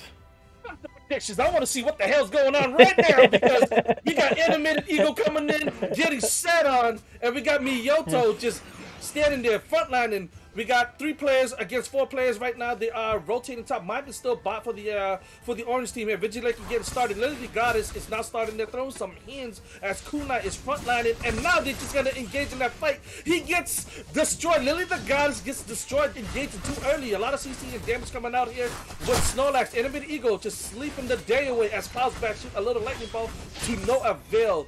Regieleki still up. Right team does get that Reggie still. He was down, wow, right? Bot lane just fighting Reggie still alone, successfully getting it. And they're now trying to push that base. I would recommend fighting that Reggie, but they do get caught out, getting pushed back. Kunai with that psychic power swap, trying to get some damage. It's not enough to get damage. A lot of block, a lot of ass dropping from Animated Eagle and Rinkaku as they just constantly trying to battle each other out, chunk each other out. Ooh, nice block. And come back. Beautiful block, but here's Cloud's back to the backline. What a snipe! Ooh. That electro ball going in beautifully. Beautiful timing. Animated Eagle goes down. Cloud's bad, showing that Pikachu, Volt Tagger, and electro ball is beautiful to secure as he gets that, and the rest of his team scores. I think that buff that they took bot lane helped them out a lot with that Regieleki steal. Believe it or not. It does help a lot. All right, everybody from. Excuse me, I had to burp there. Team Drip here is just trying. They're behind. They're trying to get their ults, trying to get themselves situated, but you can never count them out because Squirtle's then Kingslayer and the rest of the team members are really good at coming back in matches. So we'll see how that goes. All right, it seems like they want to score some top points here, just slowly camping and just waiting for the team to engage here as they fully engage now. Backlane getting attacked by Miyoto, but Miyoto ults, shields, pushes, gets Animated Eagle down. Animated Eagle was only level 8, could not save himself with an ult as Squirtle's gonna get caught up by Cloud's bad with that Volt Tackle, Electro Ball battle, and everybody just dies in a bush or 2 or escaping. They were camping too long, given that chance for Astonishingly Bad to just come in and just surround them. Beautiful play, good counter to Squirtle's Squirtle Den's team Drip strategy right there. Good stuff. Right, good stuff. That was a nice play. Lane, there we go. I was saying that Animated Eagle didn't have ult to kind of survive that fight. Gets ult now, survives that fight as he got focused down there while the team cleans up. Miyoto gets pushed into a wall, the tree in a wall, balls to the wall, tree to the bark. I don't know what to say, but that goes into that Regirock. Bad's favor with that Regirock right there. About to score bot lane here, pushing that bot lane. There goes Cloud's back, getting revenge back on him, but still in that Regieleki top lane as they break bot, and they are still behind 1-2-3-2, 2-2-8. At the moment, Rinkaku just top lane farming, doing what he needs to do for his team. Also getting fed with the EXP share. Miyoto behind him. Kunai engaging. Rinkaku getting out. Miyoto just doing what he needs to do for his team to save him. Just backing them out into goal. Now here's the rest of the team. We got 4v5, 5v5. Lily slowly just getting caught but escapes, but they don't give a damn. They engage on Lily. Lily goes down. Squirrels goes down. That's that Mr. Mime sidekick and power swap ability just coming into play as Regieleki goes in favor once again into Astonishingly Bad's hand as they push it in, and the team is by.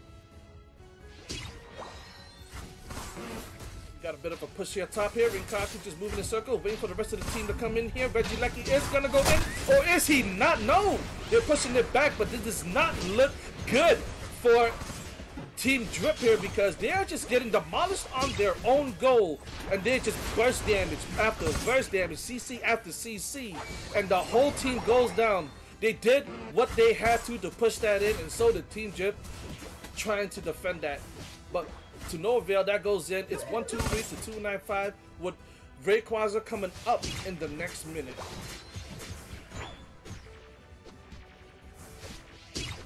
You were talking about predictions. What were your predictions before all that happened?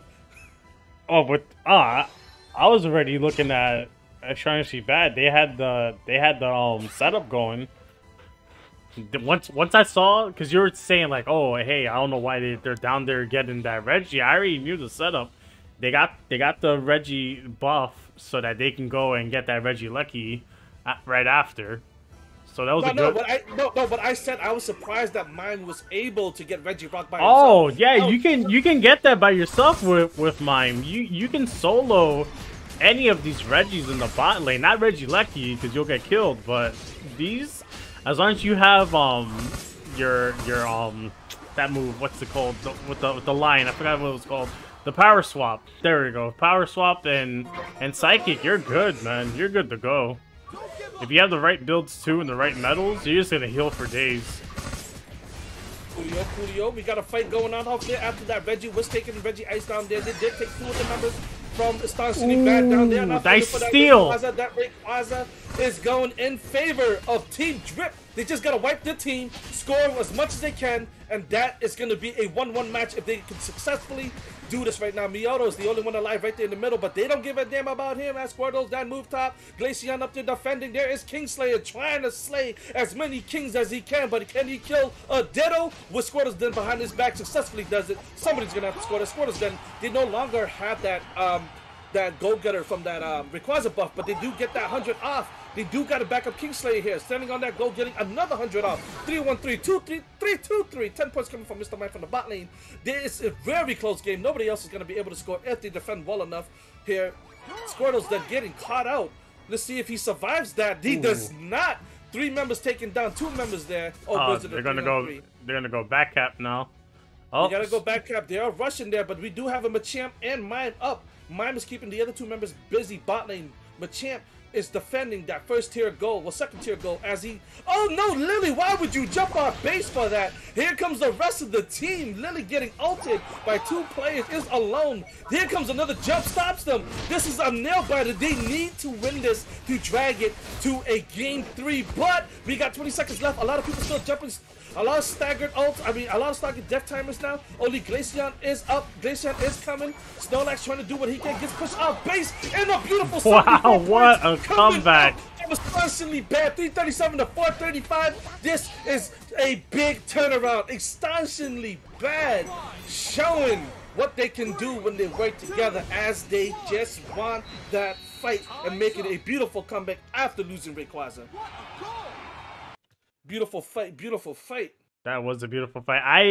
I want to say that the Machamp accidentally jumped over with that Mach Punch and didn't aim at the goal and instead aimed at what I believe there was I can't pronounce that Pokemon's name, but you know, the one with the shield that has the two knight, you know, the knight Pokemon that's like a Escavalier. Yeah, Escavalier. I'm 100% sure it was there, and it targeted that Pokemon instead of targeting the Pikachu. Yeah, it seems like she was waiting to see them come. It's a big bug that Unite said they fixed, but they didn't. So it happens to me sometimes too. I was surprised. That's why I was like, why did Lily jump over the wall? And there comes the rest of the team. Because Lily had to now run around the wall and try to push them off base when she could have, which I like you said, I don't think it's their fault, but bad timing and just unfortunate. And with that, we have Astonishingly Bad, the best team in our league right now, going 2-0 against Team Drip. Team Drip did not go down without a fight. They did what they needed to do to try to secure that win, but sadly, they weren't able to finish correctly right at the end there. Just Astonishingly Bad coming back in and scoring on the beautiful. I had Squirtle's Den and Kingslayer as my top 2 players right now. They are still my top 2 players. I love the way they played. Ditto did beautiful as a Glaceon. Cloud's Bad playing beautiful as a Pikachu as he's 10 and 20. Just in every team fight and just finishing. That CC coming from Pikachu. You have CC and Burst. And what's crazy about Pikachu CC, if anybody's played Pikachu, both his moves can CC. One's AoE, one's targeted. And the good thing about the targeted CC is that you stun them and you are still able to get away with some damage because that Volt Tackle knockup, actually no wait, it's not a single thing. That Volt Tackle is actually AoE. If there's somebody standing on top of it, those two players also get stunned by that Volt Tackle. But he played that beautifully, stole the Regieleki many times, did what he needed to do as a Pikachu. Beautiful timing. Klaus Bad, the team captain of Astonishingly Bad, showing his chops and taking that win. Alright. As we now proceed on to the next match, Team Drip GG's. You guys did a lot of good plays, great match. Thank you for participating. You guys were always supportive, really respectful, and really understanding. And I appreciate you guys coming through and finishing the Chaos League with us. Thank you very much for attending. From everyone that is staff in the Chaos League, from the bottom of our hearts, thank you for playing. The chat, where are the VODs? The VODs will be in the... We usually post them in the Discord if you guys want to see it. The link to the VODs, or you can always come into the people who usually handles it during the matches of the Chaos League. We had some of the VODs posted on YouTube, but that was becoming a bit more of a chore because what happens is that people are usually just looking a week or two before their match, and that's still held as a VOD on Twitch for at least 2 weeks, 2 to 3 weeks. And the VODs are usually within the channel, so all you gotta do is click videos and find it there. And I'm pretty sure you know yourself. You're a streamer yourself. Yeah, as the minute I will upload this whole tournament before midnight tonight. I'll have it uploaded on the YouTube channel. That was the semi-final match right there. Beautiful, beautiful. Yeah, that was a epic match. I seriously thought we were gonna go on to game 3. I seriously thought we were going on to game 3, but again, that would have been nice for Team Drip because they did a lot of good. They did a lot of good work. Yes, they did. That was an amazing steal from Kingslayer with that ult to get Rayquaza, and they came back in, and I was like, oh my god, you know, that was dope. But yeah, you know, that play right there, it happens to everybody. It happens to me too. Like, there's times that I'm thinking that I'm gonna hit the Pokemon, my opponent's Pokemon, and all of a sudden it goes to the jungle farm. So I know the feeling, man. I know the feeling. But overall, you guys played the week off. I know you missed a couple of weeks, but you're here tonight. And even if you didn't advance to the finals, everyone that participated today are winners. So thank you again. Thank you for playing. And let's get on to our next match. We're just waiting on the bands from Johnny Noms from Tragic Umbreons and Spooby from Team Goomy Goomers. Steve, were you watching the match on stream? I was spectating. I was not watching the stream. Oh yeah, you were spectating. So how did you see anything that popped out to you, and how did you feel about that match as you were spectating? As I was viewing it, I was surprised that both teams actually did do some big fights over the Regis, even though Registeel did not pop up this game. And they actually did some pretty committal fights over Regice and Regirock, which I thought was an interesting strategy that I haven't really considered most often, as usually in the games I see, either one team or the other just kind of goes for them or just leaves them for the whole game. Yeah, for the Regice, it usually just leaves. Because that heal, like 1%, 2%, it's not, it's worse than leftovers. And that's much worse. Yeah, so it's not even worth it. But, I'm not sure, because I don't take Regice much. If anybody knows, let me know. Does it still give you that little Dreadnought shield still, or it's just a healing situation? All of the Regis down bot, as far as I'm aware, do give you Dreadnought shield. I think it's weaker, but maybe not. I haven't really tested it. But Regice is the main reason you get them is for the other part, because the shield isn't too big of a deal. It's just that Regice, the heal is like under 200. It's nothing. It is nothing. Exactly, Marvelous. Everyone did play their hearts out. I have. Whenever you're ready, you can go to the commentator side. I just got in there. Yeah, but I have had my team get Regice while I was on like 1 health in top lane. Just stood in a bush to see what healing I got. I couldn't even see any. Like, the amount of healing you get is less than if you were to just stand on third goal. Okay. There's no point. Yeah. It seems like TU, they're finishing up a match they were currently in. Guys, I would greatly appreciate it if you guys would like dedicate your time to the tournament and not play a match. not play a match. Because stuff like that kind of puts us behind, and it just shows that. I know you guys are trying to like get your stuff in and keep yourself busy. But it just shows that you guys are not. You're not taking this that seriously. So.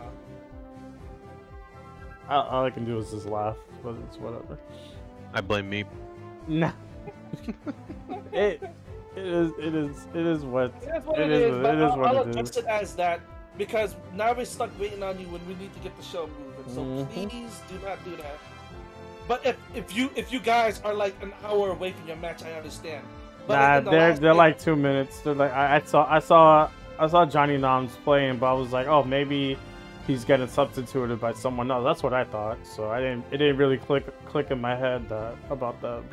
It looks like their match will be done in about 10 seconds here. So okay, that's I did see. Just a heads up, please remember that. I don't mind if you guys are in a match like an hour before your match, but like the last 30-20 minutes at least be attended, so that way they can be times where the match ends faster than usual. You know what I mean? And we're gonna need you right up. Because let's put it like this, right? And this goes by not just me. I'm not saying that because it's me. No, this goes with every tournament organizer. It could be League of Legends. It could be Pokemon Unite. It could be a fighting game like Street Fighter or Mortal Kombat. If you delay the match by 10 minutes, you're automatically forfeit. But I'm being lenient because it's the finals. It's our first league, so. But please take in consideration of what we do. We're very passionate about this, with Pika, myself, and RC doing commentary. We're very passionate about this, and we want to do our best for you guys. But stuff like this, it makes it hard. You get what I'm saying? Like it makes it hard for us to, if we want to, do another event. So just take that into consideration, please. Alright, thank you for giving us a heads up. We wouldn't have known otherwise unless somebody told us. But here they go, they're here. Alright, so Johnny Noms goes with the Mr. Mime band. So let's get back here and do the band. Oh, they're putting Noms as the captain? Or he's just the one announcing it? Noms is a great player. So. He's announcing it right now. Yeah, Noms has taken over for right now because I'm not against details, but he's taken over for the time being as the captain. Okay. So we got Mr. Mime. So let me get the Mr. Mime here. And we've got a Blissey band. Yes, we got a Blissey band from Mime and Blissey. That's from an interesting Spoobie.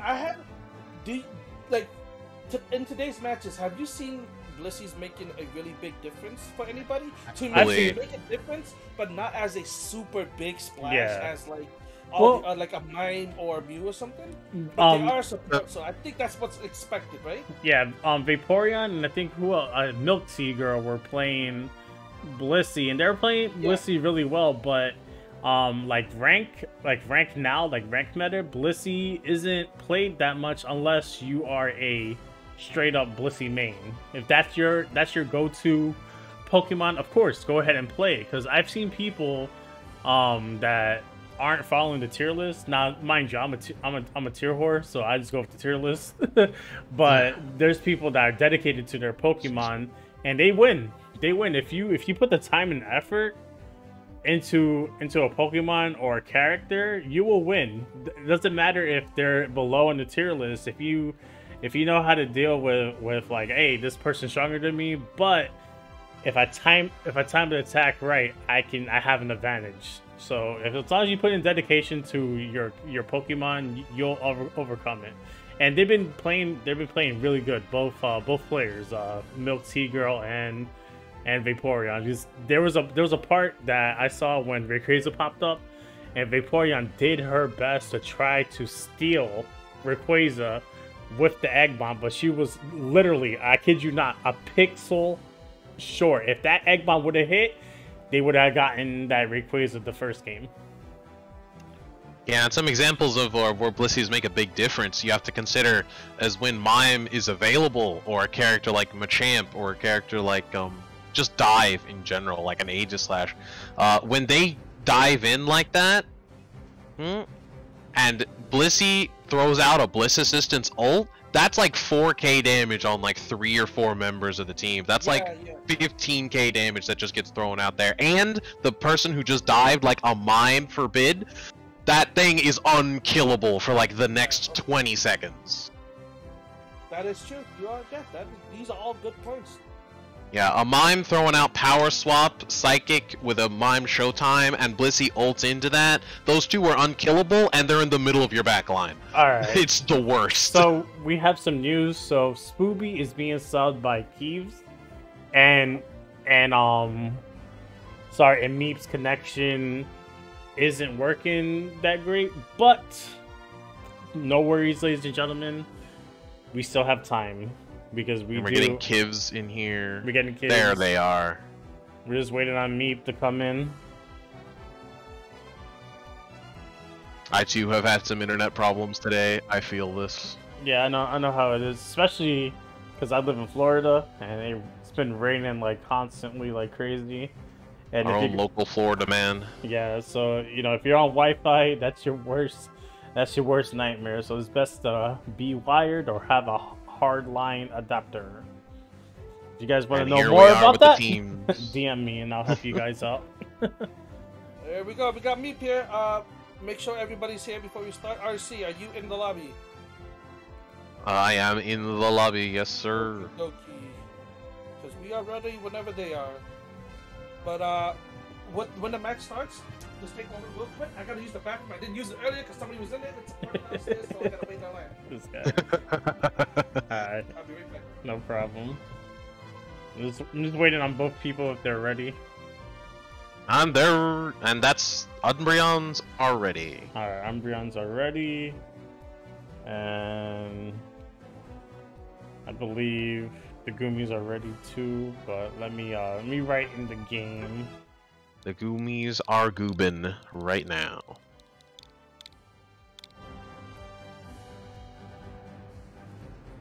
Well, while he's gone, I guess I will also be gone for a hot second. Alright, and go to the bathroom. Why not? I'll take over from here if anything.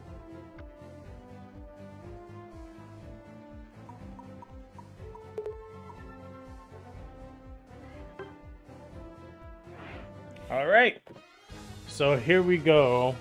From the tragic Umbreon side, which let me go and change this real quick. Well, I didn't even make it out the door before the game started, so I guess I'll be back. I guess I'm right here. I mean, you could have went and came back. Nah, I'm ready. I'm ready like Freddy. Alright, so on the Goomy side, we have a Hoopa, a Snorlax, a Mayu, Lucario, and a Glaceon. On the tragic side, we have Serena, Trevenant, Slowbro, a Cinderace, which I'm surprised to see, and the Greninja. Yeah, Cinderace has been a pretty rare pick on this map ever since the map switched over. Cinderace has pretty subpar farm, even if you take Pyro Ball. Well, and the movement is alright, it's pretty average, so them getting from place to place is not particularly effective, and their ganks are pretty subpar in the early game, so it can be a bit of a liability compared to some of the other attackers in the game. Even characters like Greninja and Decidueye tend to do better. Greninja Surf has been an incredible tool lately. Thank you once again, Marvelous. I think Pika's back. I heard him. Alright. Yes, sir. I'll leave you two to the floor. How are you? How are you? Chilling, bro. That P break was amazing. Alright, we got Midnight Kivs, bot lane. We got a Mew Hoopa. Interesting. Two adorable Pokemons that can do a lot of damage together in bot lane here. Yes, the mischievous duo. Yes, indeed. That is true. They are. That's exactly their freaking motto, isn't it? Yeah, we got like yes, sir. We got Bing over here doing the invade. If we're not careful, they're gonna start a prank channel down there. No, Bing's already started stealing the farm over here just being obnoxious as he was earlier in these matches, just not walking top, going back with that Lucario, Tacti turn up there playing that Hoopa, Cyber Hoopa, that the hell is that name? Lucario, oh my god, brain fart. That was, I think I just peed out some brain cells. What just happened to me? You gotta be careful, you gotta see a doctor about that. Ooh, Vit just barely getting the score, but they're probably not making that out of it alive because Icy Wind is back up along with a quick attack. Slowpoke with that incredibly confident recall. Is Meep okay? Okay, I thought he messed up because he was standing there for a hot minute. Meep's only level 3, getting engaged on that midnight bot lane, just exactly precision aiming with that solar beam and its boosted auto, nearly killing Meep, but he made it on base just in time. They are super behind it, level 3, level 4 versus level 4, level 5. So we'll see how that goes there in bot lane. Oh, Bing still being obnoxious in the jungle. Johnny Knobs kicking the ball against the fat man here, chasing him down. He might look like a berry, but he can go down pretty easily. Yeah, T-Tech going with extreme speed, almost able to keep Vit Steenie from getting a stack, and it gets the kill on them, but Trevenant somewhat allowed free reign over top lane here. Yeah, they're going for a little bit of farm. Johnny also countering that Bing invade, kills him he was level 5 after killing Bing, now level 6, about to hit level 7, now is, and I'm pretty sure they're gonna be just engaging in team fights left and right now. Tacti coming bot lane, nobody's bot lane. We got Tacti doing a little bit of a backdoor score with 24 as he's gonna be doing that 1-1-3 step. He's gonna be defending most likely bot alone, taking all the farm, trying to keep these two busy while the rest of the team is up top getting Reggie for waiting for Reggie for the next 30 seconds.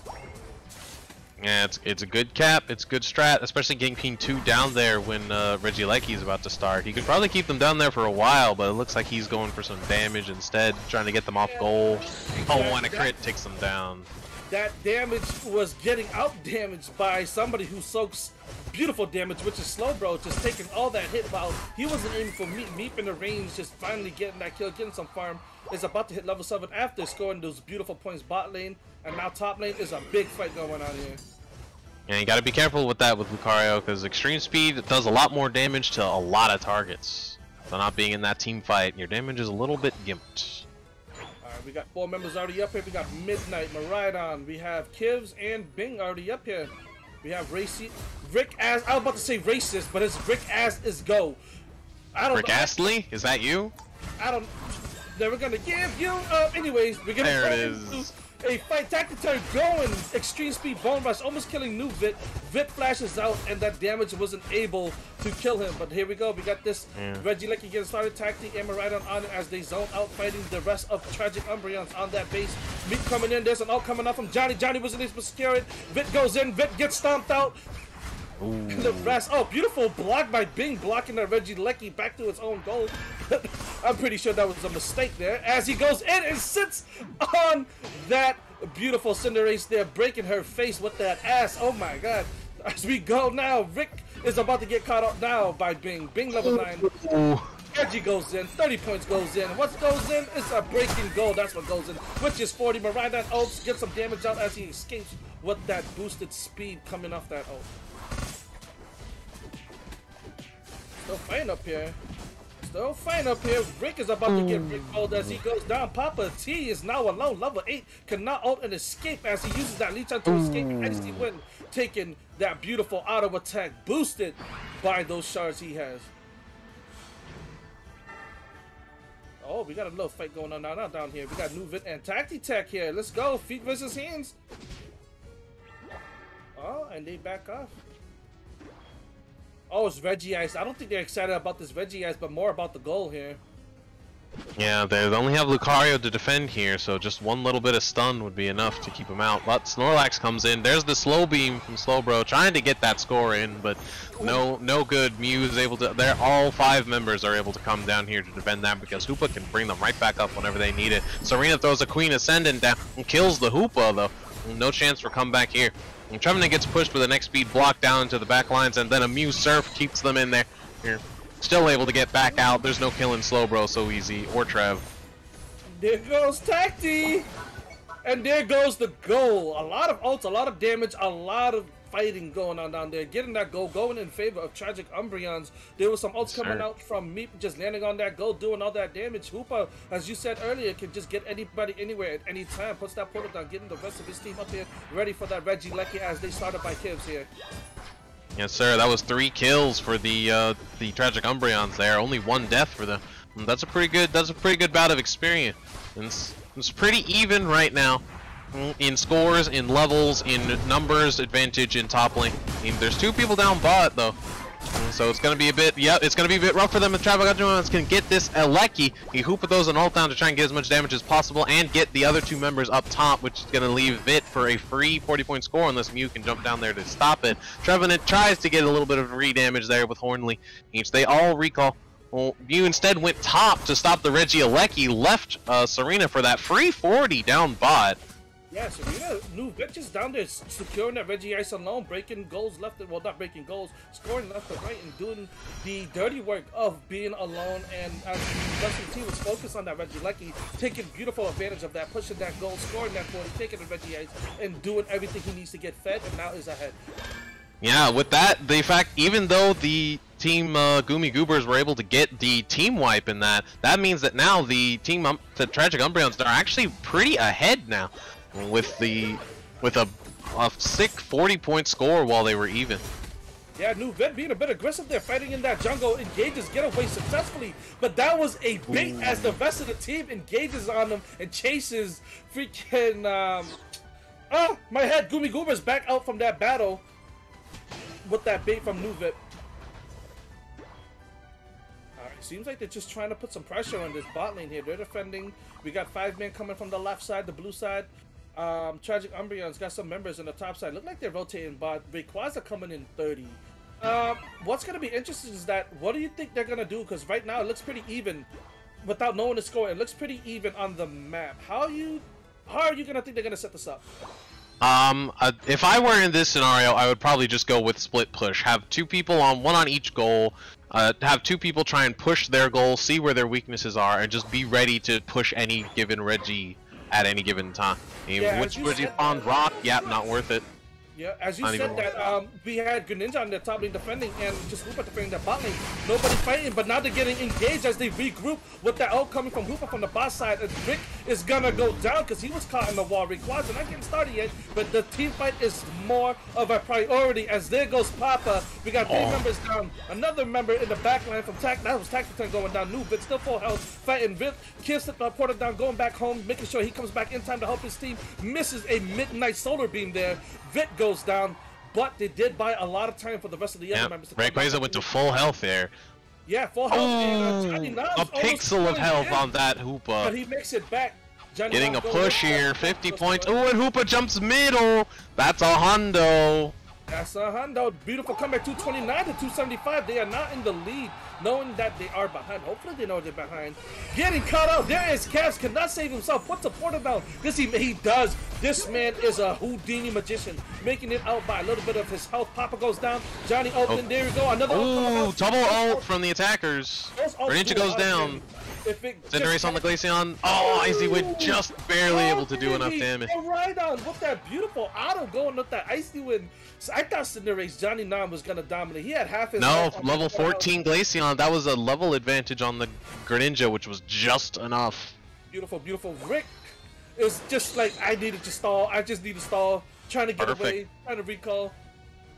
Beautiful. Because they're gonna get started. Is anybody gonna backdoor? It seems like it. We got the top lane. Midnight and Miraidon, 20 seconds left. Doing what they need to do to try to score. Greninja going bot.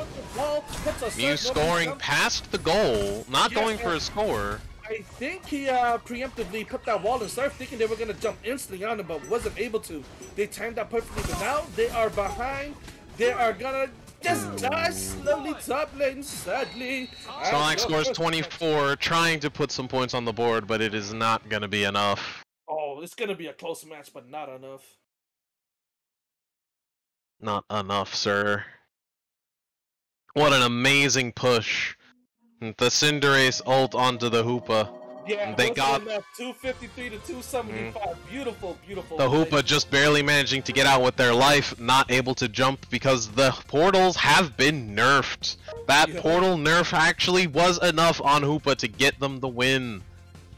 Not being able to heal to full instantly as soon as you teleport back meant that Kivs had to stay on goal for a split second, which is enough to get that 100-point score by Cinderace. Beautiful. What a play. Beautiful play. That gives Tragic Umbreon up 1-0. They still have another match to win if they want to go to the finals to play against Astonishingly Bad. So let's see how that goes. RC, if you want to go over the stats while we set everything up. Yes, sir. The graphs don't lie. It was an incredibly even game. Goomy Goober's getting the first Regieleki, Umbreon's the second, and no one getting Rayquaza. Just left a very even game the whole way through. No one team really pulling ahead at any given time. Over on the point side here, we have 154 from Bing, my goodness. It's 100 points from Nams right at the end there, and they allowed that, with that 40 that the Serena was able to score, they totaled 106 points score. They're just by themselves able to just get enough points to pressure the team into just having to play a little more aggressive than I think they would have liked to, with Snorlax and Hoopa in the back there, and a Lucario trying to pace themselves and play slow, but just aggressive Serena and the Trevenant and Slowbro being incredibly aggressive were just able to just pressure that Glaceon, that Midnight Mew, that Hoopa into just making decisions that they needed. I don't know if you saw there, but in that original Rayquaza fight when it spawned, Vit, coming from bot, was able to just get a strong, was it Trop Kick they had, I believe? Yeah, they had Trop Kick. Was able to just Trop Kick into the Hoopa from below and force them into using their ult when no one else was around, basically just nuking their damage that they could have put into the other team. And this allowed the Trevenant and the Slowbro to just survive in top lane, a slow beam, long enough for Noms to come back and throw those ults in, Greninja to come back and throw those ults in onto Miraidon, force them to recall, and basically just domino effect the whole thing down. Just with one Serena Trop Kick, just letting that Serena get a little bit of leeway, a little bit of points, a little bit of a level lead, just let them just put themselves in very advantageous positions for the Umbreons. Gotta keep an eye on it. Alright, so we have a new bans. We have Lucario and Serena being banned. Lucario and Serena, so they don't like new Vit on their Serena, and they don't like Lucario being played from the Goomy Goobers. So that's some interesting bans right there. Which means mine, Glaceon, and Mew still have free reign. Interesting, very, very interesting. And those are the three big players that are just being the aggressor, the damage, and the support that they need every single time. It's also just the appeal, just those characters being able to run in, crush the enemies with Stomp, or just run in, stun them with a boosted, extreme speed everyone to death. You know, like just having those peels and those dives, very dangerous. But there's a lot of all-rounders in this game, and they might just pick someone else, you never know. Are you already out the stat screen? Yes, I am back in the lobby. Yeah. Okay, we just gotta make sure, that's all. Because sometimes you're still in the lobby and we don't know. I'm sorry, it's good it's something to say while we're waiting for the bans and everything to sit back up. We just wanted to make sure we didn't start without you, that's all. Alright, so we are waiting on a player to get some food from what being... You like the random Cinder play. Hey, it worked! So... in the meantime, let's do a quick Maxerino plug while we wait. Beautiful.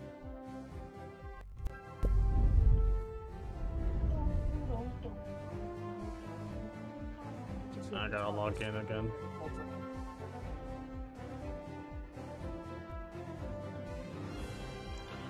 So guys, if you guys haven't, we do have a Maxerino for the Chaos League. Where is the Chaos League? Go to my profile.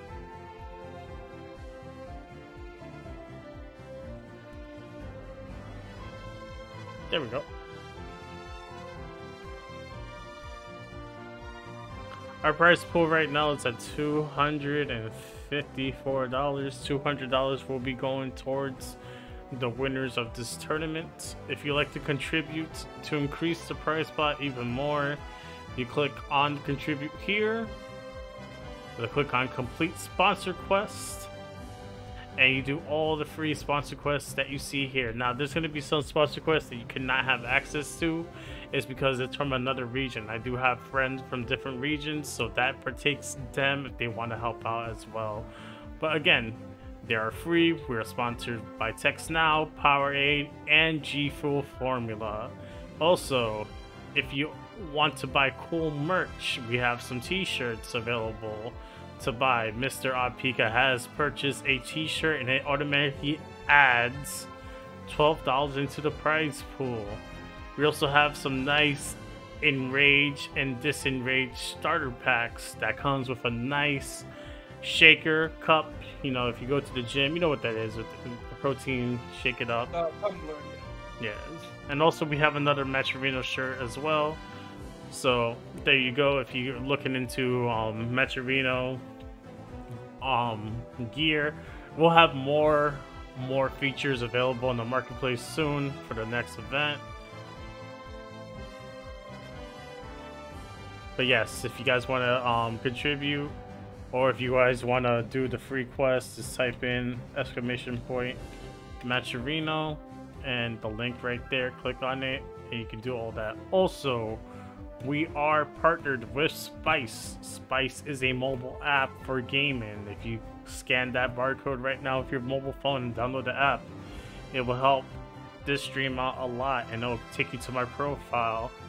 And when I host games, you guys can join from the app. We have a private lobby on the Discord, and once that's done, the lobby's gone. But it's a good way to host events if you're just trying to do like a mini event. It's really good for that, so check it out when you can. There are a lot of games.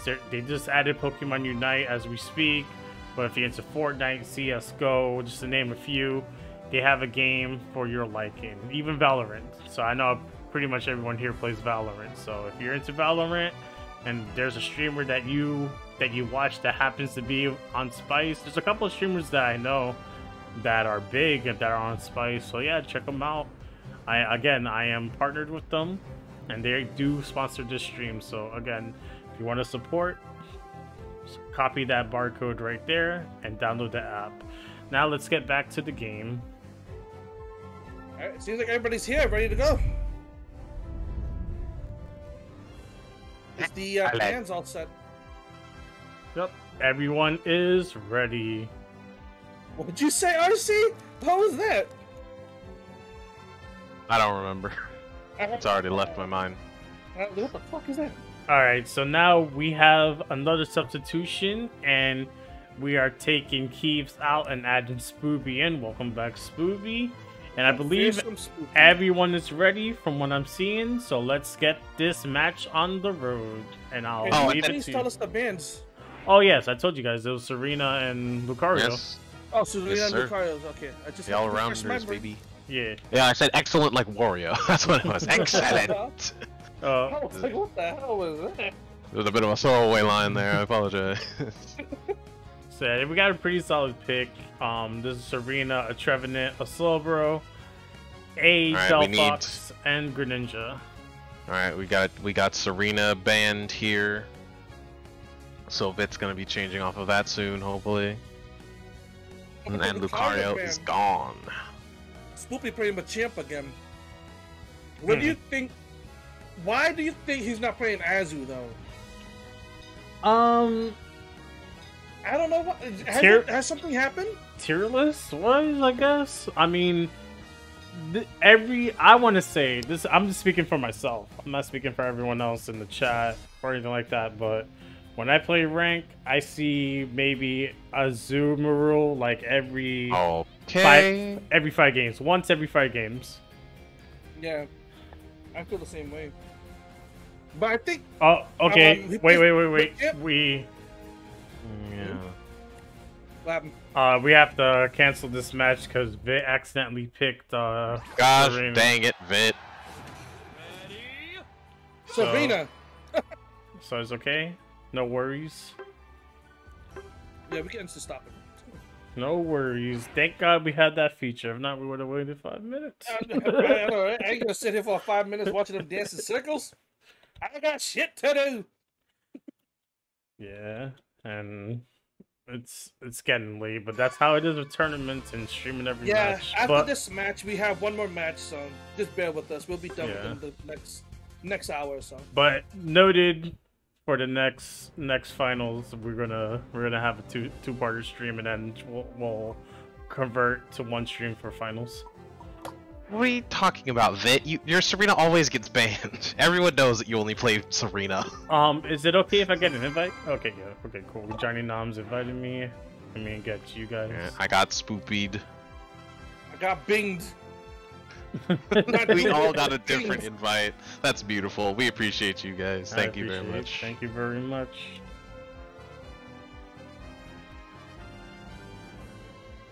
Jeez, alright, take it. Oh my god. Alright, Turns out I was on the wrong scene as well, so I'm glad no one saw that. Alright, let's someone's calculating. That has to be RC. No, that's not possible. I'm in the lobby. Okay. RC just switched spots with me. Alright, someone's calculating. We just wait.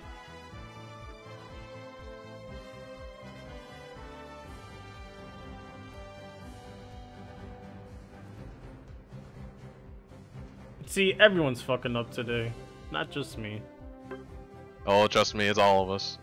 My internet cut out the first game. I'm getting fucked up. How about that? Let's go! Oh man, I'm with you, bro. Like as soon as the tournament's over, I'm gonna hit something hard. For all you out there watching the VOD, you real drinking game. Every time someone plays my Mew or Glaceon, take a shot. You'll die. I'll tell them to kiss my ass. Hell no. Anyway, I'll be like, sir. let's wait till. Yes. Are they back in? Alright, everybody got your brain cells in your head again? Pika, I know you peed some out. You back? Yeah, I gotta refill it. Hold on. There we go. Drink responsibly. How kind of stream this became? There it is. Don't do drugs, kids. Someone is still calculating. Did somebody's Alright, game so crash? we'll if it crashed, surely they would have left the lobby by now.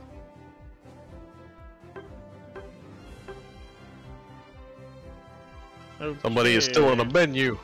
Yeah. Well, we know Spoopy Bing and Spoopy Bing and someone. We're all in. Alright. I'm probably gonna make a new lobby. Maybe it's bugged. Who knows? Unfortunate. Making a new lobby.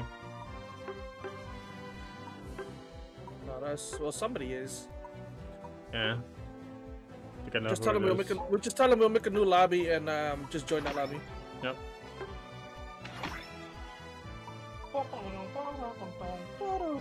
We'll make a new lobby.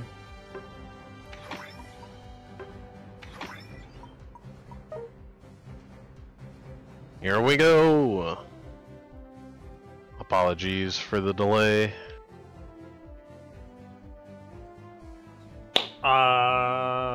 After this one more.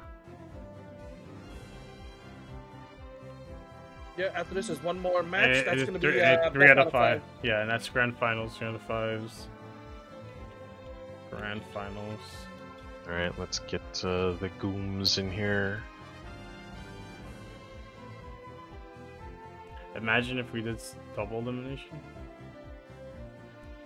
Double eliminations. That'll be 2 days, bro. 2,000 years later. Yo, what's up with my PS5? I was about to say, I thought my PS5 broke. No! Yo, funny story, I finally got mine yesterday. It only took 2 years, but I finally got a PS5. Isn't that crazy? And you know what's funny? Literally, next month they're gonna announce the Slim. Right? You know, and they're You know gonna... what else is funny? I called them and said they had plenty. I got there, I had to get the display one because they didn't have any. Damn. They Alright. have plenty on display. I believe everyone's ready. Yeah. Yeah, everybody So joined. Let's do They had to this. give me the one on display because they were all gone. I had the digital one on launch, and then later on, like Sony's like, "Hey, congratulations, you are selected to get a this PS5." And I was like, "Yeah, I hope this is not a scam." But it took me to the real website, and I was like, "Oh, okay, cool." Let's go.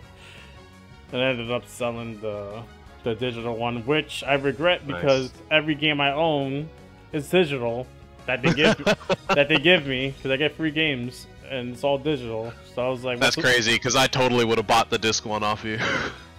Oh, no, I still use my PS4 games that transfer over to, like, they had that free PS5 update, so it's not a Dang big deal. But I don't own a PS5 like.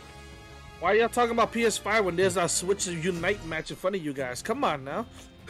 Man, I don't care. All about right, the everybody's Nintendo got the Switch. same things. We're all good here. I only got a Switch because of Smash Brothers and Xenoblade. That's it. Like, I care less what's on this console. Here we go. We've got the Aegis Slash. Everything is the same. Don't worry, everybody. Oh, but Vit is not on Serena no more. Smart man, he is on that AG. Aegis Slash. Yep. Yeah, didn't immediately lose the game for his team. Thank Oh my goodness. God. Thank goodness. Dang it, Vit.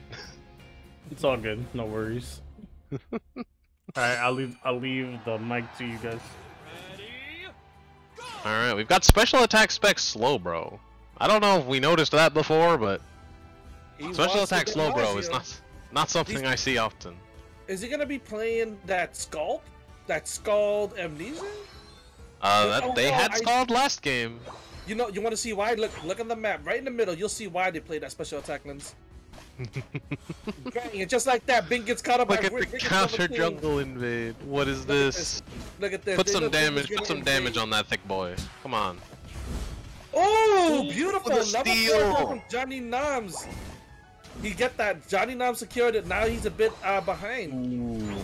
You don't want to stand Oh my next God. to a Braixen. That hurts. That hurts. Yes. Ooh, but top lane, mine's getting some stacks in there on their special attack specs. And Mew gets a devastating solar beam. Bit was a pixel from death. Speaking of a pixel from death, Mew probably has solar beam again, and they're both outside goal. That's what's happening down bot there, Pika.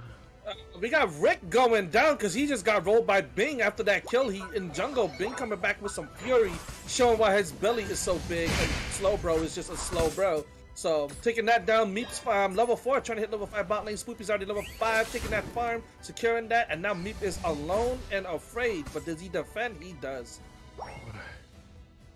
That's only up top. Pretty simple exchange here. Mew just solar beaming every Altaria to death because, of course, the Swablues didn't stand a chance. No, the basic attack for 1.5k on Vit. Aegis Slash goes down from a Mew on goal. Safest kill I've ever seen. Spoopy going down bot lane. Meep just handing in that L over to Spoopy. Only Taking him the down.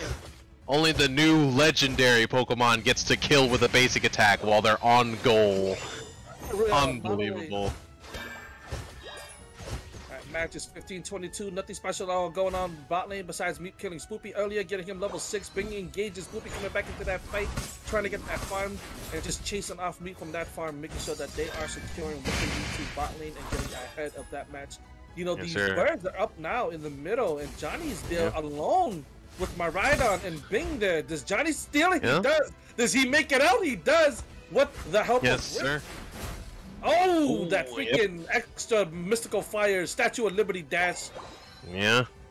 It's that once Delphox gets that flame charge, they are dangerous going weaving in and out. They actually pushed on the top lane's Mew. Glaceon flanked to try and get a kill, and Delphox just kind of left. They kind of just noped out. Yep. With that, Delphox, Johnny Noms just scoring bot lane, knowing that they already have the advantage bot lane, trying to big bot so they can all rotate top. Meep about to overcap by 10, and now top lane is also getting just destroyed at the same time, vice versa. But they're not able to rotate in time. I think this Goober's pushing. Yep. Regieleki goes down, but they are going to defend this second goal with their lives, I'm sure. Glaceon and Mew on the enemy team have ult. Mew's going to be a real pain in the butt about it, too. It seems like it's a big level difference, about 2 to 3 levels right now, or maybe close. I think there's a jungler difference level anyway. But Tacti over here trying to see if he can push there, but he wasn't able to. See the rest of the team just defending against that Reggie. Johnny Nam's at level 9, which is their jungler, 3 levels up against their support. And just taking care of that Regieleki up top here with the Register now spawning. Midnight already down there. Auto attack from a distance gives them away as Meep is now down there trying to zone him out. Vit's also down there. Tactic Turn also down there. Let's see what happens as it gets started by Vit here and Meep starting with that Shuriken. Oh, they're going in. Registeel's burning, so we're going to see who commits to a hit first. Glacial Stage from Glaceon to Solar Beam from Mew, and the Aegis Slash gets it with a boosted attack. Or was that Sacred Sword? Hard to tell. They look the same. But Spoopy getting caught out. No, he didn't get caught out. He was catching them out. I am sorry. Survives that fight. Johnny trying to get a little cheeky there, doing that Statue of Liberty and Mystical Fire dash there. Midnight getting chunked out, trying to shoot the laser beam back and defending against this tier 2 goal. And doing it beautifully. Bing is only level 8. Midnight level 9 and Spoopy level 10. Poppy level 8 trying to get that level 9 to help his team. 5 minutes left in the game, and he's just trying to do what he can. Getting hit by that Mew laser beam from a mile away just chunks his health out that he just recovered. Yep. Regieleki about to spawn here again. All of the teams looking for farm and looking for some backdoor goals. Speaking of which, Spoopy scoring a nice 30 down bot, leaving it on 5. Potential for a big overdunk there, especially with this next big team fight coming up. Whoever goes bot next might just get a free score if timed correctly. Alright, they're starting to conversion at Regieleki. Seems like Tragic Ambiance are already committed to this. Catches Tech turning that tech, but Vic goes down. Oh, coming out. Glacier, there's another one coming up on me. Trying to chuck Marina. Marina goes down. Tactic Tech is the next person to go down, supposedly. Does he know? Because those clones aren't able to do enough auto attack damage to him as Johnny Noms is now left alone. Beautiful commitment, beautiful engage, but did not work out in their favor. Yes, that was an interesting interaction there because Mime missed their power wave looking into a bush. Slowbro capitalized it with a slow beam, keep them in place, but just Mime is just so tanky. They have more health than Snorlax right now. So they were just able to eat all of that, throw out a Mime Showdown, and just take out all of the squishies. He's just stunned everybody in place while their team supported them. Insane, look at that, everybody's dying. They all died. The Spoopy's the only one left on base. Regieleki did go in favor of the Goomy Goobers, but it doesn't look like they are able to take advantage of that Reggie now. It's just going down left and right on their base. Spoopy wants to do something out of this. He's walking up, knowing that it's too close now. He's walking away and getting some farm. But if you look bot here, the next objective is up, and we already got the members of New Vit, TU, Tragic Umbreons here. And Papa just down there getting ready that Reggie Rock. But Tacti Tech said, nah, you ain't alone, bro. Here I am, Mr. Mime, trying to waste some time. Does he get the steal? Yes, no, sir. Boosted Tech gets it. Oh. Yeah, he wasn't able to, sadly. Mr. Mime, waste of time indeed. Stood there, try to steal, gets engaged on, destroyed, and as Tragic Umbreons get that Reggie steal, just slowly melting the rest of the other team away. We got we got that little score over from what's his name? Snorlax. I'm about to say Slowbro up top, just kind of just chunking a little bit as Bing just doing what he needs to do. Big fight coming on bot lane here. I'm pressuring the Glaceon, gets the kill on them. Top lane, Aegislash just pestering Snorlax, goes for a wide guard, but Snorlax says, tomorrow.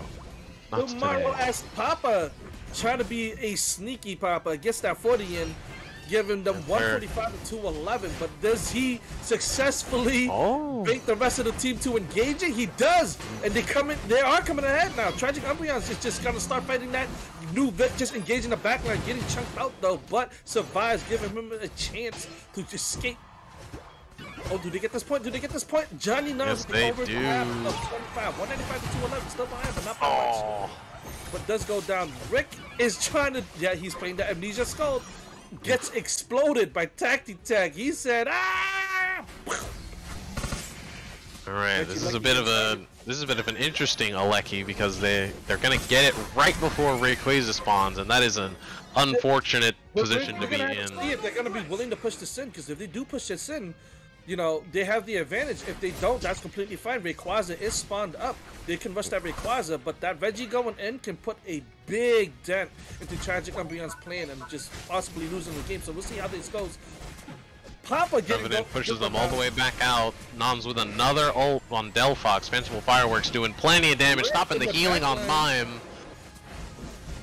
That is enough to push the team back out. So now Rayquaza is on the table. They just need to stop this Regieleki. Aegislash made one left. If that went in, that would have been nice. But Rayquaza is getting started from their side. They're like, you know what? Even though we're not ahead, even though we're ahead, we're gonna take this Rayquaza and give you guys no chance of a comeback here. But let's see. That's an ult. Doesn't get it. There's Spoopy being Spoopy, just getting that freaking secure away from Nuvit as they push now. The thing with Rayquaza, you have to push as a team. If you don't, your shield is just gonna go to waste. So let's see. We got that 30 coming out from down their bot lane. They're not hitting mid because they just made sure the top was secured. That goes in. That's another 100.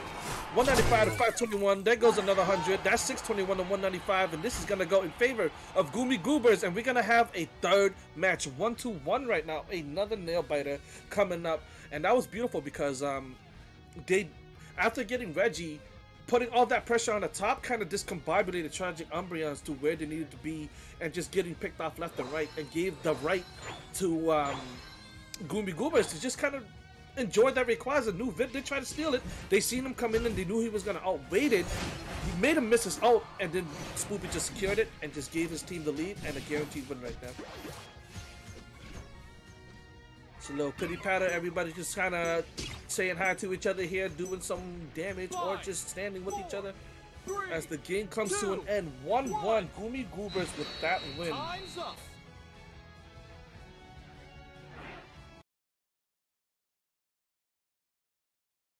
I will say it is quite funny that with the Sana Slowbro skin with the glasses on their head, it looks like the slow beam is coming from the glasses, and that's quite funny. That's funny. Maybe it's a special animation because skins do have that. But that was a good game coming from the Goomies. They played it very well. So the score is right now 1-1. We have one more game. And the winners of this will be in grand finals against Astonishingly Bad. So let's get this going. Yeah, the Goomy Goobers really pushed that advantage and got the really even game, even though the Goobers got all three Regieleki. These Umbreons never really allowed that to give them much of an advantage. It's just that one last fight. Having Regieleki and Rayquaza on the table at the same time is just too much for one team to handle. They got to figure out where they need to go, where they need to be, and how to react to it. Alright, so while I'm making a new lobby just in case we have that issue again, I'm inviting everyone again. To answer Slip's question, so Slip, you wrote in chat about the 2-1. So since Actual Trash did go 0-2, you will, since you went 0-1, it should challenge is a little tricky, but you should be ahead of Actual Trash because of you scoring 1 point. Even though you lost your match, you did score 1 point, and they didn't, so you should be ahead of them. But if you're talking about the whole Chaos League was one event, and this is the final event, which is like a tournament. So if you're talking about the Chaos League in general, we went by seedings on that, and we use those seedings to seed this tournament.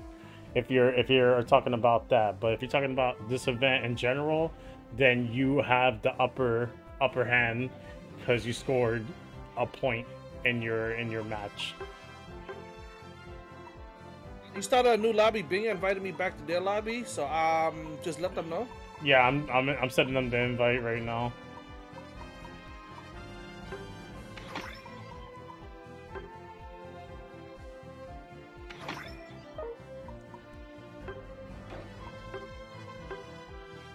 Jesus, why is this game so slippery? My Joy-Con, sorry. Oh, okay, you're already in the lobby. Yeah, they just got me. Alright. So yeah, Slimp, if you're still here, I hope you heard. If not, I'll just DM you and explain.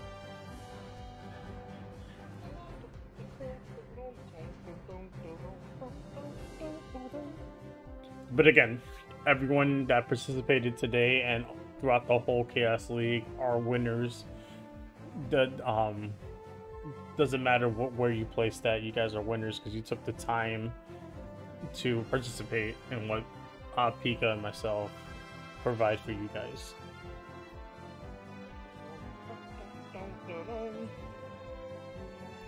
Everybody's here. Nice. No problem, Slim. Thank you for playing, man. Really appreciate it.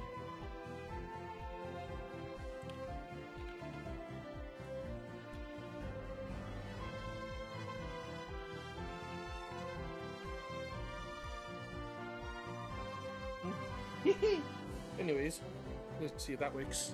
I'm just doing something. Quick question. I know it's a delay, but you guys haven't had any issues with the ads, right? Because again, I took those off. They'll still go on, but I took them off.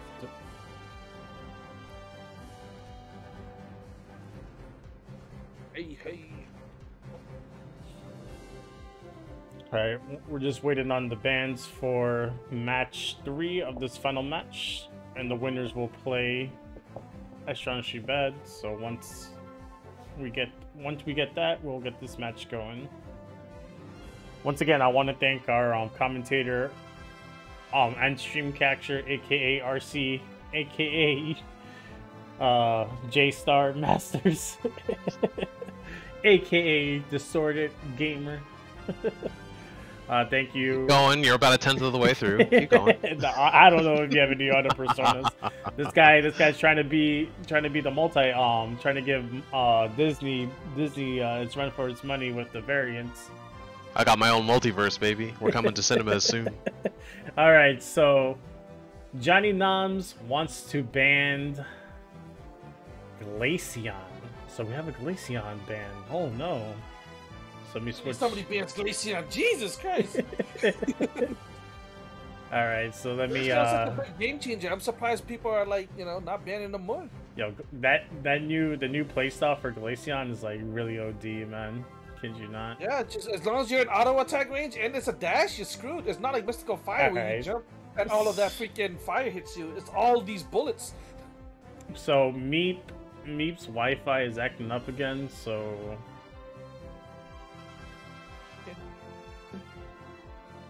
We'll give it.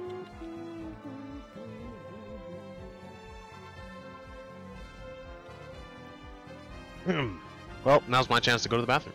Yeah, go ahead.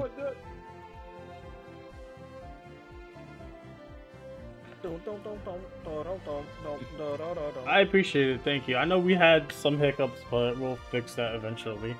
While we wait for Meep to come back, he's been having issues all event. So we're just waiting on the goobers to tell us their bans, and just waiting on Diamond.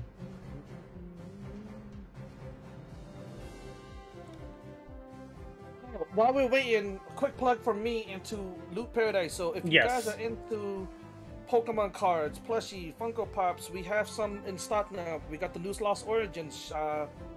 Narg's trying to get in some more Japanese cards, so if you guys are into Japanese cards, you might see some more of that onto the website. Just type in lootparadise.com, it should pop up. Pretty simple thing to do. First timers get a discount. For if you guys want to use my name as a code, it's APIKA5 off. And also, I'm doing a giveaway on my stream ending at the end of the month. So the way this works, if you guys are long-time viewers, what I'm doing is rewarding my long-time viewers with a possible chance to win a free $10 gift card to Nintendo. Guarantee? No guarantees. No possible guarantees, but a chance. Add a chance with your name on the wheel to spin for a $10 gift card. But they have a free chance with channel points. If you have some 20,000 channel points, you can use that towards the giveaway. If you don't, the entry fees are very low. $1 gives you an entry, 100 biddy gives you entries, and those stack. The more you put in, the more entries you get. Go to my Twitter, _PikaTTV. I have all the information there.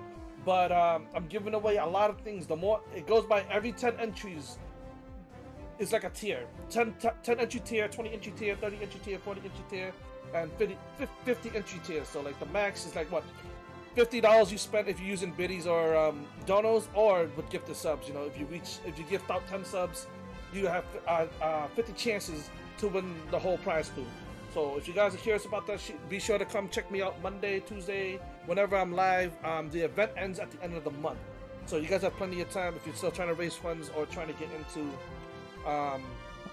the giveaway. I'm giving away Pokemon cards, slabs, singles from the new set Lost Origins. So if you guys, like I said, are into TCG, be sure to come by and show some love and support, and you guys are gonna get something in return.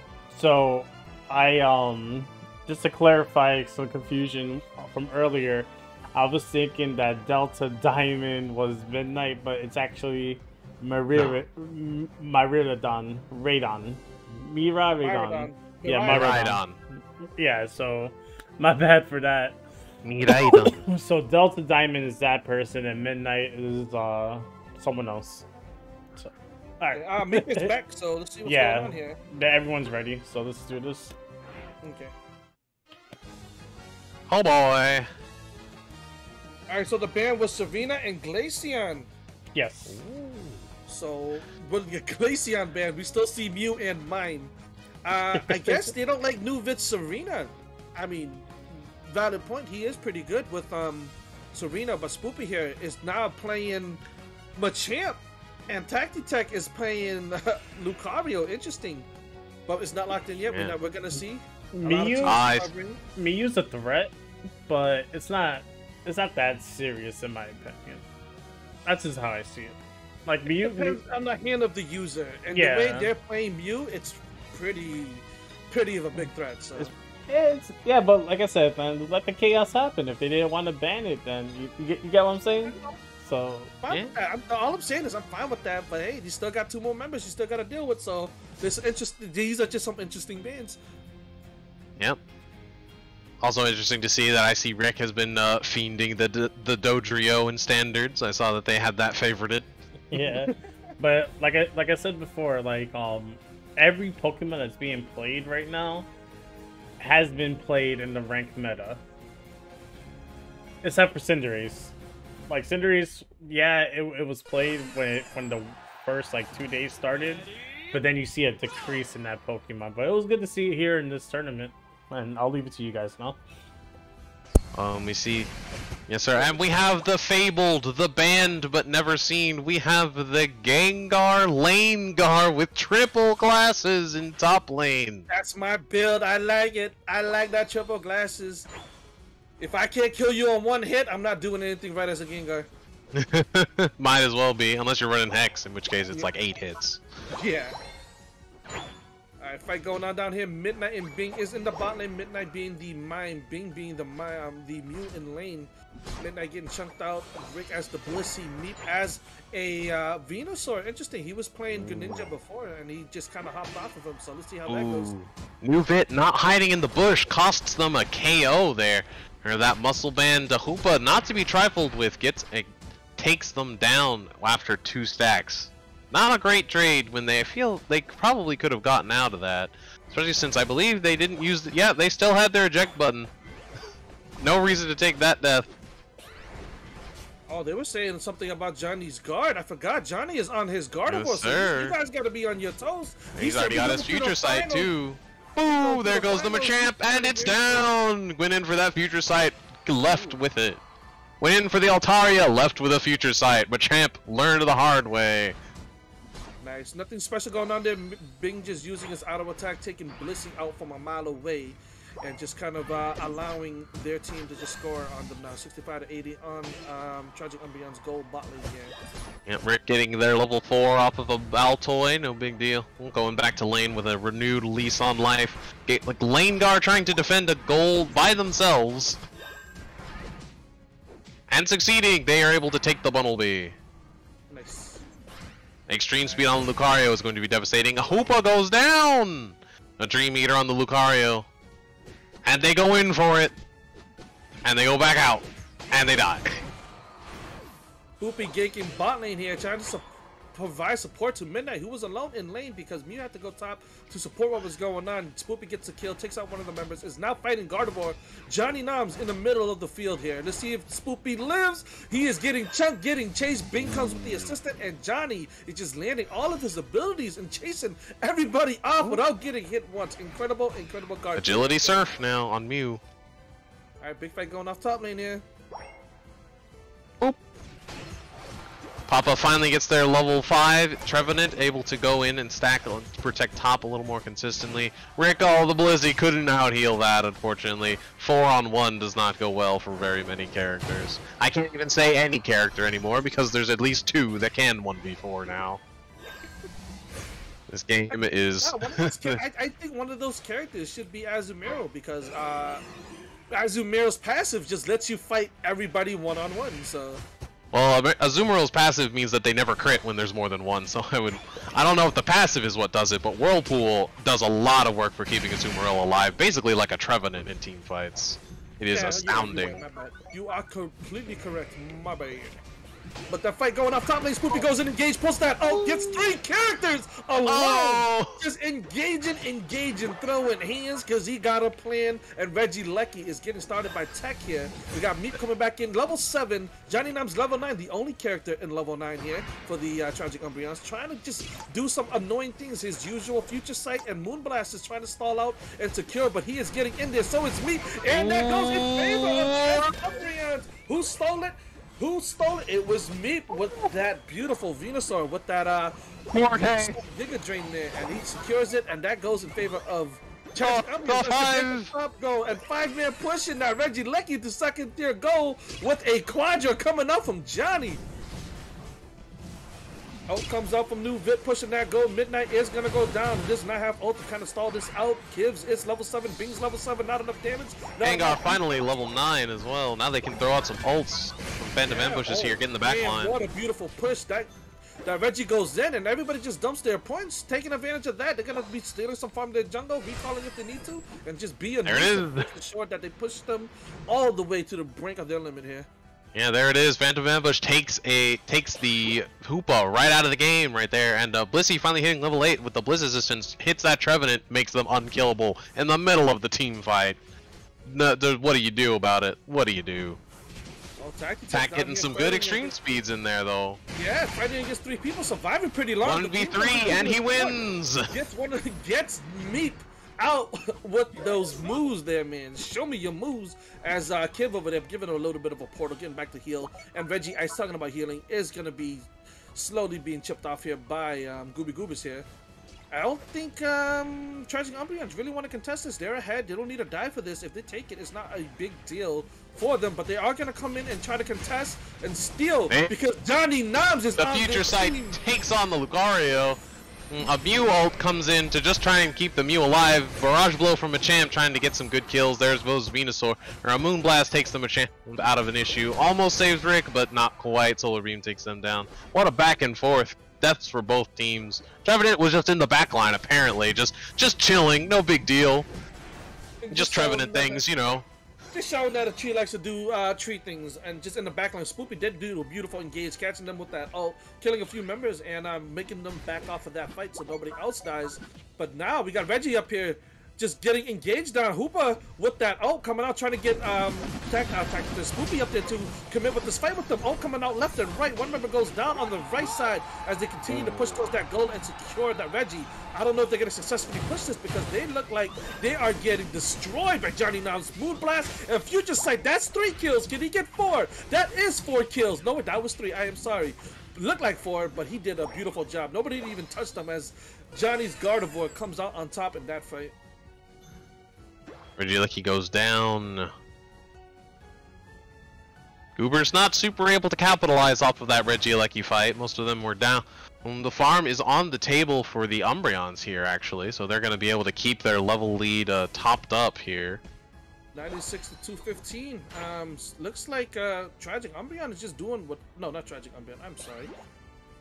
This is Tragic Umbreon. Jesus, I'm trying to remember the new names and stuff. But yes, though that is Tragic Umbreon's members, just kind of just doing whatever they want with that Altaria mid, just farming, being such a big level advantage, like level 12, level 11, level 13. Against these two members bot lane here, they're getting engaged now. Remember, Nuvit is playing Gengar, and he can just do all that burst damage while Johnny just kind of provides that back poke and also does massive damage. Knowing that they need to kill Johnny, there's Tacti as Lucario trying to engage in the backline, but Johnny gets out and Tacti gets injured instead. They are protecting the beautiful Johnny Nams there as their guard because that is one of their core strategies of him doing damage. And Midnight pushing all the way in the backline, dangerous, gets KO'd for it. Registeel is up, and Hoopa has taken Lucario back to heal. Well, it looks like the teams, they're not particularly excited about pushing on this Registeel, but that worked out just fine for the Umbreons just a second ago, so we will see. But they get it uncontested. A Registeel right before a Rayquaza is lovely to see, as long as they stay back a little bit. The Machamp throws out a Barrage Blow just to kill Trevenant, and no one else. As Blissey throws out a Bliss Resistance, keep them alive, and Lucario very low. Ooh, Venusaur didn't see the Lucario, but Gengar with a snipe able to take them down. Shadow Ball, long range devastation. Kiv's already ulting that Rayquaza after that little fight down there, trying to get his team members up there, but nobody teleported because they didn't want that backdoor cap. They are behind, so that was an interesting thing to do. 96 to 215. They need to get this Rayquaza or just kind of like win a team fight and push everybody to their goals and score. Halfway down, Rayquaza finally Tacti turn after that fight. Bot lane is up to assist his team, and that fight breaks out. Spoopy and Midnight gets caught out. They are just in the wall getting smashed as ults come out left and right. There goes one member down.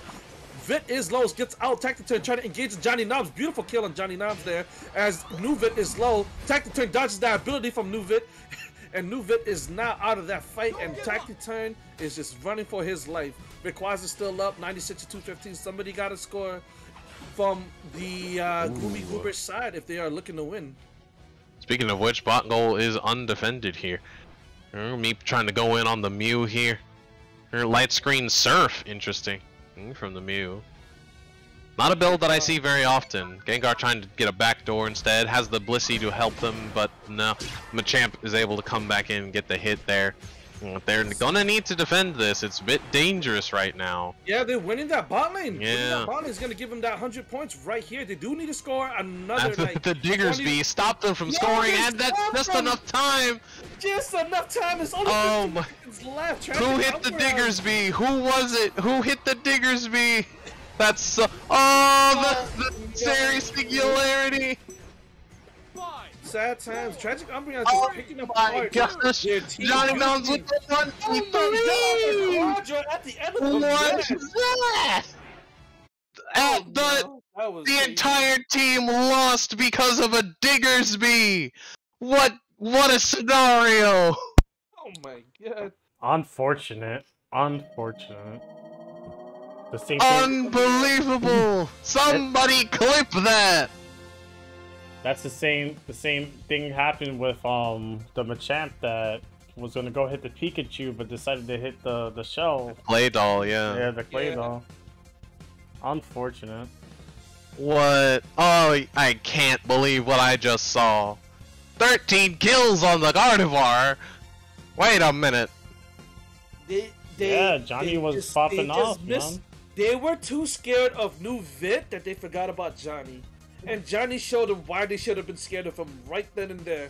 He just started just landing all of his abilities. He is hyper focused. He is landing. For right now, for Tragic Umbreon to win, they just need to make sure the other team focuses Nuvit as a band. Because if they do, Johnny Nom has free reign of Delphox and Gardevoir to pick from. And both are scary. So even that, if you ban one, the other just has free reign. Trying to ban around Johnny Noms is just so difficult. Yeah.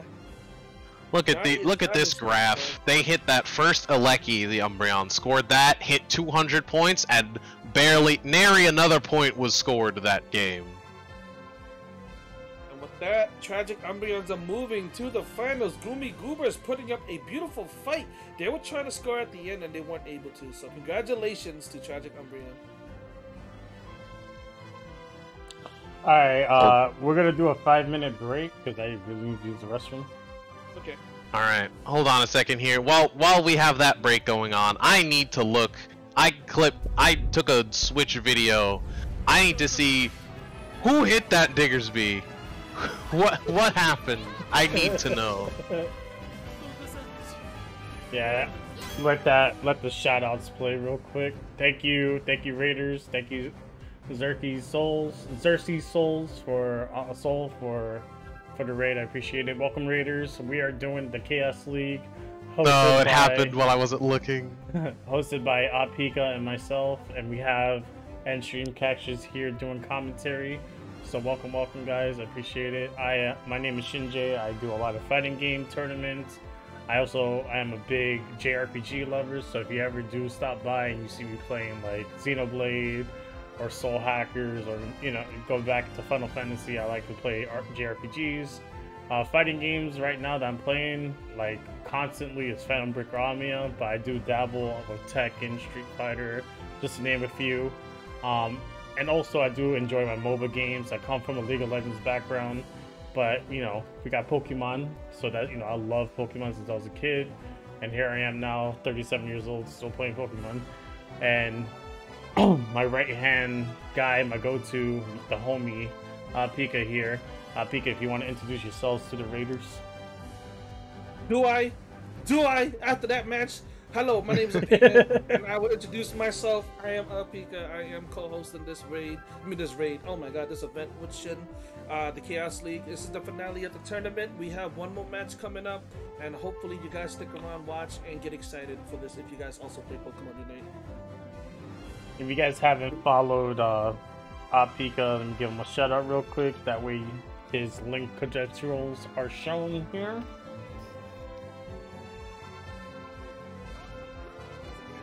Oh my god, the glitch. I saw that. Don't you? Yeah. Yeah, I was moonwalking, bro. Yeah. Oh, that sounds amazing. There was a lot. Have you seen the glitch with Mr. Mime? That was the best one. No, I haven't. That sounds amazing. Mr. Mime was stuck on the home like screen. Not the home screen, but where you start the game. But that's from another person's perspective. But they were still playing like if they're in the game, but they were invisible. So people were just getting slapped by invisible walls and invisible power cords and getting hit by bubbles, and they couldn't see it. But Mr. Mime was just running like if it was. I gotta find the clip again. It was the funniest thing I've seen. I was like, man, I wish that was me doing that. But that's so broken. Yeah, it was. It was. That reminds me of the old Blissey glitch when they first got added, where Charizard just put them upside down for the whole game. Oh my god, there were so many glitches in this game. So many. Oh, was it? No, it wasn't you guys, but I was playing with my old teammates, and I was Snorlax, trying Snorlax for the first time, and I happened to be on the enemy side, and the whole screen was black. And you just see Snorlax. Oh, the shadow glitch. Yeah, man, that was crazy. It was funny. We ended up winning, but it was just funny because you're always on the purple side, and I happened to be on the orange side that game. It was just weird. It was weird. But I'll be right back. I need to use the restroom real quick, and by the time I come back, Meep should be ready.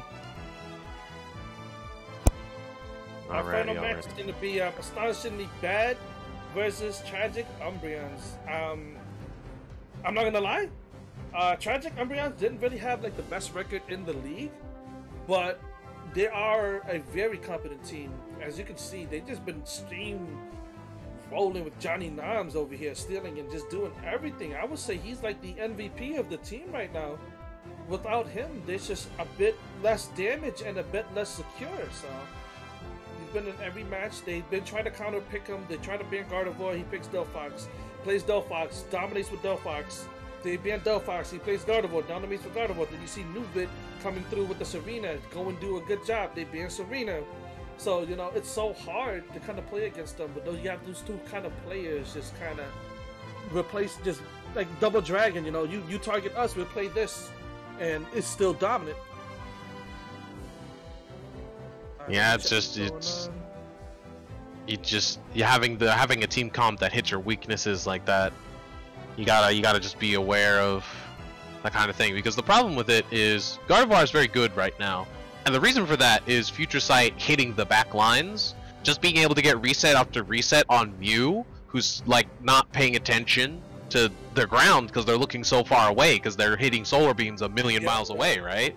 So you've got just like Mew standing on goal, hitting a base like a boosted attack for 3,000, hitting a solar beam for 3,000. They're not looking under them. So you just get Future Sight on them. They lose half their health. They panic. They start running away. Now they lost a huge source of damage with only one hit. Gardevoir then can just aim at another character standing still, like Mime. Mime's real easy to hit with Future Sight. Burst him down while Mew's not giving him covering fire, right? You can make an entire team run away from goal and leave their tanks and their peel just out and dry, high and dry in the enemy's line. So while me still being back, so I know people from the Goomy Goobers are streamers, so if you want to check them out, I know Spooby streams. Not sure how you spell Spooby's Twitch. Spooby, TTV Spooby. TTV is it TTV? Oh, it's a Spooby TTV. One of them. Ooh, you got a Magic Spoon sponsorship? Let's go. I've been looking into that. Yeah, they hit me up. I screwed up on the first order. I forgot to click on the damn link, and I ordered for myself, so I forgot to click on the link and whatever. I did the same thing with HelloFresh. So, is it? Let's do Vaporeon because I know Vaporeon's in the chat. So check her out. She streams. She is part of the Goomies.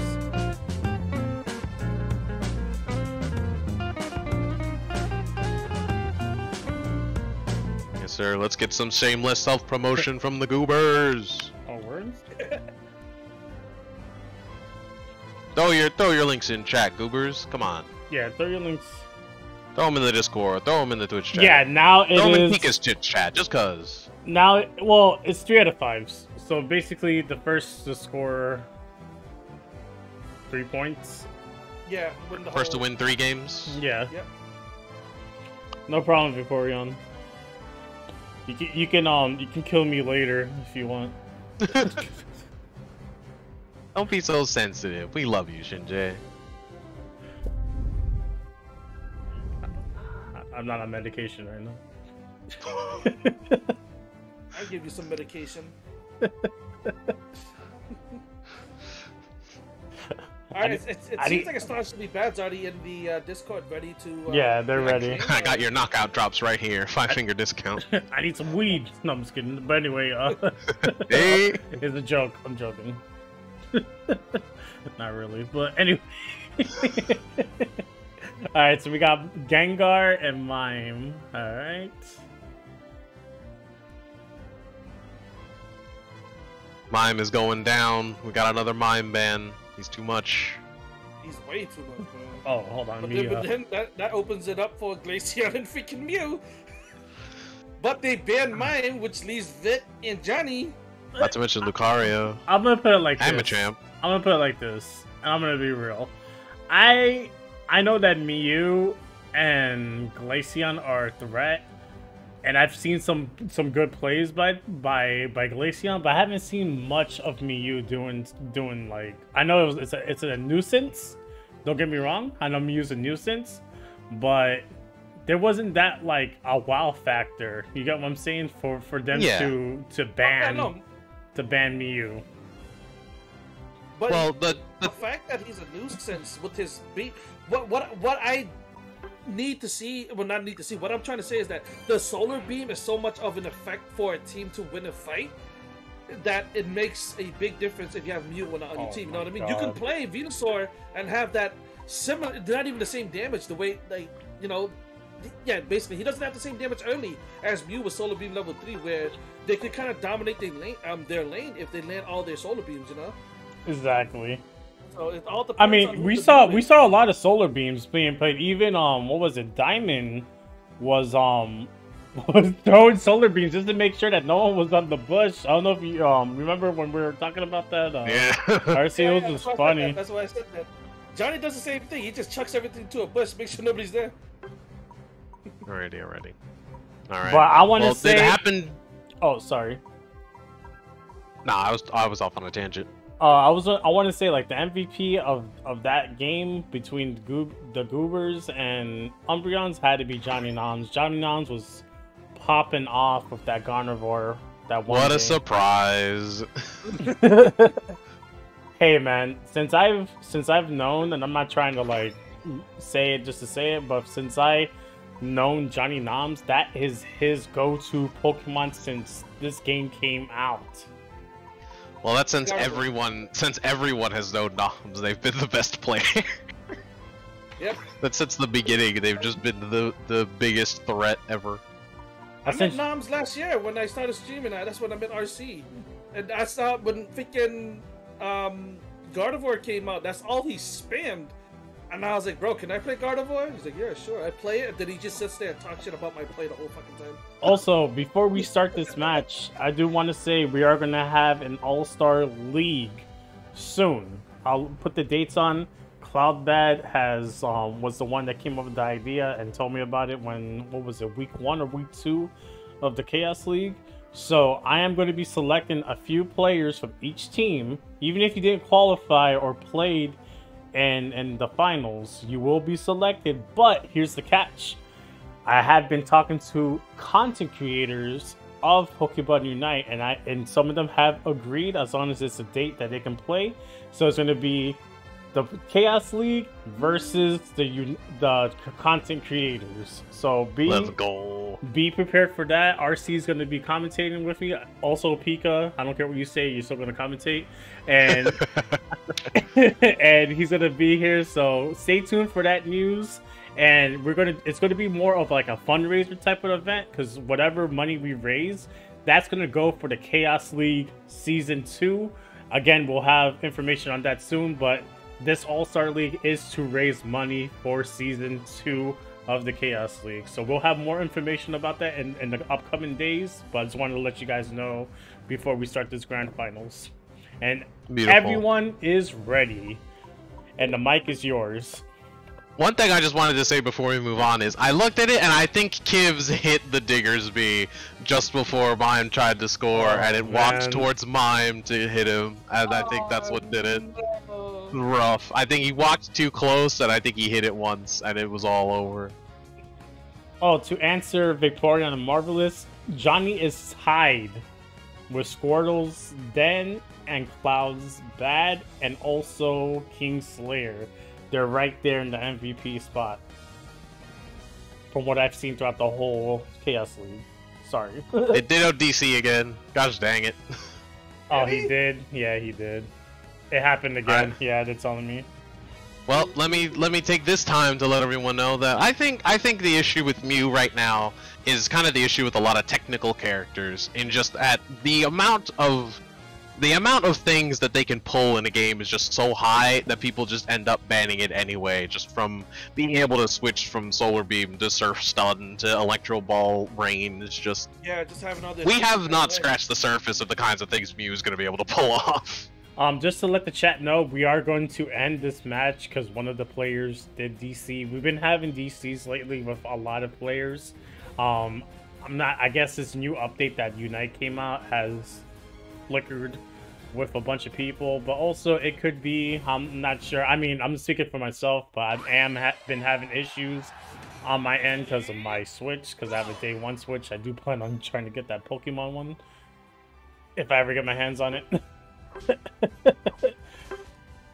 So, yeah, battle. Get that fixed. Did somebody say forfeit? Well, No technically, GameStop had the Pokemon Scarlet and Violet Switch up, but by the time I went on there, that crap was sold out. Yeah. So I have to go in person. Luckily, I live in the middle of nowhere, so luckily I can go and put like $5. Or, no, sorry. For consoles, it's like $25, so it's not a big deal. Let's go. MVP for Johnny Noms with 6. 1 point MVP for Cloud's bad. Very nice. Good to see the best players get some recognition. Can someone send me an invite or the code? Just goes to show everybody that the macro of top players is more than you think. They are MVP before you have even seen the other team. That's how good their farm is. That's how good their rotations are. That's how good their movement is. Bias to say that. Oh my god. What do you mean? Am I wrong? Oh man, I am part of Cloud's bed now. Let's go. Let's go. Team change. I'm just kidding. All right. Collusion. Make sure everything's good. Yeah, everything's good. We're ready. Okay, everyone's ready. Are you ready? Are you ready? Yo, let's... Okay. Let's get this match going real quick, because I gotta watch that Canelo fight. No, I'm just kidding. I got news for you. I think you're gonna be late. Nah, it's all good. But if anyone's interested in watching the Canelo fight, I'm gonna be streaming it on my Discord, so... if you guys wanna watch it. Got the Mime Gengar being here, and let's see how it goes.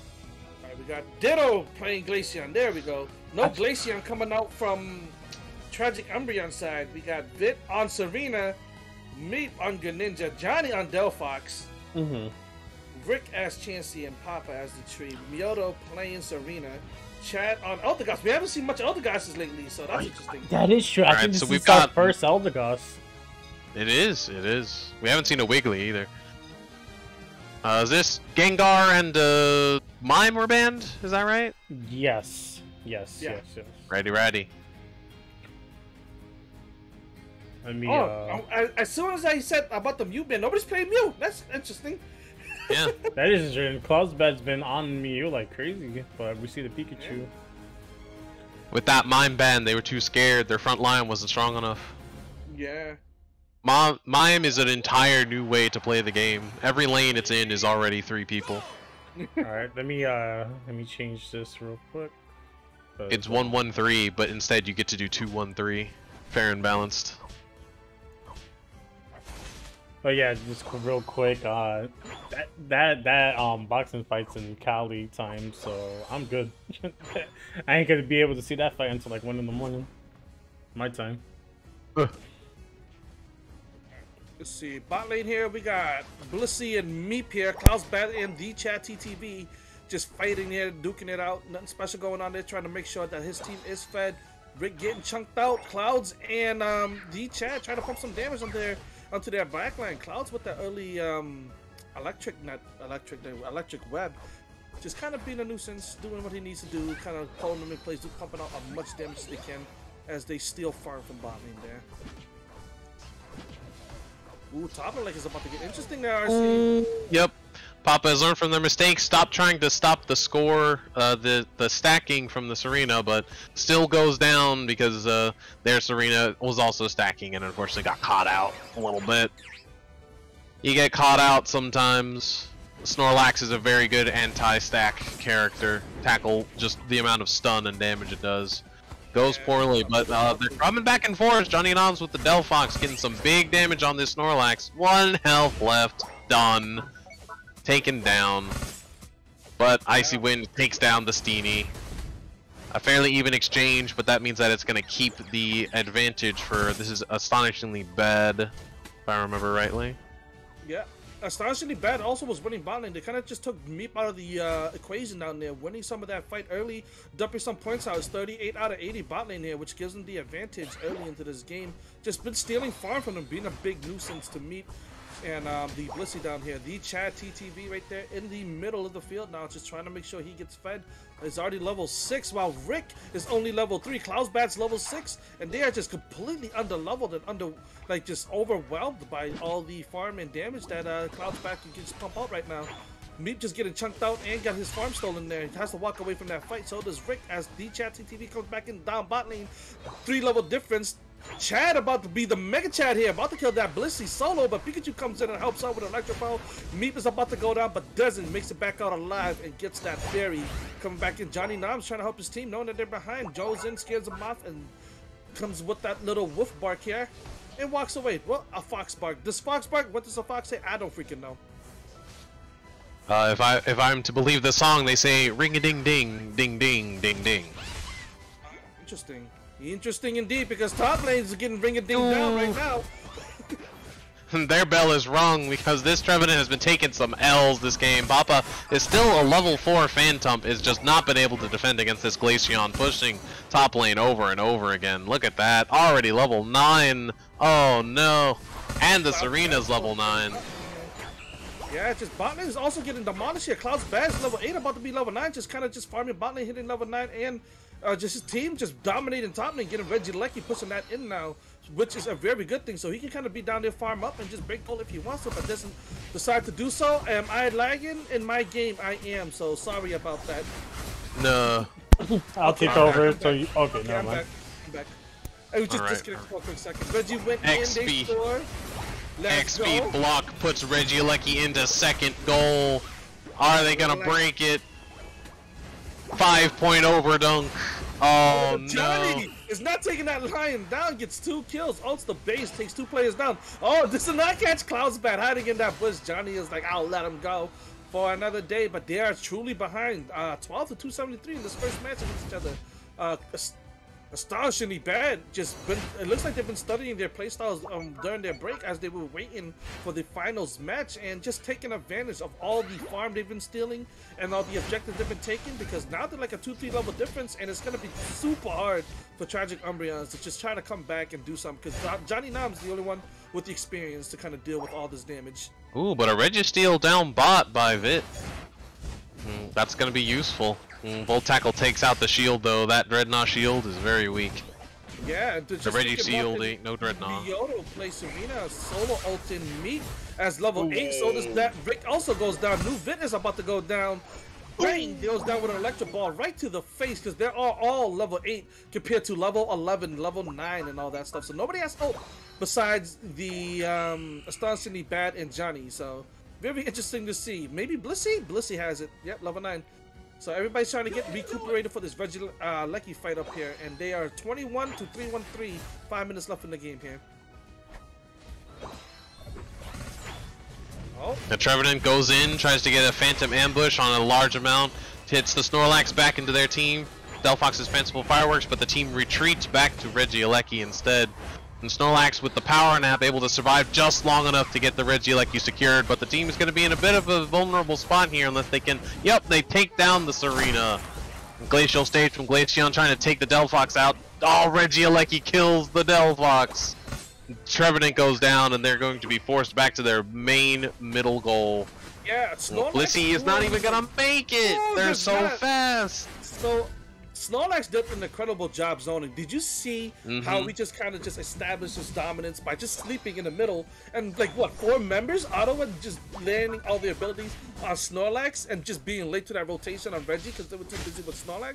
And on top So- of that, it was excellent awareness of their team to see that Snorlax was just ulting there in the middle of Delphox ult, and just all of them back off and push Regieleki. Very nice. In a ranked game without that kind of communication, even with that good of a scenario, still would have been just inefficient. AB was prepared to make that sacrifice in a heartbeat. And yep, that's what I like about players when you're in communication. What he did is a type of play that I do, and that was beautiful. With an ult coming up from Serena and just killing that member right there. The tree goes down. And it's saw Reggie Serena Rock plant goes up. Trevenant like it was a sapling.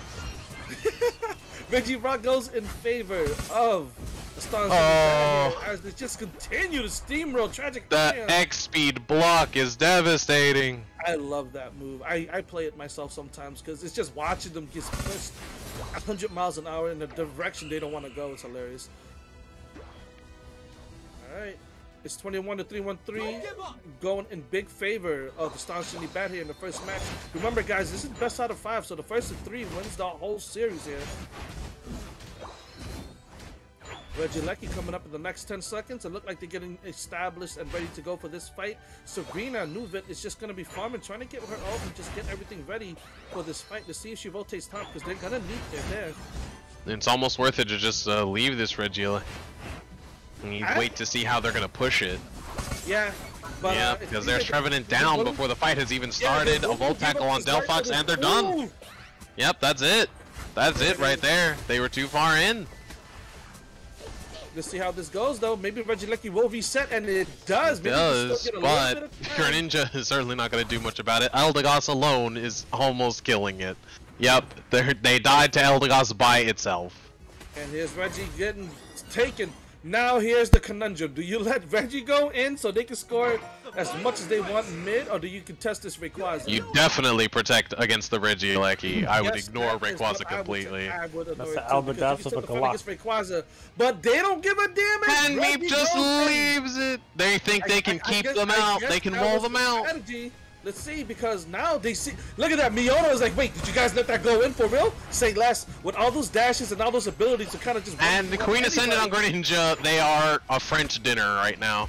And just like that, it seems like they were just trying to fill up this game, or they kind of gave it up because that Regieleki going in just sealed the deal. They're about to score almost 1,000 points in a high competitive tournament. There it is. Whoa, what was going on there? I need to know. I guess just since it's best out of 3, it's okay to lose the first one to kind of fill out the situation, huh? I believe so. I mean, best out of 5. I'm sorry, but that was really interesting. I guess when they just kind of got out farmed and out objective, they just was like, you know what, we're just gonna give this game away and just try to focus on the next one to see how astonishingly bad play. If it's like that, that's a good strategy. I would have done that if I was the team captain, knowing that we weren't able to kind of make a comeback. So we'll see how the next match goes. If they lose the next match in the same fashion, they have to make a really big have to make a big yes. Let's focus. Let's hop on into the next match. Let's see if anyone is going to do bans real quick. Yeah, while we're waiting on those bans, the stats here very telling. Not much damage on the Pikachu or the Glaceon. 78k damage dealt by the Ditto Glaceon. 68k by Cloudsbad's Pikachu. 85k dealt by the Serena. And Glaceon got 16 kills. Serena got 11. Alright, so we have a Gengar ban from the Chads from Astonishingly Bad.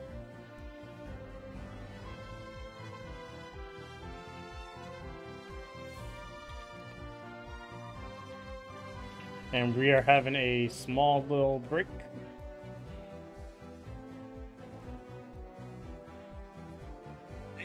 They steamrolled their lead. They did what a strong team does. I mean, they're not the best team in the league for nothing right now. Astonishingly Bad, just showing an example of what they can do right there, going against Tragic Umbreons right there. The Tragic Umbreons, league ranking wise, are a mid-tier team, but just kind of beat top-ranking teams all night tonight. And it seems like they kind of ran into a wall right there, or a lot of miscommunication, because Astonishingly Bad just made them look astonishingly bad. So let's see what happens with the next match.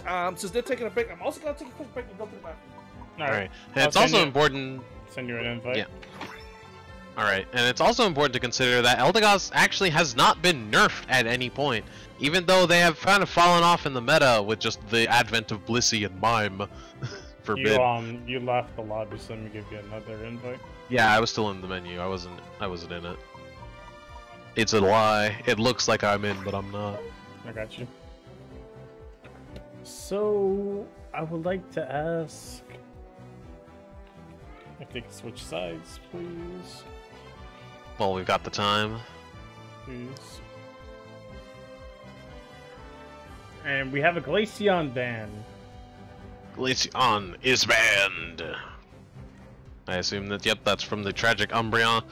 Is that Icy Wind Glaceon being able to just, with Eldegoss, Pikachu in one lane, and Glaceon pushing with Snorlax in the other, just both lanes being won in the early game was just very hard to come back from.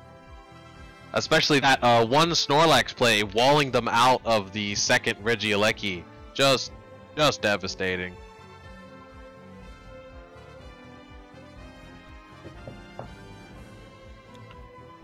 Yeah, that game was good, but hopefully the Umbreons come back in match 2. All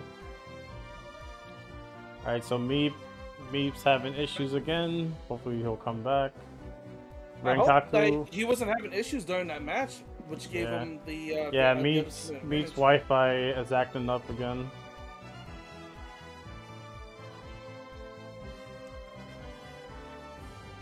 Seems to be that his game has trouble returning to the lobby.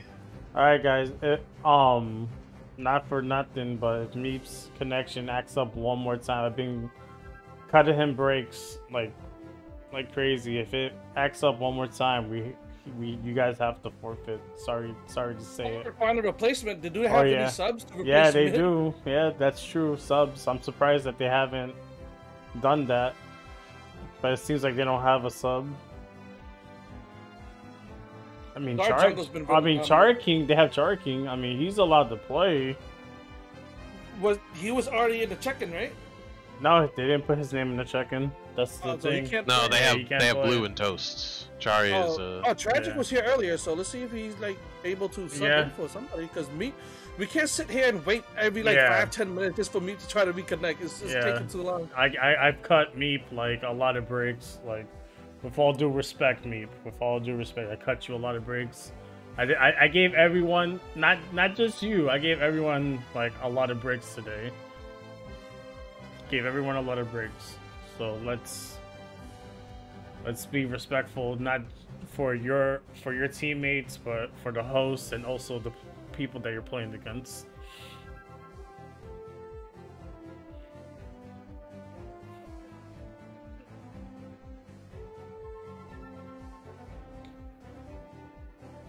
I went downstairs to go pee out here. We have a ban from the Astonishingly Bad. Have Astonishingly Bad given us a ban yet? Yes, No. yes. They banned Gengar again. Yeah, they banned Gengar again, and then we have a Glaceon ban. So Gengar ban still the same. Alright, it doesn't look like they're switching anything up. Hopefully, okay, Meep is back, so... Alright, Meep's back. Let's get this show on the road then. Team's ready? Yep, everyone's ready. Hey, man! Alright, oh, Johnny a bit upset going with his patented Gardevoir now. No more Delphox. His Delphox wasn't banned or anything, but he just wanted to pick Delphox to kind of, I guess, it feels like they were just trying to fill things out, so... Johnny a bit upset now going with his patented Gardevoir. Ditto playing the Dragonite. Somebody playing the Dragonite finally. I see Gardevoir on my end. What? For Johnny. Yeah. Yeah, that's what I said. Oh, okay. I thought you said I see Delphi. I was like, yo, shit, did we freaking D-Sick again? I got scared for a second. No. Okay, my bad.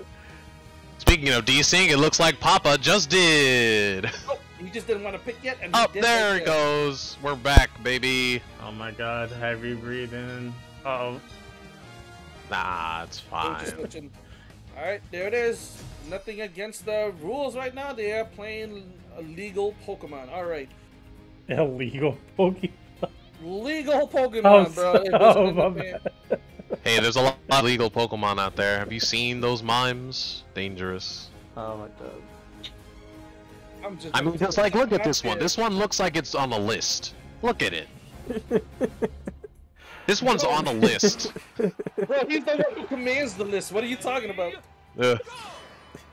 Anyway. Alright, with the match starting, the mime that commands the list right now is hitting Bot with Cloud's Bad, Ditto in the jungle.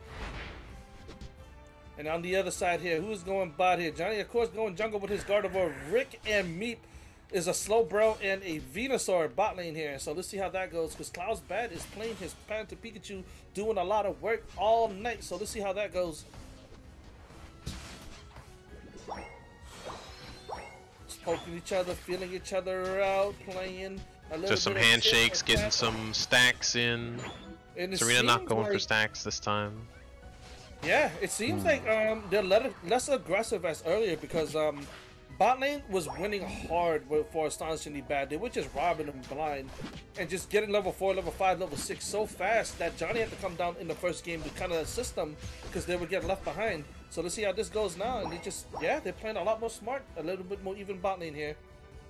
Ooh, a future sight on the Snorlax might gonna take them down a lot like last time. Yep. Down they go. Dragonair gonna be hiding back in the back lines here. Altaria up. One Future Sight. Oh, Future Sight hits the Steenie in the bush. They might be taken out by this next Future Sight. Do you think not they're playing quite. a bit more passive and all that? Now that Johnny Noms is on Gardevoir, they can't really put as much pressure as they did when he was playing Dolphos, because he's just gonna chunk them now. Well, And I they think won't it's. be able to I see think the what it corner. is they know that once the Snorlax is down, they gotta back up because they don't have anything to keep them alive in a fight now. Okay. Nothing special going on bot lane here. Getting farmed up, trying to get ready for this next farm hopping up right here in the middle. Yep, Nom's got some good pushes in, no KOs though, but they got a good amount of experience for their team. Going back into the jungle to get their buffs, get their experience, level up. And Aegislash leaving the Bunnelby for their team, instead focusing on the guaranteed experience to make sure they both evolve. Very nice. Papa getting left as a Phantom too long last game was definitely very negative. And see, he immediately able to try and steal some farm here. And Noms gets a kill off of it because the Serena extended to try and kill the Trevenant. The Trevenant getting that early experience is crucial. It's crucial, but what happened was that they were too busy fighting. That Ditto just took everything right from the Altaria middle base there, and is now level 8 ahead of Johnny Noms, who's level 7. And now that he's Dragonite, he can kind of do what he needs to do depending on what moveset he plays. Dragon Dance, Hyper Beam, or, you know, what's the move? Outrage and the, oh no, he's taking Dragon Dance right there. Okay, I see it. Dragon Dance, and he might be doing the Hyper Beam or Outrage move, but now that he's ahead, he can kind of help us Hyper Beam. He can do a lot of work there top. Yep. And just that Dragon Dance being able to just dash constantly is able to dodge those Future Sights and also just drag them all the way into wherever they want. Did you see that a Hyper Beam's gonna take them down. Penta? Miyoto showing that he is a great Serena. Gets a Penta top lane. Regieleki getting started astonishingly bad, continuing their dominance from that first match and just continuing on through this second match. And Johnny Noms gets caught up by Cloud's bat with an Electro Ball, gets engaged on, and here Not farming go. there. Here we go. They are pushing that in, and Dom is just taking them down. Like I said before, when we were in the first season, in the Chaos League, in the first week, they're just falling and coming into this fight like a Chinese movie where they just come in one by one and getting knocked out by Bruce Lee. 9 overdunk. The Serena dies for it though. That gives Noms their level 9. Another 295 to 4. It seems like it's going back in favor of Astonishingly Bad. It wasn't even beginning. But as Pikachu's soon- caught out here a little bit, but Volt Tackle gets them to safety. A Mime Showtime runs in to kill the Ivysaur, or puts them back in a bad way. Glaceon going to kill the Pikachu, not quite able to close it out. Alright, hopefully everything's gonna work out for Tragic Umbreons, because right now it does not look as promising. Johnny being the only person again outclassing his teammates with the level 10 and the rest being level 8 and 7. So he's the only one who can ult and do his moveset that he needs to do. Yeah, 6 kills on the Serena though. That funnel has given them a commanding ability. You see them rushing in here to just 4 members of the enemy team walking out like it was no big deal. Well, that advantage is going to be a real pain if they don't do something about it soon. And it looks like pushing bot is their plan.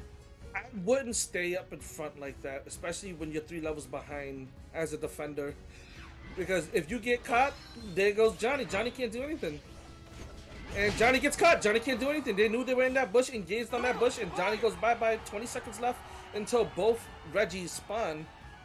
It's 295 to 4. They have to make a big comeback. I'm cheering for a big comeback. You know, the way Tragic Umbreon's been playing all night, they need a good push here. Yeah, the 3 games in the row, it's rough.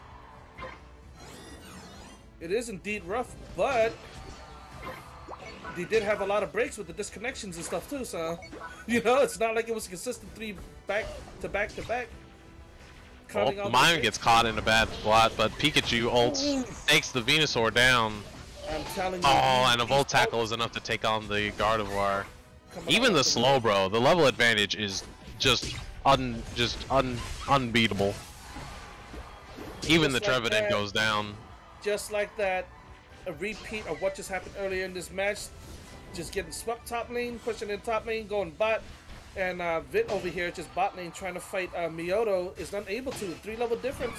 Level 12 versus a level 9 sword. Now it's a level 9 versus a 12 tree. I mean, level 12 Serena versus the 9 tree. And Regieleki just kind of walks in and just They are fully dominating this match in a What's that? There's a kill on Pikachu. honestly good way. Misses the ult on, misses the coup de grace on Aegislash.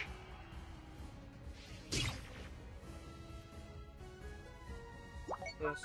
Snorlax Ignite plus Mayhem has healed just to live that interaction. Yeah, it's freaking crazy over there. Alright. I mean, I want to get excited, but Tragic Umbreon's got to give me something excited to be. They walked right into Miyoto in that bush and just lost half their health to one stop. And here comes Cloud's bad again, taking advantage of cooldown time and ulting for that fight. And even though That's a they are retreat right ahead, there. they are not going to take it easy on Tragic Umbreons as they fully engage on Johnny Now's bot lane, getting caught out, and he just gets destroyed. Meat getting knocked up by Cloud's bad, stopped in place. Now they're going to engage on him. Meat being healed with that potion, or was that Giga Drain? I'm not sure, but he is walking, engaging, and chasing them back off. Here comes Mr. Mime, 0 to 100 real quick. That fight changed so fast when he ulted, and now look at the favor going back into Astonishing Bat's pocket and just dominating that fight as they walk away as the victor there. Ult wasn't really needed for Mime. He doesn't have that ult now for that Rayquaza fight, but I think they have enough confidence in themselves and in their members to win that Rayquaza. 5 seconds left on that Regieleki top lane now.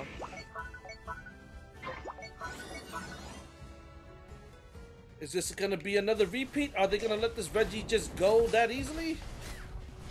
Or The steel goes down.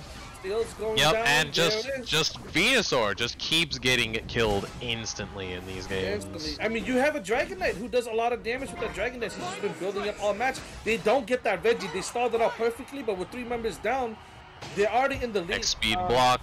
There it Really is. bad. Doesn't really have to do Yep. anything with the Quadra coming out of Ditto. This is no Ditto. This is a Dragonite. If he says he's a Ditto, I will be completely surprised because Ditto is putting in work right now. Meat doing that one-man walking by himself. It looks like he just giving up the game. I don't know if his internet is lagging, but he just kind of ran in by himself, regardless of what's going on here. Getting caught out. No, that's definitely just how they play. Oh, all right. Well, if that's going on, they are getting caught out, engaged by a 5-man team. 3 players go down already, and now it's just the waiting game. Looking for some back caps, but none of the members have any points.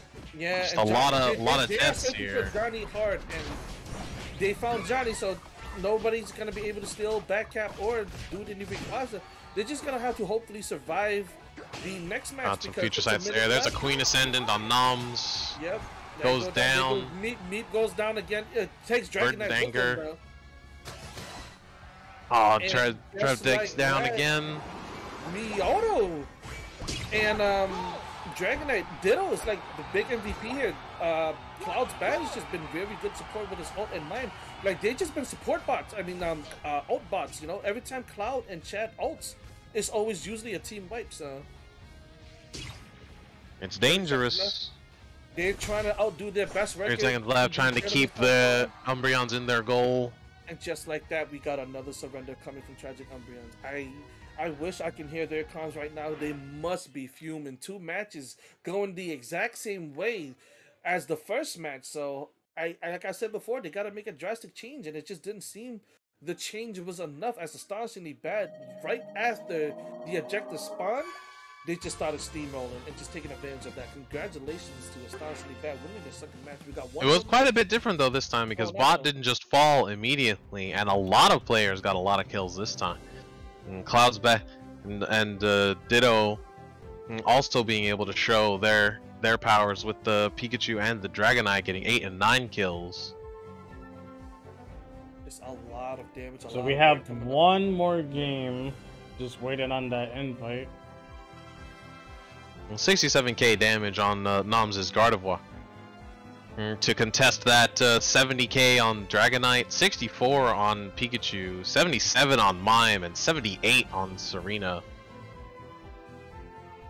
It's just a lot of damage all around the board there. Yeah, they slowly just, like I said, once that objectives came up, things were getting played wrong. I don't know if there was lag from each side or anything, because it just, like you said, I was saying earlier, like it didn't look like they were focused. They just kind of ran in face first, checking all the bushes. Yeah, there was a lot of solo dashes in, which did not bode well the level advantage just kept growing from there.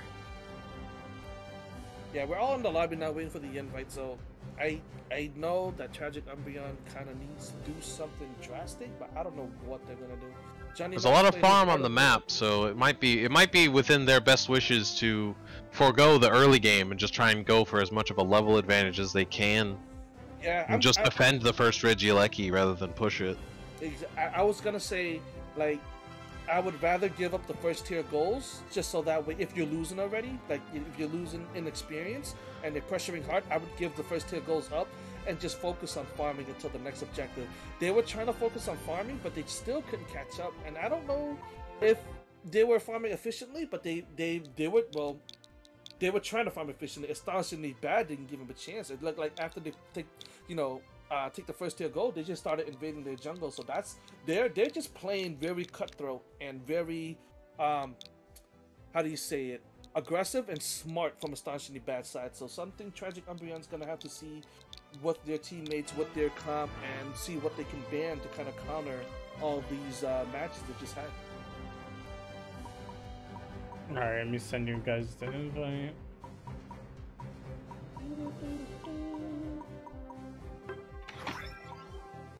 Alright, here we go.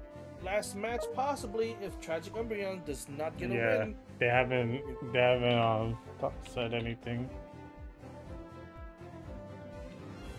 They must be regrouping. I gotta invite you, right, RC? Or are you already in here? Yeah, Man. It looks like Meep's having internet issues again. Oh, Shinjay's the replacement though, it's fine. Oh, I was looking, I was like, where? What do you mean? Alright, so Gengar is banned once again. They're gonna have to get their sub in if Meep is having all this trouble. If Meep is having these Wi-Fi issues, and that's the reason why he's kind of been walking into these bushes, they're gonna have to fix that big time.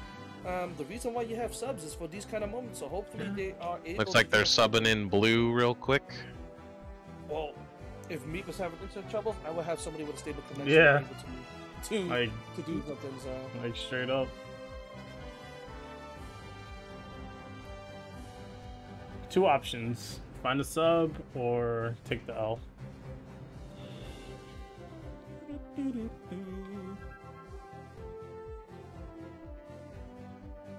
And that's the reason why I wasn't streaming today on my channel, because I know for a fact that I have internet issues a lot. So I'd like, nope, I'll deflect that over to Shin. Yeah, but more stable connection than I do. We got the bans for the Tragic Umbreons. You're lucky it didn't rain today. Oh yeah. Why do you think I haven't been streaming for like a couple of days? Because it's been a freaking storm over here. But Yeah, but also my cousins were down here, so I was spending time with them. Oh, okay. And then not this weekend, but the weekend coming up, I will be gone. I'll do my best to like do IRL streams because I'll be at CEO Taku. Yeah. So I'll be, I'm working on at the Rocket Panda Games booth. I'm not officially staff with them, but they're banning the lax. They're getting it out of there. They semi-hired me for Phantom Breaker since they couldn't make it, and I'm here in Florida, so that's where the tournament's at. Cool. Yep. And Meep is subbed out for blue. There they are. There they If are. all the teams are ready, let us know. I almost want to see something like a heavy hitter in the back that does physical attack, like Duraludon just in the back, Dragon Pulsing everybody. Oh, something to just take down. In a range. Like, They if they're got not the going to play Snorlax. Mew, then, that's a good replacement. They got the Snorlax ban. There I it just is. almost want to see something like that, so you get some damage on the Serena, then they dive in with Trub Kick, you hit them with the Dragon Pulse, they lose 2k right then and there. Make them think about leaving. Alright, well, Or like a we get Snorlax that. X speeding in, you stun them, hit them with the Dragon Pulse, Alright. make them lose half their health before they can get their block strat off. Yeah. Give me admin, Yoto. I'm no professional though, so I want to see what the Umbreons can think of to do something about this. But they don't have to deal with the Lax anymore. That was the big frontliner. They might have to start dealing with the Glaceon again though, so they're gonna have to figure out something on that. But that's a lot squishier than Dragonite. They might be able to burst damage through that one. Yeah. Did you already replace the Yeah, I'm doing. Danshin? Yeah, I'm doing it right now. I thought I Okay. had Snorlax, but I guess it didn't save. So I'm getting Okay. that right now. All right, and the match is starting. Remember, guys, it's Gengar and Snorlax. So we got Blue is being with the replacement of an attacker, I guess, because Meat was always the attacker. Blue playing a defender here. Papa no longer the tree. He got a man with arms, so it might be falling onto him as a responsibility to kind of be the new damage output besides Johnny. Nuvit kind of a frontline, you could say, shield for some of the teammates. But I see an Azu. Miyoto playing Azu. There it is. I said somebody got to play Azu, and here they are. Yes, sir. We got a Blastoise as well. I don't believe we've seen one of those. Zera Aura from Ditto. Well, we got pretty much a complete team shift from Astonishingly Bad here. Special attack spec Slowbro. Ooh, let's see. And experience share Mammo. All right, it seems like after those two matches, Astonishingly Bad is feeling kind of spicy. Playing a little bit of maybe their backup characters or characters to have fun with against. Dang, their Treasure backup Umbreons. characters. That's the main team. If I'm not mistaken, correct me if That's I'm their main wrong. team? That's the main Yeah, and- team. And look at that, Because- Papa for the first time not going the Trev, going the Champ. Yeah. I didn't even notice that. I believe that's the first time they haven't played Trevenant all day. Let's go. Because All right. I knew Cloudsbad played Cramorat as well as Yeah. Pikachu. So, but these are their go-tos if I'm not mistaken. Correct me if I'm wrong, but I watched a I'm few. not sure myself, so. I watched a few of their games. Like I looked them up, like just spectating, and I've seen this team before. Alright. Oh, a lot more aggressive from Tragic Umbreon. Nuvit doing that little bit of a stacking here. Stealing some of their farm. You know, now they kind of really can engage. They don't have a lot of damage in frontline, bot lane no more. So now they're just going to be playing aggressive. They do pay for it as they do go down. Rick is about to go down also, so... Oh, they do go down. And here we go. We got 15-10 coming off D-Chat and Cloud's Bad, so... Let's see if Nuvit can kind of do what they need to do here. That's that early game lead there from Cram. Oh, Johnny Num's already back bot lane and just trying to make sure that his lane gets fed in the head. Trying to get his side shock. No more future sight. Consistent damage. Making sure that he can do as much as he can from the backline before he dies for his team there. Zoning everybody out with his side shock. Vit getting that score and getting his stack in. Johnny over here, number 5, just doing what he can to support his laners because they are going to need it. Yeah, but there's just a macro difference here because just the little slight inconsistencies going for those points. Zera and Azumarill with Piloswine able to just take out both members of the top lane here. And just overextending that little bit, they're able to capitalize that, and getting a kill on Zera on the first rotation is always dangerous. Yes, it is. Because that's what they need to be in line with other jungles.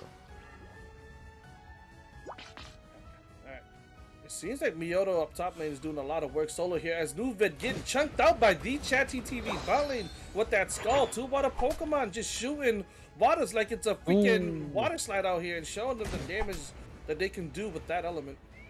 Psychic takes out the Piloswine here in middle, the Altaria. They were able to get the points from the Altaria, but that's a pretty good amount of XP killing that level 6 Piloswine. Oh man, they are super. And there's a level 8. Level 8 and level 6 Miyoto, and this is level 4, level 5 up there. So let's see if this engage. They need to back off and take the jungle if they can. The Altarias really aren't worth going for, but they get it. They get the level 5 off of that. Yeah, but they might die for it. Rick trying to defend Machamp makes it out because Johnny Psyshock is playing Psyshock, and that was a beautiful zone move. They know that's something they're gonna have to do. Johnny making adjustments needed for his team to kind of get ahead and get farm and stay relevant in this first half of the game here. Very good choice as well, because Future Sight easily missed on Azumarill, on High Horsepower, on Zera Spark. All of those are very hard targets to hit. Psyshock, however, guaranteed 2 hits with Psychic.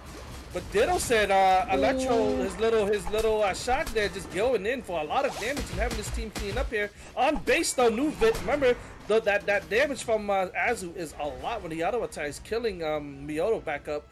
They are still a little behind, but they did catch up in some of those kills, so... Yeah, Azumarill going a little bit deep there. Zera pops the ult just to kill them, but gets killed anyway.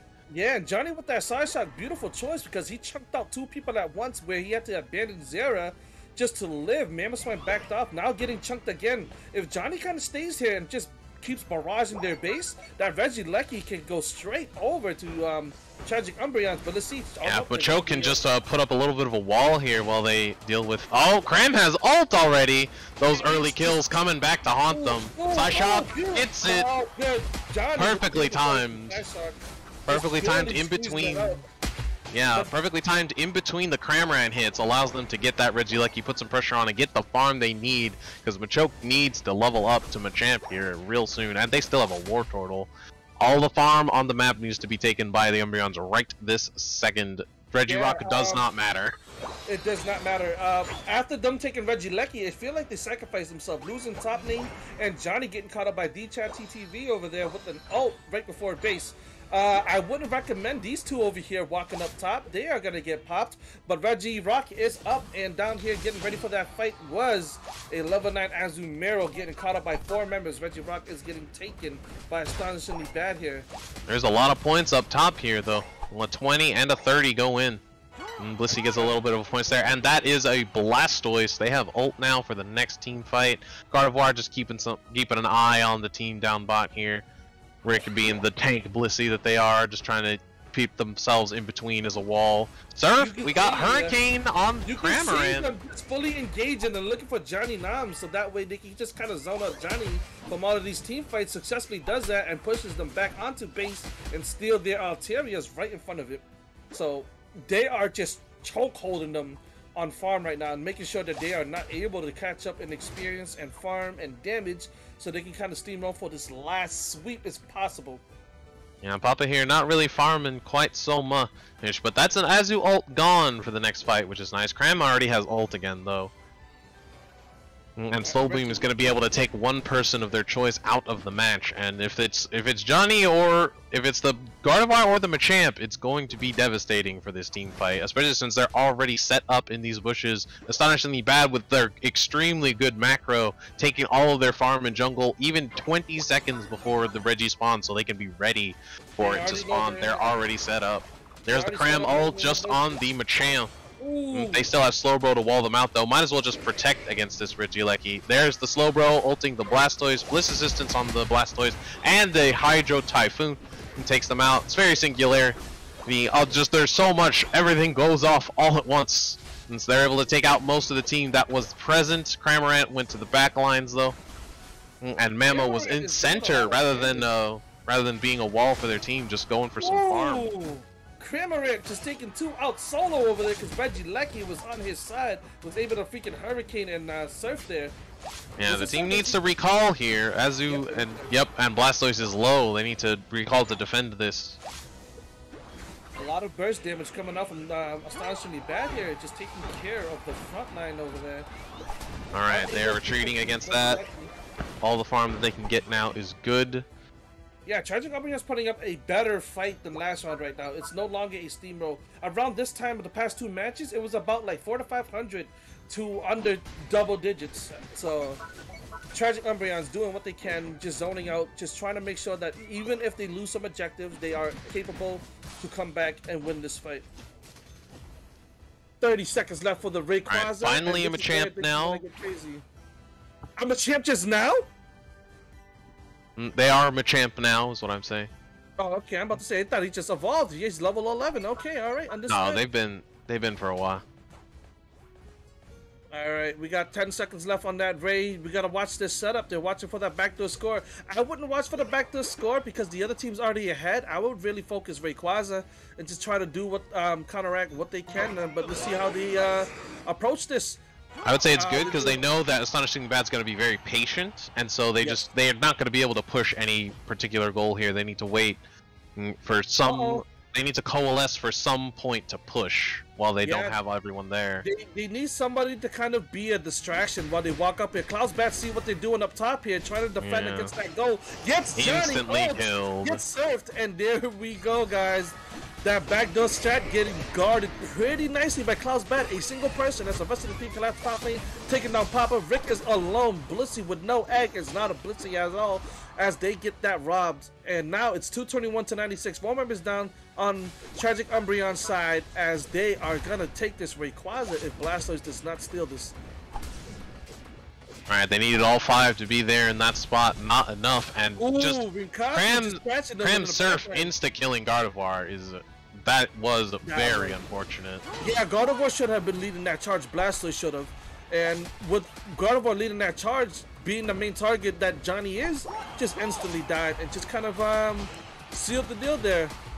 321 to 96, more points going in, and I'm gonna call this now. Astonishingly bad.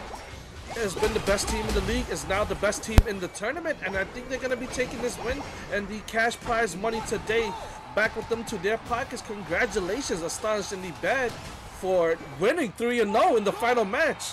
Just showing dominance the whole way. A shout out to just what I would call the most important thing they had. They had all of the timings for their farm down pat. They were their side of the map was always empty. Yeah, always. You gotta understand too. If I'm not mistaken, and Umbreons just had unevolved characters all the time. What were you saying? They played in a lot of Pokemon Championship tournaments, so they had that packed down like off rip. Dude, that was a professional team. They did a lot of professional plays. Yeah, and they showed it. They just established their dominance. Like, if you guys really want to come at us, and they responded to every single play that Tragic Umbreons tried to do against them, and just turned it around all back in Tragic Umbreon's face. Okay, beautiful, beautiful. So I would need just the leader of the team, Astonishingly Bad, which I believe is Cloud's Bad. If you haven't signed up on the Match Arena, please do. I'll put the link here. I'll send you the prize money, the $200 that you guys won. I'll send it to you through Match Arena. Just a heads up, Match Arena does take a small percentage out of that $200, so you won't get the full $200, but that's your prize. You'll probably take $1 or $2, so you won't get the full 200. Just a heads up, because I've won tournaments on Match Arena, and that's what they do. That's how they make their money. Yeah. Just a shout out to this. Pardon me. Just a shout out to the stats here while we get all that sorted out. This was a much more even game, as you can see here. You're just being able to do 30k on the Machamp, 45 on the Gardevoir, and some damage here, and just only like in the 40s for most of the team for Astonishingly Bad, in which a lot of that was the end fight there. So it was a much more even game. Shining star of the game, that Cramorant just throwing down those ults to deny an entire area was very powerful, especially with the early game kills they got in top lane. They just did what they needed to do. They just responded like a really good top tier team, which they were. They were undefeated in the season. Now they're undefeated in the tournaments, and they won the crown. So Tragic Umbreons, big shout out to you guys. You guys put in a lot of work during the tournament. You guys weren't the underdogs, but you guys proved to be very well coordinated right until the end, until this match. But you guys were really coordinated. Johnny was just putting the team on his back, being the MVP for his team, and just kind of like doing the damage, stealing the objectives and all that. And I'm pretty sure Astonishingly Bad already knew how Johnny plays, so they did so much effort to kind of just zone him out, engage on him first to make sure that he can't do what he even needs to do to kind of put the team where they need to be. So it was also excellent pressure on just both lanes to make sure they were playing well, because just even those little bit, that little bit of impatience going for Altaria, just a little bit of farming inefficiency, not getting your Bunnelbees, not getting your Baltoys in the back, not rotating for those center, like birds and Baltoy. It's just all those little things just adding up slowly and slowly, just giving them Cram ult and at that first Regieleki, and that was huge. And the way he built that Cram, so much damage. It's just every auto attack, it'll take like 3 auto attacks just to kill their front line. So that's really, really good. And it ricochets, so it could just 3 auto attacks to kill 3 people. So you know what I mean? It's so good for Cram to have that move early. as we sort everything out, congratulations once again to Astonishingly Bad. You guys are the winners of the first Season 1 Chaos League tournament finale. Big bang shebang, congratulations. I hope you guys are excited. I hope you guys are doing what you need to do to celebrate with each other. Shin's trying to handle all the details for the payment for you guys right now. Make sure you guys get in contact with him. Shout out to Tragic Umbreon. Shout out to his actual trash, OTN Saturn, OTN Mars, all the teams that weren't able to make it. Thank you for participating, because you guys filled up the brackets and helped the league start, because if it didn't fill up the brackets, we weren't going to start the league. So thank you for that. And shout outs to everybody who donated. I know who you guys know who you are.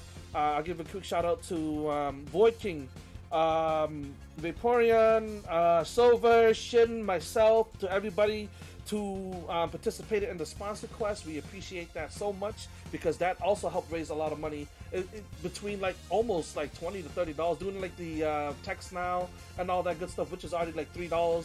And everybody who helped with behind the scenes, like RSC, Lily is she's been doing her own thing, you know. She did volunteer to do this, but still big shout out to her. Who else? That's really it. We didn't really get sponsored by anybody. This is all mostly our own cash and viewers donating in. And Maturino. So, oh well, Maturino too. They were handling the account for the all the stuff. Yeah, they Text Now sponsored us, and so Powerade and not the other one, but because when you do your the sponsor quest, they sponsor by giving. It's not a lot of money, but the more people that do the sponsor quest, the more money we get for the tournament.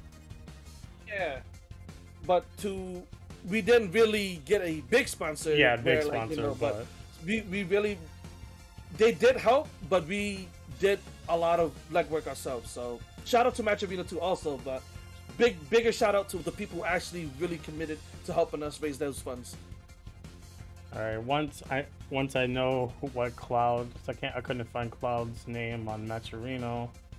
Hopefully he hits me up, because all I see is Bing, me, Benja, Skylar, Morty Vende, Squirtle's Den, Ninja Arta Ori. Yeah, I don't see no Cloud's bad yet, so until they sign up on Maturino, which is free. That's the only way you can get paid. Yep. So that right now we just we pay out the captain of the team. He's gonna be handling the money. So if you guys have any problem with not receiving your money, you should hit up your captain and not us, because we do send the money to the captain. And we already established that in the beginning of the season, and every time you mention Maturino, and we told everybody who is participating in the Chaos League to join Maturino just for this event, for this exact procedure. So if you guys are not in the Maturino when we said to do so, then it is what it is. When would the VODs be up? It would be up tonight, right after stream. I'm pretty sure you could watch the VODs right after stream. Yeah. But if you're trying to get it off YouTube, Shin's gonna try to upload by midnight. After, so. And, I think I said everything I needed to say. Big shout outs to everybody already. I said thank you to everybody. Congratulations to Astonishingly Bad. All we really need to do now is you get the details for the payments, and we're done for the night. Yep. So if you want to rate anybody out now, you're more than welcome to. Yeah, if you guys, everybody. Yes, if anyone here has any recommendations, we could raid someone new, or I'll drop a raid to someone that I know.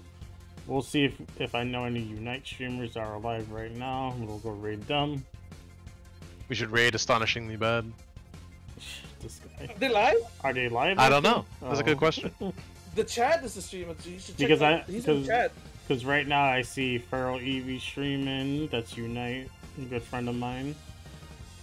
And who else is streaming? No, they're not live. My friend Kage is streaming Tekken, but I want to keep it Pokemon Unite. But I think he'll appreciate it. Yeah, the only one on my list that's streaming Unite is Feral, besides Jay Valor. Yeah. Let me see who else is streaming. Leave the call and go use Yeah. the bathroom like seriously this time. I had to, I got to you. just kind of not walk away, but I gotta take a doge.